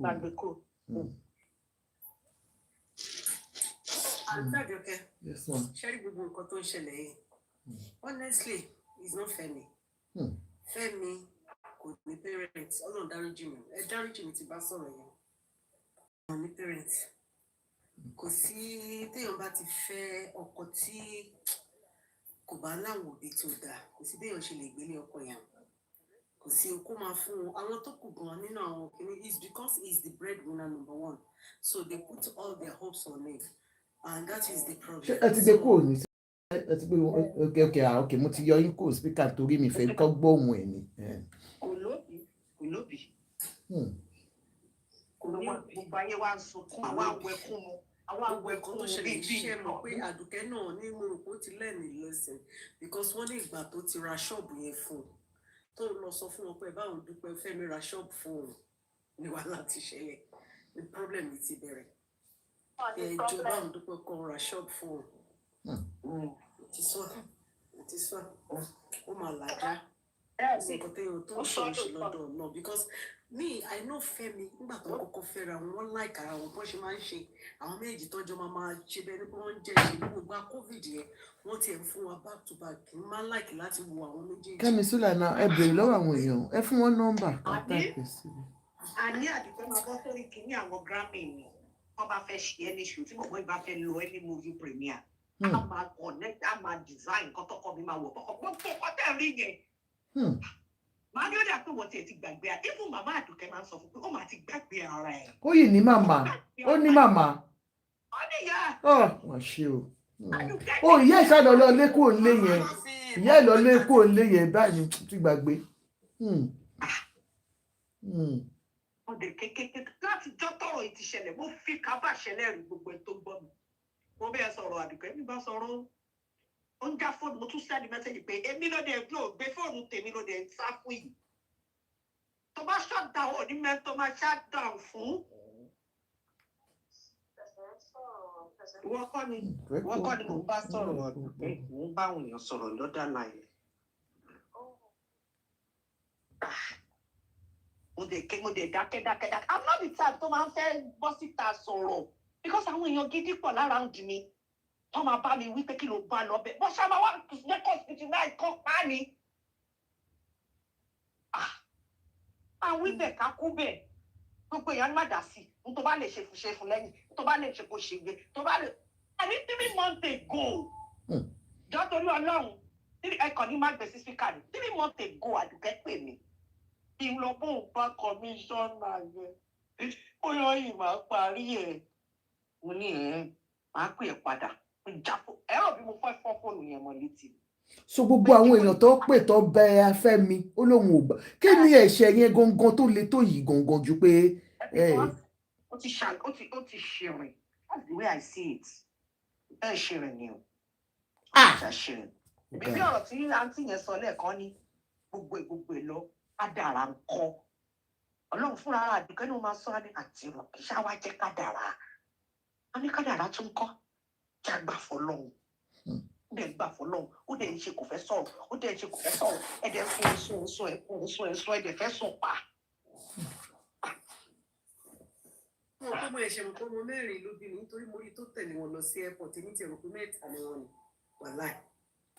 Ìkẹta yẹn tí bá ju ẹni tó bí fún yín tí bá ju ẹni tó bí kẹrin yẹn síta fún yín ẹ̀yin èèyàn. Ẹ bá bọ̀bọ̀ yẹn ké onídọ̀tí olóhùn kan báyìí tí bá ju ẹni tó bí fún. Òye mú síta o bó ṣe bá Àdùkẹ́ jà báyìí ló lọ gba ọmọ yẹn ọmọ tí Àdùkẹ́ ti ń bí for donkey years pé lọmọ ọmọ yìí wálé kò lè present yẹ torí pé ó fẹ́ victimize Àdùkẹ́ ó wá lọmọ ọmọ yẹn. Ẹ wà kó mo sọ bẹ́ẹ̀ pé gbogbo nǹkan tó máa dùn lé nìyẹn ló máa bá ṣe fún. Ó dà kọ́ ní gbogbo ọ̀rẹ́ kan kí wọ́n máa kọ́ ń sọ̀rọ̀ lórí fóònù pé tọ́jú àwọn ọmọ ètò ìgbóhùn ṣàwọn kí mo sọ mo ní ẹ̀. Ọmọ wo ló ń tọ́jú? Nínú orí actress yẹn ló bí ọmọ yẹn fún ọmọ yẹn wọ́n ní nínú ó dàbẹ̀ ìbọn. Ṣé níjọ́ tí Àdùkẹ́ kọ́kọ́ rí ọmọ yẹn tó lọ mú tó ṣe Àdùkẹ́ rí mo dára ọmọ kú ẹwà wo ọmọ tó ní communicate yẹn. Ètì ẹ̀ ṣe lè lọ́mọ tó bá lọ mú nǹkan tó fẹ́ tọ́ good luck. Lórí gbogbo láti àná ṣẹ̀ṣẹ̀ lọ́mọ yẹn. Nígbà tó wọn àtìyàwó ẹ̀ ti jà. Yes. Láti lè jẹ́ kí Àdùkẹ́ look bad. Nígbà tó yẹ pé òun ní oko ní ò jẹ́ kóun tọ́jú àwọn ọmọ òun. Yes. Àwọn ọmọ tó ń sun ní èmi fẹ́fẹ́ gbọ́ Àdùkẹ́ ló jẹ́ kí n mọ̀ pé mango wà Nàìjíríà yìí. Hello. Mango. Àdùkẹ́ ló jẹ́ kí n mọ̀. Mango store wà ní inú Shoprite ní Ìkẹjà. Nígbà kan ní àwọn ní akérèkọ́ kìrìkan ní àti mo ní mo wá t-shirt fọmọ mi kan ní ẹ̀ máa bọ̀ ní mango àti ibẹ̀ ló ń ti máa raṣọ fún Fidaus. Àdùkẹ́ máa wọ ṣọ́ọ̀bù máa raṣọ lè raṣọ 300,000-500,000 fún Fidaus nígbà tó wọ́n níyì. Tí dọ́là òyìnbí báyìí. Ó máa ṣe shopping fáwọn ọmọ yẹn bíi. Ọlọ́run kò fi ìwà kálukú dá lẹ́jọ́ o. Náà kò fi ìwà Àdùkẹ́ dá lẹ́jọ́, kò fi tèmi náà dá mi lẹ́jọ́, kò fi ti Fẹ́mi náà dá lẹ́jọ́. Ṣé ọ̀rọ̀ nígbà tí mo rọ́mọ kẹrin ẹ̀ mo ní nǹkan tẹ́ni sọ fún mi ló ṣẹlẹ̀ yìí o. Ipò lọ́mọ kan ń pé díẹ̀ nínú. Lánàá àǹtí Àjọkẹ́. Ẹ sọ bẹ́ẹ̀. Àǹtí Àjọkẹ́ jẹ́ ìgbàgbé pé mo sọ lánàá. Ẹ sọ bẹ́ẹ̀ Queen. tí mo actress ló bímọ yẹn fún actress ni pé mo sọ actress ni ẹ máa wọ́n coming actress mo kan mọ báyìí. yẹn dáadáa. upcoming nìyẹn. Àní kò lè present ẹ̀ síta kò lè tó bá yé. Wow. Wow. Wow. Bishop kọ́ mi bọ̀ kó lórúkọ kan tí mọ̀ dáadáa. Mo ní picture ọmọ yẹn lọ́wọ́ tí mọ̀. Kì í ṣe ọmọ tó mọ̀ dáadáa. Mo mọ̀ dáadáa. Èyí tó wà bá tí o ti gbà ọ́, àìmọye tó di èdè tí o ti máa nígbà tó máa wà báyẹn. A ṣì náà nǹkan tó wọ́n ti gbà náà. Àní ní alẹ́ yìí bóyá bí around 9 mo ní ọmọ mọ́là kan tó ń gbé Cowrie Creek kọ́ àwọn estate tó dáa gan yẹn ní kinní kan. Ló bá pè mí lálẹ́ àǹtí ọmọ mọ́là ni ọmọ mọ́là tó ti yà sára ẹ̀ ni. Àǹtí that's your boy without your sister husband. Inú estate àwọn màá ló ń fẹ́ divorce kan ló máa ń wá jókòó tì. Ọlọ́run wọ́n níyàn lówó burúkú lọ́wọ́ tí bá dúró arúgbó estate yẹn very big estate ẹ bá wà ní estate yẹn máa rò bẹ́ẹ̀ wá California l'Amẹ́ríkà. Wọ́n níbẹ̀ ló jókòó sí ìyẹn ní lálálẹ́ lòun máa ń rí spa oníjọ́kan lòun bá sọ fọ́kàn pé àṣẹ kò mú lágbájá ní ọlọ́kàn oníbo ló ti mọ̀ ó lòun ní àǹtí lágbájá àbúrò wọn nìyàwó ẹ̀ pé kiri ọlọ́kàn oníkíwà àǹtí ẹ̀ lòun fẹ́ rìkọ́dì ọlọ́kàn oníkílàbọ̀ rìkọ́dì lálẹ́ yìí ọmọ yẹn ní mẹ́ka rìkọ́dà fọ̀ ìwé ní rìkọ́dà. Ó nínú estate àwọn olówó àwọn tí wàá jókòó ti divorce kan náà ló ká tí mo ní àbí ilé tán ló rà nìyẹn gbogbo tó ń sọ ìbáṣe kúrò lébà ó lọ ra lé ni o. Irọ́ ni. Ilé ńlá ló gbé plot friend díẹ̀ lẹ́ tó sọ fádùkẹ́ gbára tó kúrò lé máa forúkọ pẹ́ nìyẹn náà láṣìírí. Ó ti lọ ra lé mi. Ó nílé ńlá gbogbo lẹ́tẹ̀rí tó wà sí ilé ńlá ló kó lọ tó ní duplex tó ní pool tó ní gbogbo nǹkan. Ọtọ́ bá ta lẹ́yìn tó bá ọwọ́ ẹgbẹ́ sórí ilé tó bá fi ṣe kankan lẹ́yìn tí jẹ́ àwọn àtàdùkẹ́ dé ló ṣe gbogbo nǹkan tó ṣe yẹn tó bá jẹ́ pé lóòótọ́ báǹkì gbà ló ṣe. Ilé ńláńlá ara àwọn tó ń fìnáǹsì ẹ̀ lẹ́ni tó pe àdùkẹ́ pé bàbá yóò look like ẹni tí marriage yìí fẹ́ padà wá ní ó ti lọ ra lé o. Ẹni tí máa dárúkọ fún gbogbo yín tẹ́ máa mọ̀ ní màá sọ fún yín lẹ́yìn. Wọ́n á ṣe wèrè nítorí pé mo ní tani wà nílé mi mo wà mo fẹ́ wà àdùkẹ́ nílé mi mo wà nítorí ẹjọ́ tí mo rò mo wà lórí kọ́ àwọn bó ti pàlú jẹ́ gan ẹni adákẹ́kẹ́ bẹ́ẹ̀ ni oní adákẹ́kẹ́ yé ìkíni ò sí ń bẹ̀ mi gbé ẹ síbẹ̀. Ṣé pé kò fẹ́ kọ́ gbé òun síta tó ẹ̀mí ṣe ní kẹ́ má yẹ ká gbọ́ voice ẹ̀ jọ má yẹ ká gbé voice ẹ̀ ṣe ti rí ìfẹ́.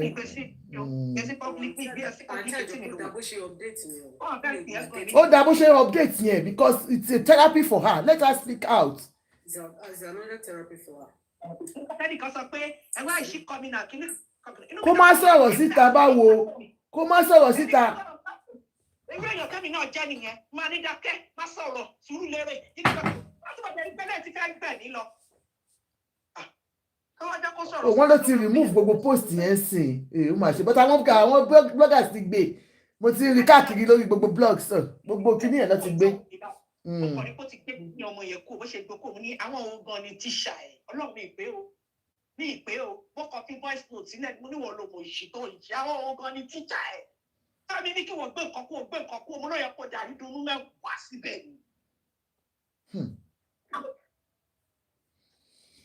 Àǹtí nǹkan tí mo kàn fẹ́ béèrè bí a later ilé bá mi bá sọ̀rọ̀ ká wo what can we do, you know, if she needs any support we are here for her, you understand me. I don't mi ò ṣe gbogbo nǹkan báyìí but for the sake of because àwa máa ń wà neutral and bí báyìí but ṣe mo obìnrin ni mí mo dẹ̀ mọ bó ṣe rí and iṣẹ́ tèmi ń ṣe ń bí báyìí social worker ni mí and vulnerable adult náà ni LD. Ṣáàrí tí ò bá fún lówó lé tí ò bá fún lélẹ̀ kó lọ gbé ṣọ́ọ̀bù ẹ̀ lẹ́fun.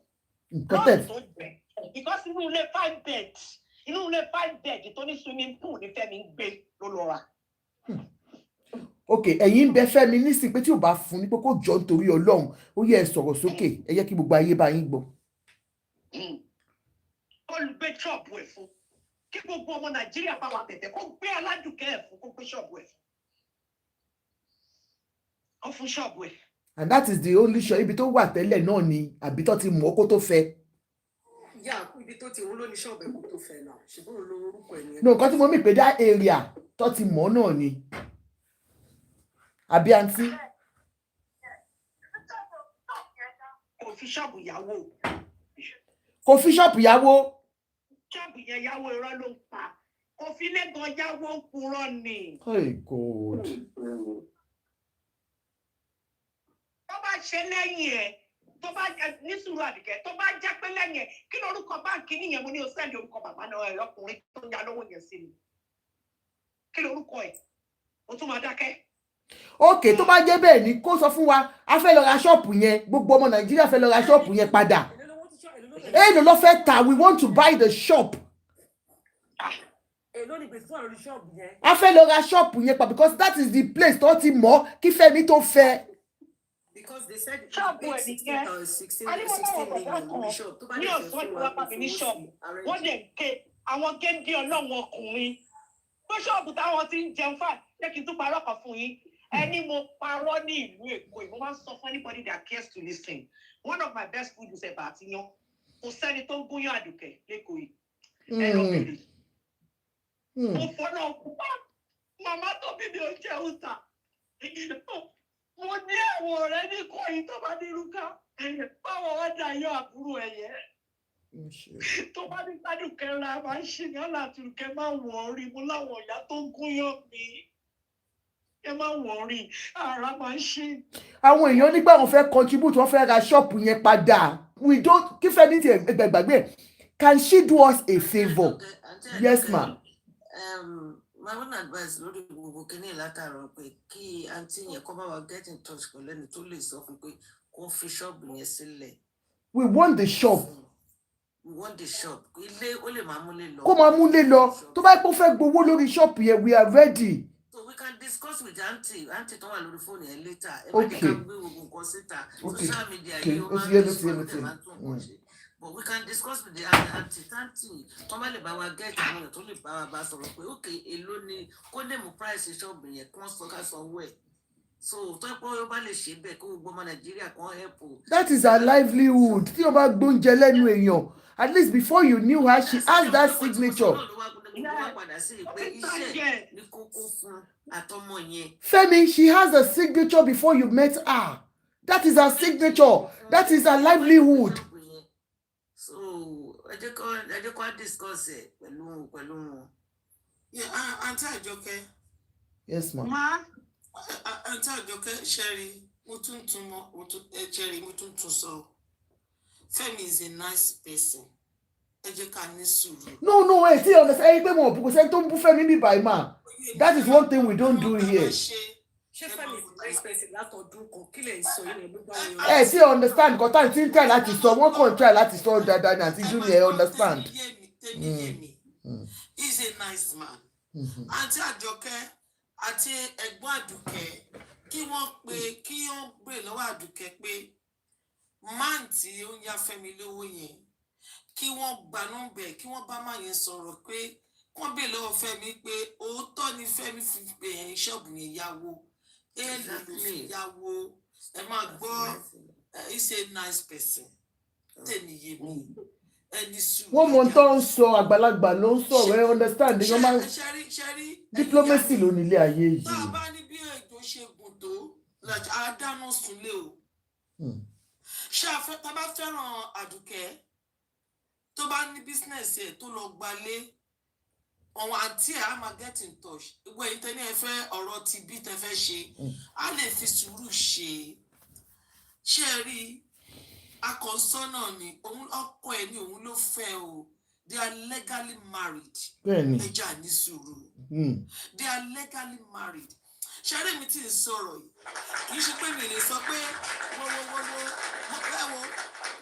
mo níbi kan tí n bá fún Àdùkẹ́ àtàntí ẹ̀ ní nọ́mbà láàárọ̀ ọ̀la pé ẹgbẹ́ lọ sí bíbá yìí wọ́n á mú Fẹ́mi ṣé ẹ mọ̀ kan tó ń pè ní ìkàmùdù tí Ṣínà Peter ní tí ìkàmùdù bá toro mọ́ ṣòkòtò èèyàn á bọ́ ṣòkòtò.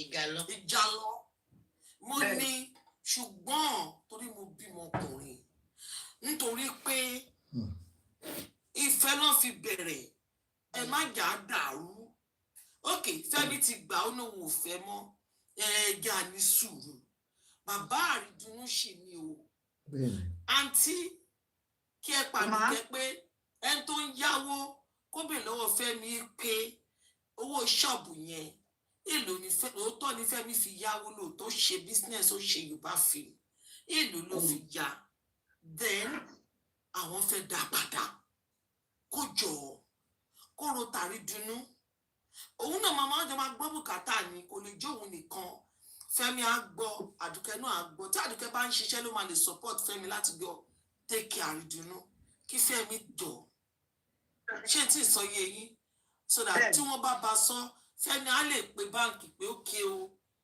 ó dà mo fẹ́ sanwó tí mo yá Aládùkẹ́ á lè gba ṣọ́ọ̀bù ìpadà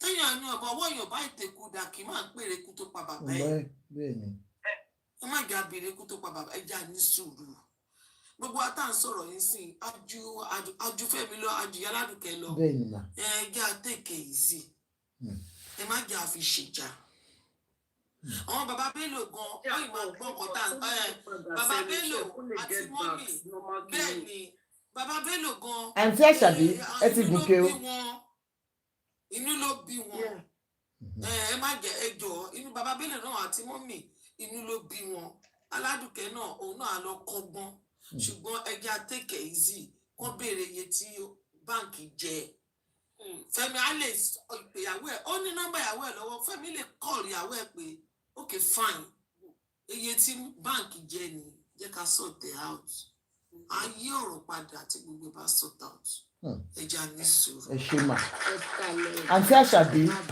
ẹ jọ ẹ̀yin tí YouTube mo fẹ́ come back wait please I will just off and I call you back okay please. ló sọ pé wọ́n fi yáwó náà gbà nítorí owó tó ṣì jẹ.